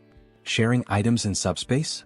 That practically means the protagonist can transfer across dimensions. He won't even need to fetch them in person anymore. Let's test it right away with Ellen. So they really can transfer the item from a clone to the creator's backpack without any problems. Excellent. This could massively expand trade with Hubert. He can even send the source of the arc lich that Heinrich kept to Hans. Then now shall we start the main event? Sorry for Zeonic, but hey, think of it as the price of your life. Using the customized skill. Time to summon a dwarf. An explosion happens in the garden, and finally a new clone is made. He needed a craftsman to take care of the clone's equipment. Finally he would have a reliable blacksmith like Zeonic. What is this adorable little lock? This isn't what Zeonic said it would be. We officially have a buff baby with a protagonist's face and a beard. See you next time, guys. What's with that adorable look? Customize. Increase the height to the species maximum. Make the face a bit younger. Grow the beard to look stylish. The body too. Is starting to look decent. Is ready? A dwarf who will serve as the blacksmith of the tattooed ones. Now he truly looks like a real dwarf. From now on his name is Howard. And of course it would be yet another name starting with the letter H. For some reason the protagonist really likes that letter. It's a pleasure to meet you, Howard. Likewise, my creator. Then a system notification appears. Howard. Species, dwarf. Individual trait, artisan S spirit. Special notes. Han Song-hyun S 8th avatar. Born as a dwarf using the artisan S pickaxe as the medium. The influence of artisan S spirit grants additional bonuses to crafting actions. Perfect, exactly what he had in mind. The first attached skill is precisely the type he wanted. If he were to point out a small problem. Just like Harris, he lacks general knowledge. Why can't I? He'll have to use Harley's connections again, but the north is in chaos so it won't be immediate. Alright, then he'll have to do that. Heinrich will have to intervene. It's time to make some calls. It's been a while, how have you been? Lord Heinrich, did something happen? He has an urgent favor to ask. A favor? Just ask and give the orders and she will carry out everything. Prepare materials on materials engineering, especially metallurgy, which deals with metals. He doesn't care how much you bring, whether it's articles, videos of craftsmen, or anything else. Yes, sir. Forging techniques can be pre-trained using information from Earth. He will need to set up a workshop in Turok. Practical training will be more efficient in Euterica. In the next scene we return to the second planet. Some kind of material is coming out of the new system acquired by the protagonist. The avatar cloud is really useful. He can't believe he could receive Heinrich's gift so easily. Finally, he'll be able to make good use of the source. Now rise. There's something he needs you to do. Then from that crystal, we see that it was actually the necromancer, who awakens from his deep slumber after being defeated by Heinrich. Who are you, daring to summon McCain? It's me. Oh, immortal king. He was sure the hero had defeated me, sniff. He's truly incredible. Dwell McCain. He called your name. The necromancer swears loyalty to the immortal king. From the memories of the former immortal king, he was quite a skilled strategist. The more capable the one he can use, the better. Though with that slightly cute face resembling a dog, he doesn't really seem that strategic. However, their conversation is interrupted. The girl Olivia. She pays homage to the king. So, what happened all of a sudden? He came to report on the order the king issued. Report. Speak. He ordered Olivia to pursue the Oath of Reversal. Extract every piece of information she can from the Oath of Reversal. Her ability should suit that task perfectly. In that case, they expanded their investigation westward across the continent and extended it into parts of the Central Empire. And she discovered a location suspected to be a key fortress. So she finally found the place. Very well, Olivia. The girl, she will devote herself completely to the king. However, the necromancer seems confused. Olivia has no bones, how can she devote body and soul? That kind of reminds me of Brooke from One Piece, haha. Obviously, she becomes very nervous and shoots him a deadly glare. Olivia has no bones, how can she devote body and soul? Well, there's something he needs you to do immediately. Help Olivia. What? He really got nervous about going out with Olivia. After all, she is bloodthirsty. Yes, immortal king. He will follow your order. Olivia. Make sure to force them into submission. If necessary, you may bring Karam. Yes. Everything according to the king's will. The trail of the Oath of Reversal was finally detected. Just a bit, wait just a little while. He will come find you soon. In the next scene we see several souls in a city. Tabishi, Agirian Empire, Central Continent. In one of those houses we see a woman with pink hair. For a moment she thought she smelled Olivia's scent. Well, that was probably just her imagination. There's no way to find me now. Current leader of the Oath of Reversal. Immortal King. She will never live as your slave again, not twice. Former succubus of the Undying Army. See you in the next chapter. Don't forget to like and subscribe. Then, that beautiful succubus hears someone arriving at her house and decides to return to her standard human form. Please come in. Hello, Sienna. We see a drunk man introduced as Pledge of Defiance, Andrew Weaver. Oh, you look as gorgeous as ever, my queen perfect. Enough talk, Andrew. Have you already identified the new leader of the Brokosla clan? Of course. The target is a pure-blood vampire, his name is Heinz. Even if he is pure-blooded, how could he take control of a vampire clan? He's still not sure. What? She gets irritated by the empty answer, however, something funny happens. Sienna. Her horns are showing. He has already explained it several times. His skill trajectory is approaching clairvoyance, but to see in more detail he needs to refine it with karma. And this information is very important, my listeners. Could this Andrew also be a human from planet Earth like our protagonist, since he mentioned using the shop upgraded with karma? It seems this story is getting even more interesting. Enough. She doesn't need to hear his excuses. She could at least provide some data. As good as a long-range surveillance skill is, without any information the sight will be only blurred. In any case, it's fortunate that the new Lord of Brokosla is not of sacred blood. We should be able to eliminate him easily. Will she handle this personally, Sienna? As if she could. Then Sienna looks at a very old clock, apparently embedded with magic and a seal. The most powerful vampire clan on the continent, Persia, will wage a war of conquest. Back in the world, we see the protagonist's new avatar already working, the dwarf. She gathered the data quickly. Right? Well, after all, it was a special order from the Lord. She put all of Heterosai's resources into it. The metal's properties, how to hold a hammer, and its practical application. He can't really understand just by looking at the data. But a dwarf is a dwarf after all. Howard should be able to understand it, shouldn't he? As soon as the cooldown time of the teleportation circle ends, he must send it to Hubert's workshop. Alright, she has one more thing to report to the Lord. What is it? She confirmed that Bianchianho is in contact with other factions. Other factions? She will investigate a little further to find out who they are. Bianchianho, what the hell are they planning to do? Well, there's no need to worry and try to deal with it now.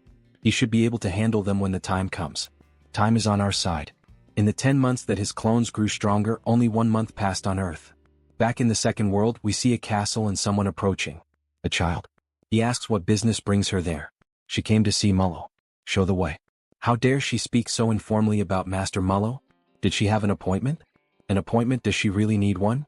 They will know who she is if she simply says Breaky. How insolent. He will inform Master Mullo then, so please withdraw for now. Mullo quickly appeared behind the servant. There's no need for that, you may leave.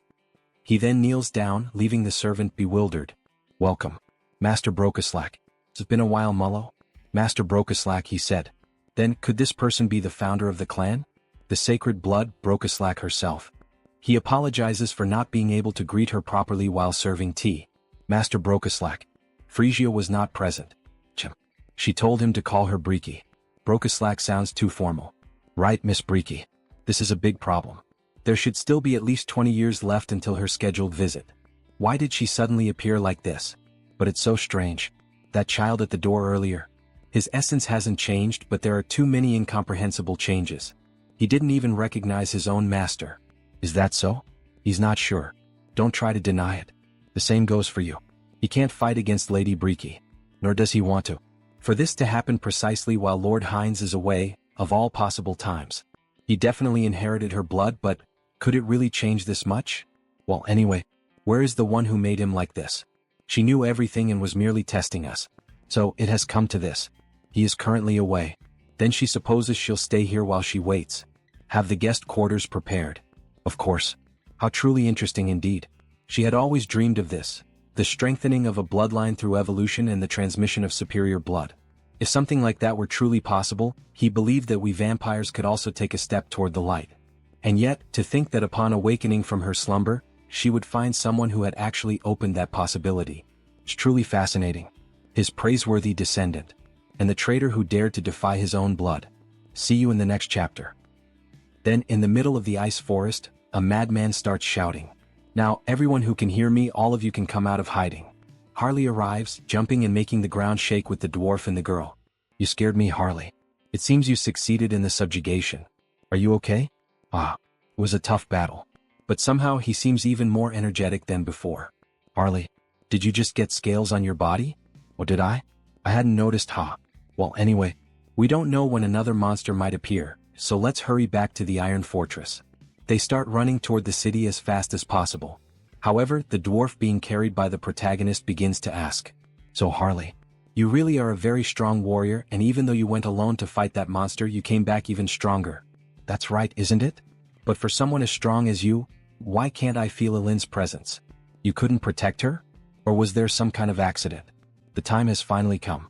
He's planning to leave Jaonic in charge of Howard's education, so he can't let this get complicated.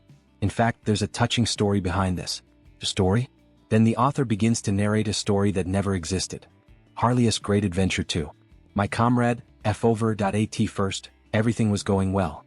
The beast was strong, but he had already expected that. However, the area was already surrounded in multiple layers. This can't be. Even for me, how am I supposed to? He used all his strength and began slaughtering the monsters. Even so, he was gradually being overwhelmed. Damn it. From behind too. He was about to be struck by a surprise attack, and at that moment he prepared for death. And then, suddenly he just heard a sound and saw something broken on the ground. When he approached, he saw that it was the enemy's attack in Elin. She had saved him from the deadly strike. Don't die, Eliane. She will definitely be avenged. He will never, ever forget that debt. Then, with a ferocious roar looking like a super scion, he summoned a red aura around his body and scales appeared. The monsters were terrified at first. However, there wasn't even time to react. He simply obliterated every enemy in front of him. This is revenge for Elin. Meanwhile, the dwarf was sobbing uncontrollably. What a sad story. At the moment when his thirst for revenge reached its peak, he realized something, that the blood of a dragon flows within him. He only discovered that thanks to the last chance Elin had given him.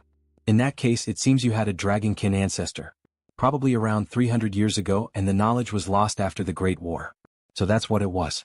Thanks to you, my doubt has been answered. Oh, I like that past. He's going to use it. The blood of a dragon, awakened in the midst of a crisis. That's truly the stuff of heroic tales. He knew there was something extraordinary about Harley. Aha, you really think so? While everyone was talking, the knight noticed something in the distance. Everyone please look over there. Just beyond that ridge lies the Iron Fortress. But why did he stop? Please look closely. At the entrance of the city, it was a true war scene. Monster corpses were scattered all over the place.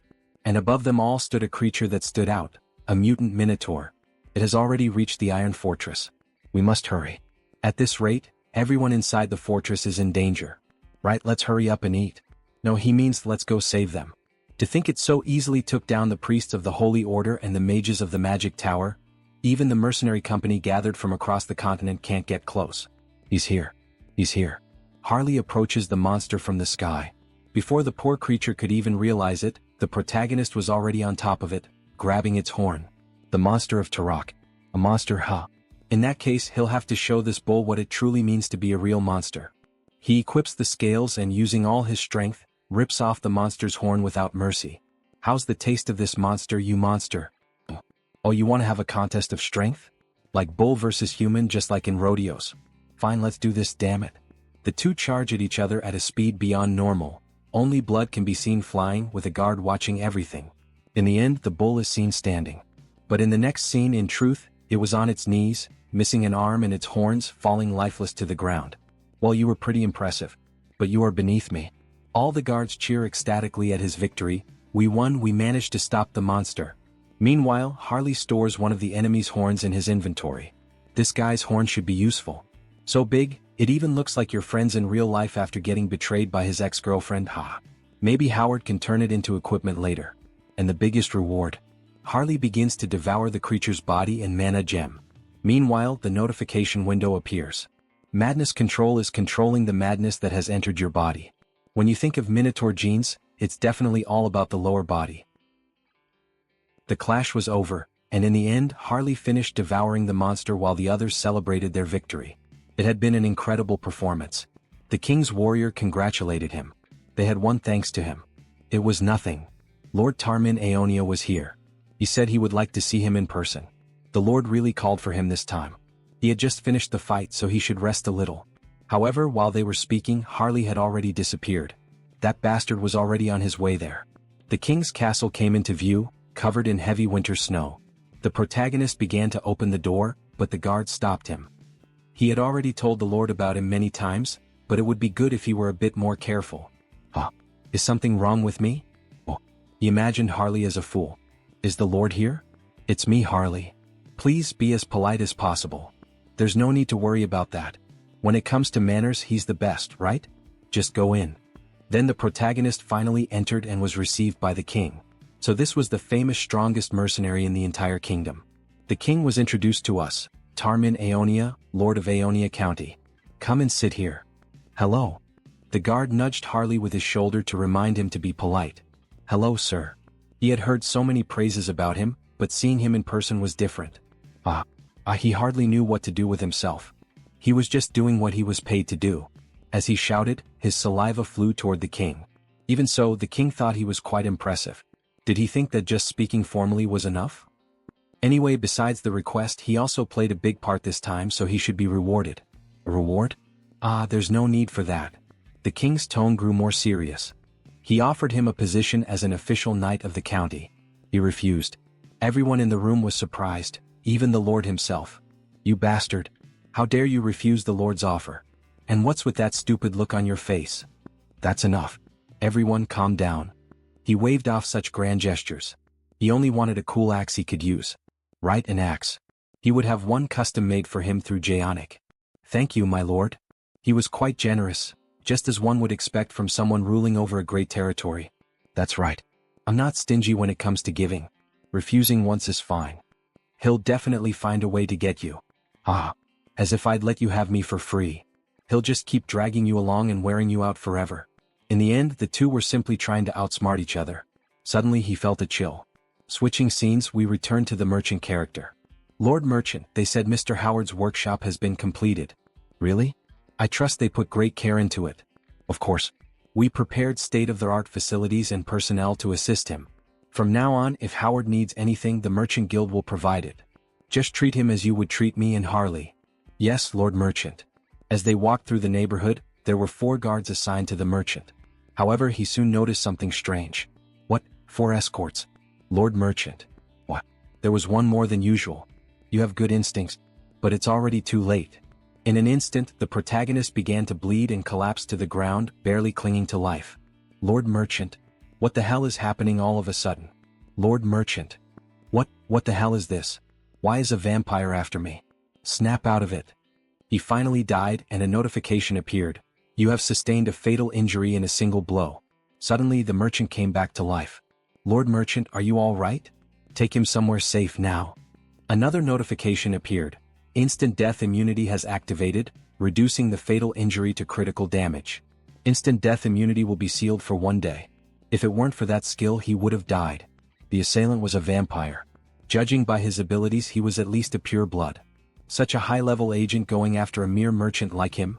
What in the world was he after? If they find out he isn't dead, they will definitely come back to finish the job. He will leave the task of uncovering their identities to Hans. For now, he must retreat. He has a personal means of contacting Howard.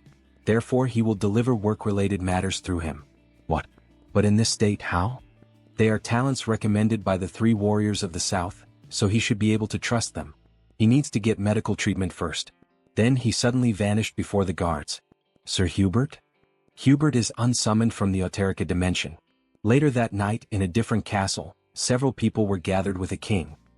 He trusts that everyone is prepared. Clan Lord Visk Yup Persia. My lord, there's an update. A report has arrived stating that the job in Tarak has been completed. True blood of the Yup Persia clan, Theodore Yup Persia. Tarak?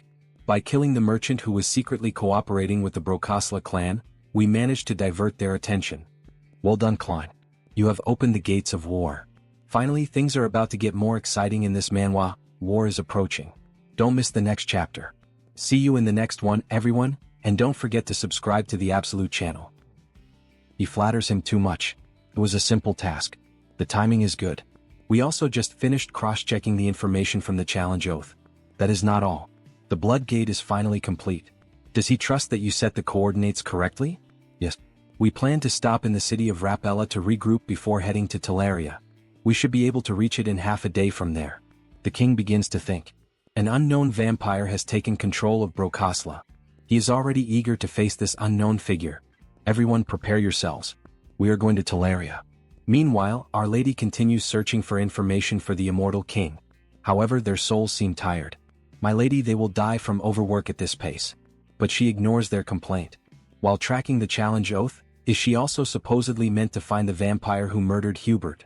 My banshees are scouring the entire continent, and they are telling her there is not a single trace.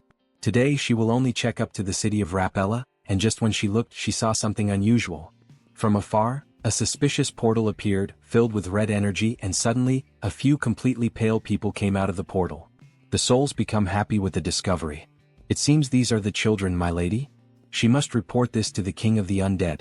From a great distance, the immortal king is able to observe the situation. An invasion by another vampire clan. In that case, hitting Hubert must have been an attempt to divide our forces. Of the three great vampire clans, the other two are the Opapo of the east and the Yup Persia of the central region. The one with the strongest forces is the Yup Persia clan. Olivia also suspected the same. If that is the case, Brokislak's current power will not be enough. He will have to send reinforcements. Meanwhile, in Heinz's castle, his servant is filling out paperwork, and then the princess calls him Mullo. She is coming in for a moment. Lady Breaky, welcome. However, she notices something strange in the air. Is something wrong? Of course, he must prepare for battle immediately. Battle? What do you mean, what is happening? Nothing has happened yet. It is just a premonition. Just prepare yourself when she tells him to. Stop chattering. Do I look like someone who is speaking nonsense? It is hard to believe, being ordered to prepare for battle so suddenly. But the premonition of sacred blood is absolute. Although she is sacred, she looks more like a demon, especially in combat. Heinz has not arrived yet, so unfortunately we cannot count on his help. We must prepare our defenses immediately. 4 true bloods, 44 pure bloods. We gathered our entire army. They are all our best elites. Brokosla will be purified in an instant. There is no need for long speeches. We depart for Teleria immediately before they notice. Yes, king. But before they could depart, the vampire king felt chills. He begins looking at the sky, and one of the servants asks if something is wrong. Only the moon is in the sky, and even so he is suspicious. This unsettling feeling must be his imagination. We are only dealing with rabble that do not even possess a sacred blood. It is nothing. We are finally introduced to the vampire king. Yup Persia clan lord Visk Yup Persia. Sacred blood. We will wipe Brokislak clean by the end of the day. From high above in the sky, the immortal king observes everything using the ability, Eye of the Abyss. They have begun to move. A sacred blood from Yup Persia HM. This will be complicated. And Heinz's summon is still on cooldown. It will be too conspicuous if he intervenes. Heinrich also cannot leave the holy ground. In that case, the mercenary warrior who holds a grudge against the vampires for what happened to Hubert is the right person for the job. So hurry up and get here, Harley. On the other side, we only hear the guards screaming with Harley. Capture that suspicious ogre. A brute of that size cannot be human. He told them he isn't. He even has identification from the order right here. Shut up, ogre. Damn it, how many times does this make? While Yup Persia analyzes the city, he discovers something interesting. This has gotten interesting. Is something wrong, Lord Visk? He knew he felt something unpleasant. Brokosla. It seems that Ghost has returned from the dead. The servant became nervous and began to stutter. Don't tell me you mean the sacred blood Brokosla is here. However, the king only grew more irritated. And what is the problem with that ghost being here? Can't you see the king of Yup Persia standing right here? No, that's not it. He was only worried that the damage might be enough. We will proceed at once. Do not forget anything. We Yup Persia have no equal. They head to attack the castle. However, Teleria's castle is perfect. Even the queen praises it. The barrier looks good. What is the status of your other preparations? We gathered as much combat power as possible. But the numbers are definitely not enough. With a carefree tone, she even jokes about the situation. We have no choice, they are already at our doorstep. Mulo asks if she is able to sense their location right now. Naturally, and they are going to enter at this exact moment. All of them come in through the window, making a triumphant entrance. They are right in front of us. You are still clinging to life, Prokislak. I thought she was already in dire straits. Why does this still happen occasionally? Is this the path of Eupresia? Youth silly one. Well, he will personally ensure that her eyes close in peace forever. Just look at him, that child only knows how to talk about himself. How annoying and inconvenient child. Meanwhile, Mulo is trembling with fear. After all, there are 2 sacred bloods in his presence. This is definitely bad. Even if Lady Breaky can handle him, there are still 4 true bloods left. The difference in strength is hopeless. But there is something we can rely on. Mullo prepares the barrier. Inside his barrier their allies are strengthened. They have set foot on the lands of Brokaslak. Do not think you will escape with your lives. Blood barrier. Come to me, Bridia. My god, an entire group of unwanted guests has gathered here. Alright, get ready. Maintaining this barrier prevents him from fighting the enemies. Do everything you can to protect Brokaslak even if it costs your life. Yup, Persia is surprised, but in the end, wasting energy on useless things is pointless. He tries to attack Mullo directly. After all, if he destroys him, the barrier will disappear along with Mullo, right? Before the sharp claw reached his neck, something happens amid the chaos. Do not get in the way of our little game, Ghost. Are you perhaps underestimating me too much, child? She easily stopped his attack and forced him to retreat. Alright, first he will get rid of this ghost in a one-on-one duel. Unfortunately, it seems you need to be disciplined, child. Both groups face each other until they finally begin the war. Bridia, punish those who dared to invade our lands and send them to hell. Members of the Yup Persia clan, crush those arrogant insects and show them their proper place. The war quickly escalates, but in the midst of all that chaos, we see a clawed hand piercing through the barrier. The vampires are shocked to see that thing. Something is behind us. What is that? Someone is breaking through the barrier with their bare hands. So it was this red-haired one, the person who tore out the insides of that weakling Hubert. With the look of a psychopath, Harley says he finally found him. Wait, Hubert? Is he talking about that merchant who was assassinated? And we see Harley in a badass stance. Klein, what kind of missions did he carry out? Lord Theodore.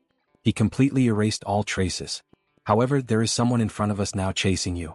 You will deny it after this? But he really, my god, you are running away right in front of me. While they were chatting, Bridia did not waste time and launched a surprise attack. Striking the vampire directly in the mouth. A beautiful punch. Damn it, dealing with this woman. Call the other nobles. High blood, incredible. He wanted to test his newly acquired strength. Notifications appear. Vital aura ignited, berserk mode and madness. Dragon scales mix into the pattern.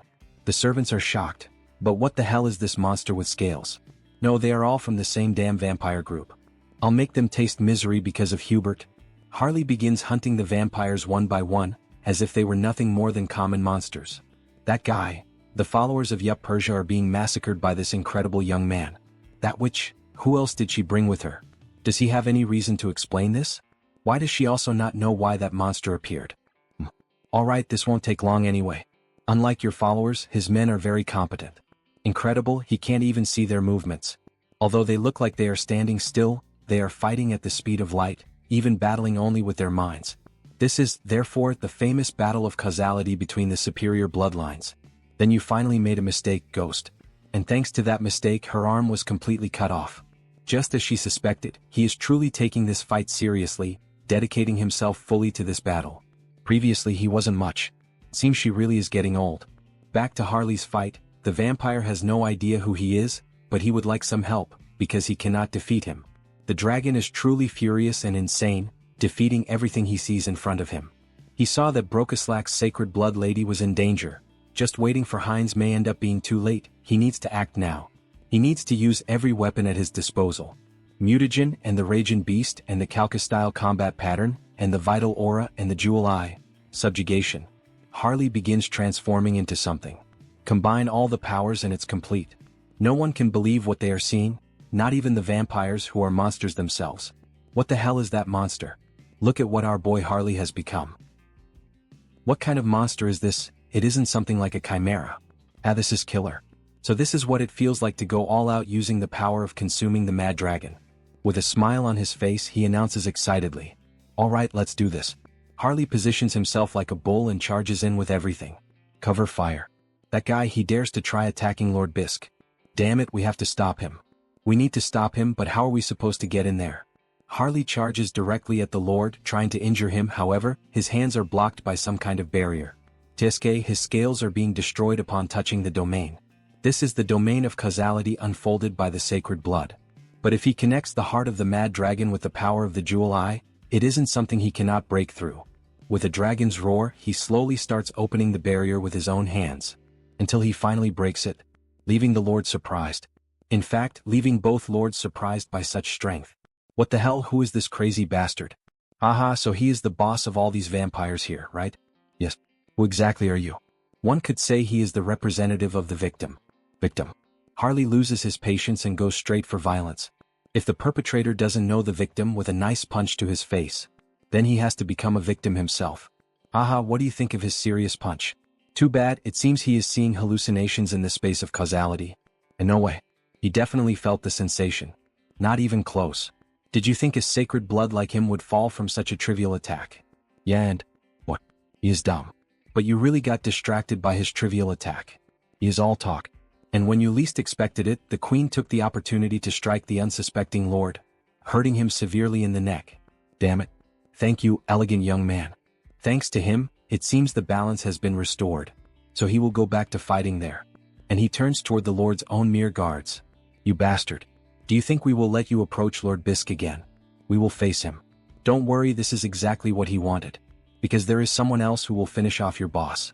With several vampires on the ground lifeless, the redhead begins to question himself. Mulo, was Brokeslack this strong? They are overcoming the numerical disadvantage. No, at this rate he is done for. If he doesn't find a way to advance. Suddenly, the environment around him starts to change.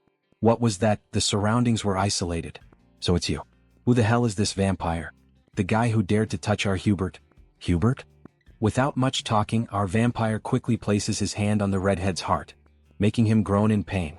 He shouldn't have taken that mission. That dragon monster that appeared earlier, and now this bastard vampire too. Who the hell is he? What the hell? What kind of human is Hubert? That is, after finishing ingesting the vampire's blood. Of course, a big shot who will dominate the continent's commerce in the future. System notifications appear. Collecting new vampiric factor. Due to the effect of the special skill mixed blood factor, the individual's physical abilities are enhanced. It's the first time activating this skill in Auterica. Come to think of it, this is the first time sucking the blood of a vampire other than Brokeslack. He is getting anxious. Activating skills.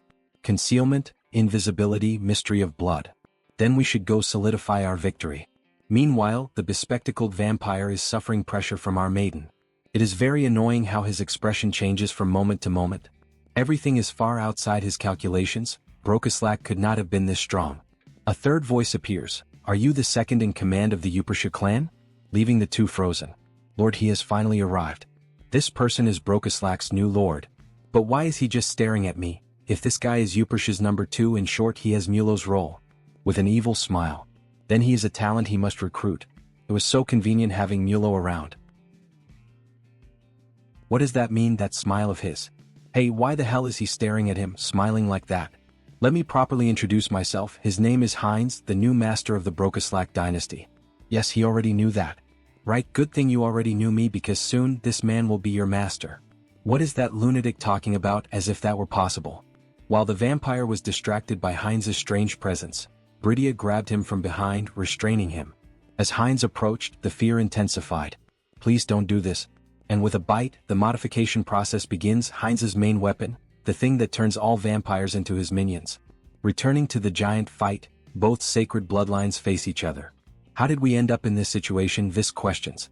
Whatever, where did those scoundrels from the rebellion department go? The ones who swore to rescue Visk when danger arose. Outside we see the immortal king with the skill, Abyssai, currently active. He is surprised because he does not imagine that the rebel division would send reinforcements of this magnitude for Visk. We see several bodies on the ground and a question. The immortal king really wants to meet their master. With a wicked smile he announces, I guarantee all of you a better job in a better place. This truly warms his heart. He feels a very different sensation after becoming a pureblood. Now he does not suffer so many side effects. Then we finally meet. The saint approaches our protagonist. So this is the famous Heinz. I have always been curious about the character of the boy who became the new master of the clan, and he is truly incredible. Thank you very much, Saint.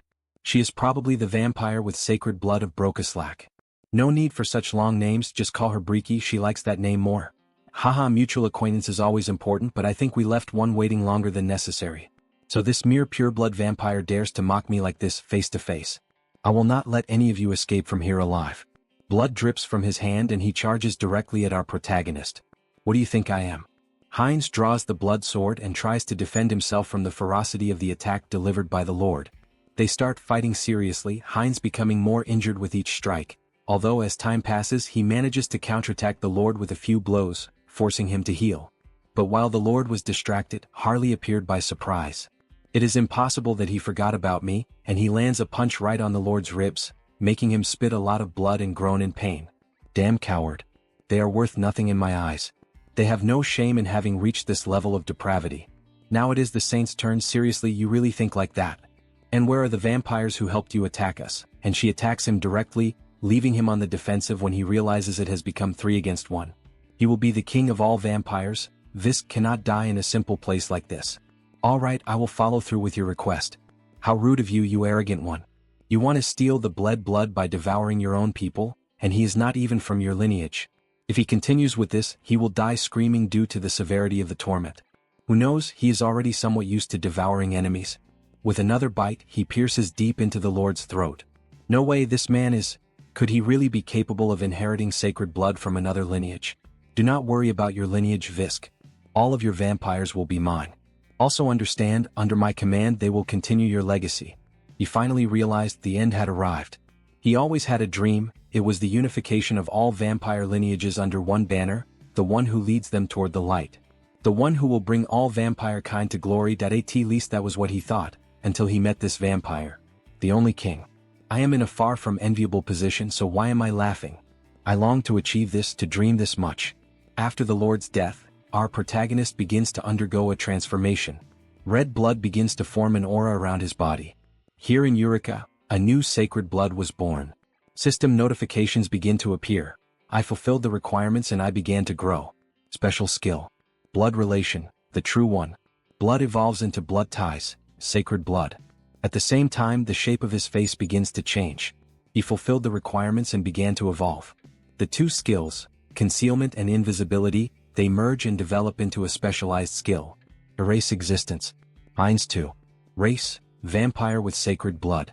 Details. He used the mixed blood skill to inherit and force the sacred blood and evolve, thus being able to control the Upersha lineage, even if only slightly, and control part of causality.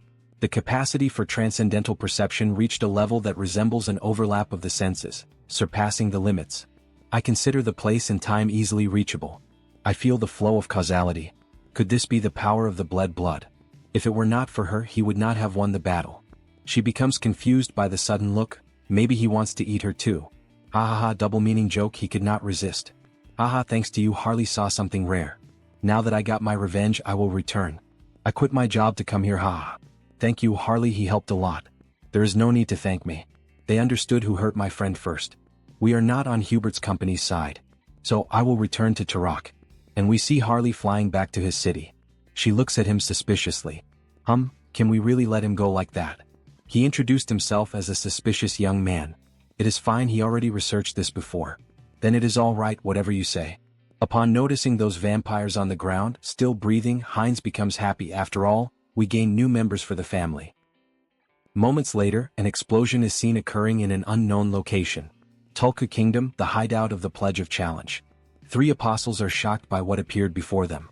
Karam. Why is a legion commander of the undead army here? With more branches losing contact, he thought it was the work of the holy orders. Does that mean it was the undead army's doing? One of the skeletons laughs.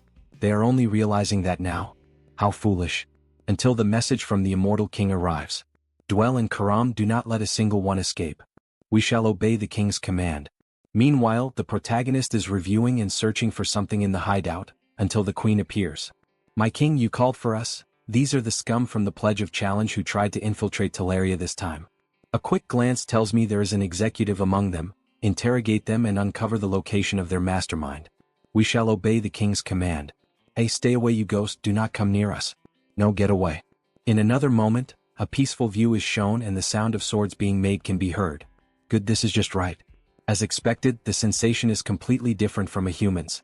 Truly the race of artisans. On Earth, even Hubert joins in to gather information. And in Auterica we practice with 10 times the efficiency of Earth. Slow and steady at first. Then burning hot later. Pump air from below to strengthen the flames. He will grow and become the greatest artisan. Recovery is faster than he thought.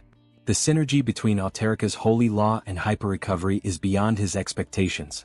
He could send him back when the next teleportation circle arrives. Wait, send him back?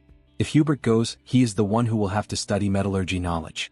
He thinks hard and reaches the conclusion that this simply will not do. Then he summons the system panel. Karma Shop. Karma possessed. 1,120,122. Thanks to Heinz devouring the sacred blood, it's piled up again.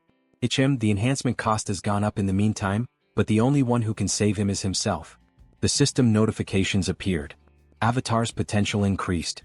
You can now select limited basic traits for the created avatar. Basic traits, it means he gets to choose initial skills. Alright then, create avatar. He has to pick one of these. He gets clairvoyance and ice resistance but bond of connection. Then the system explains, bond of connection, grants additional bonuses upon contracting.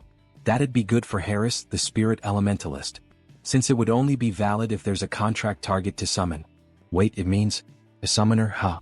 That sounds fun. Conversion to a mage is also possible. Good, he has decided on this one. Then the new avatar begins to be created.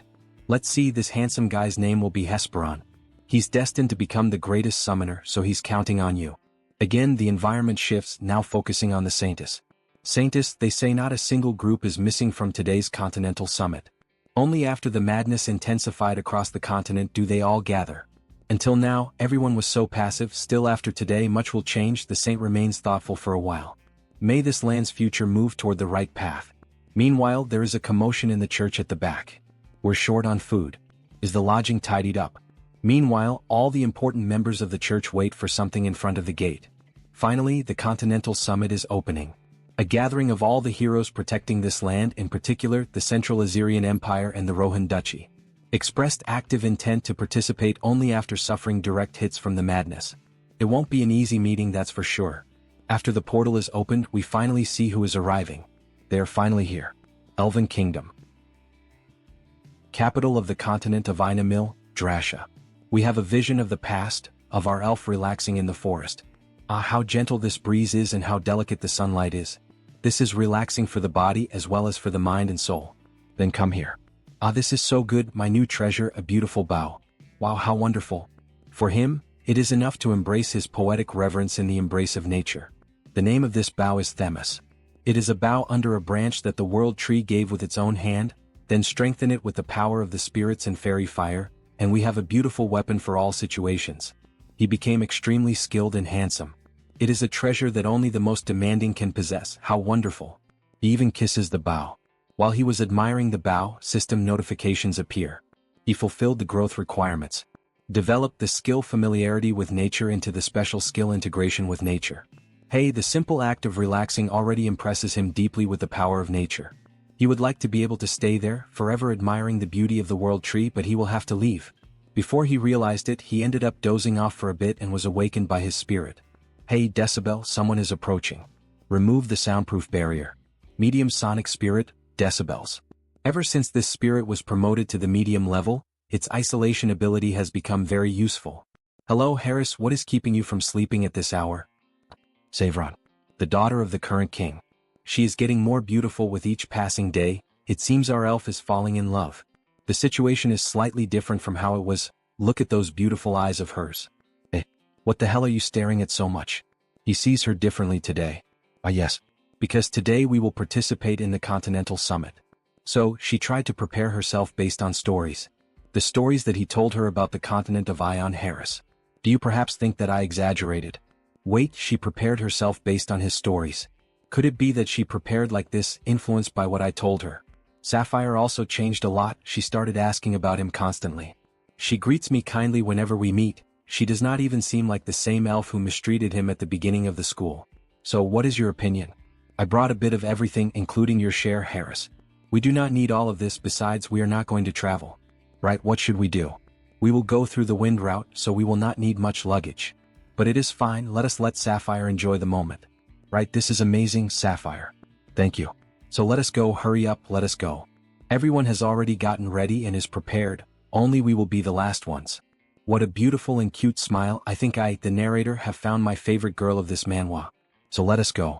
Anyway, is this not too heavy for you to carry alone? Do not worry about that, let us go already. So we finally return to the present. Welcome to the great temple of Rosalia. Thank you for the warm reception, Saint. It is regrettable that our meeting is about such a serious matter. I hope everything ends well. Meanwhile, the small elf is thoughtful and shy. Hello, Saint. I am Cecile Granwood, a high-ranking elf of the Elven Kingdom. Oh my god, look at her, so cute and adorable. It is very good to see you again and in good health. Thank you, Saint. Although she is praising me a lot, meanwhile the portal continues to operate and bring more people. Both clones of the protagonist greet each other. And here they are, becoming available one after another. The Magic Tower Alliance arrived. The Assyrian Empire arrived. The Mercenary Guild arrived. And here it is, all the leaders of Eureka gathered in a single place. This means that I am. If they make a good impression on them, this could be my chance to obtain a treasure with karma. Aha, both of them are happy. The knight leads them to see the place. The Elf King received the new information about the Lord. Heinrich, yes, that is true. The Supreme Ruler granted me his grace. This is truly comforting news. They are eager to work with him. They can count on me. Right, this is the place where you will rest. Thank you for being so kind. The meeting will begin soon, just arrive at the specified time. What is it? She is not disappointed or anything like that because she knew from the beginning that it would be like this. Take it easy. Right, I will pretend that I did not see anything. So, finally everyone sat at the table. Elf Kingdom. Zirian. Titania. Wildlands. Central Swamps. Duchess of Rohan. Crown Prince of the Duchy of Rohan. Dennis. Our duchy is in danger, but everyone is silent as if nothing is happening. For the beasts are gentle from the northern mountains. He needs to take something useful from this meeting. Then finally the moment arrives, the Saint and Heinrich enter the scene. These are the closest associates of the rulers. It is as if this place were a world apart. Right, that is the newly born Saint. She is a little nervous. It is no wonder, since a meeting like this is a rare occurrence. The Heavenly Order. Thank you all for coming from far away despite your many commitments. And now the Continental Summit has begun. We see detailed images of everyone present, all the kings and emperors. If you enjoyed this video, don't forget to give it a thumbs up, it really helps. And for more content like this, make sure to subscribe and hit the notification bell so you don't miss any updates. Let me know in the comments if you'd like to see another part. I'd love to hear your thoughts. See you next time. Bye-bye.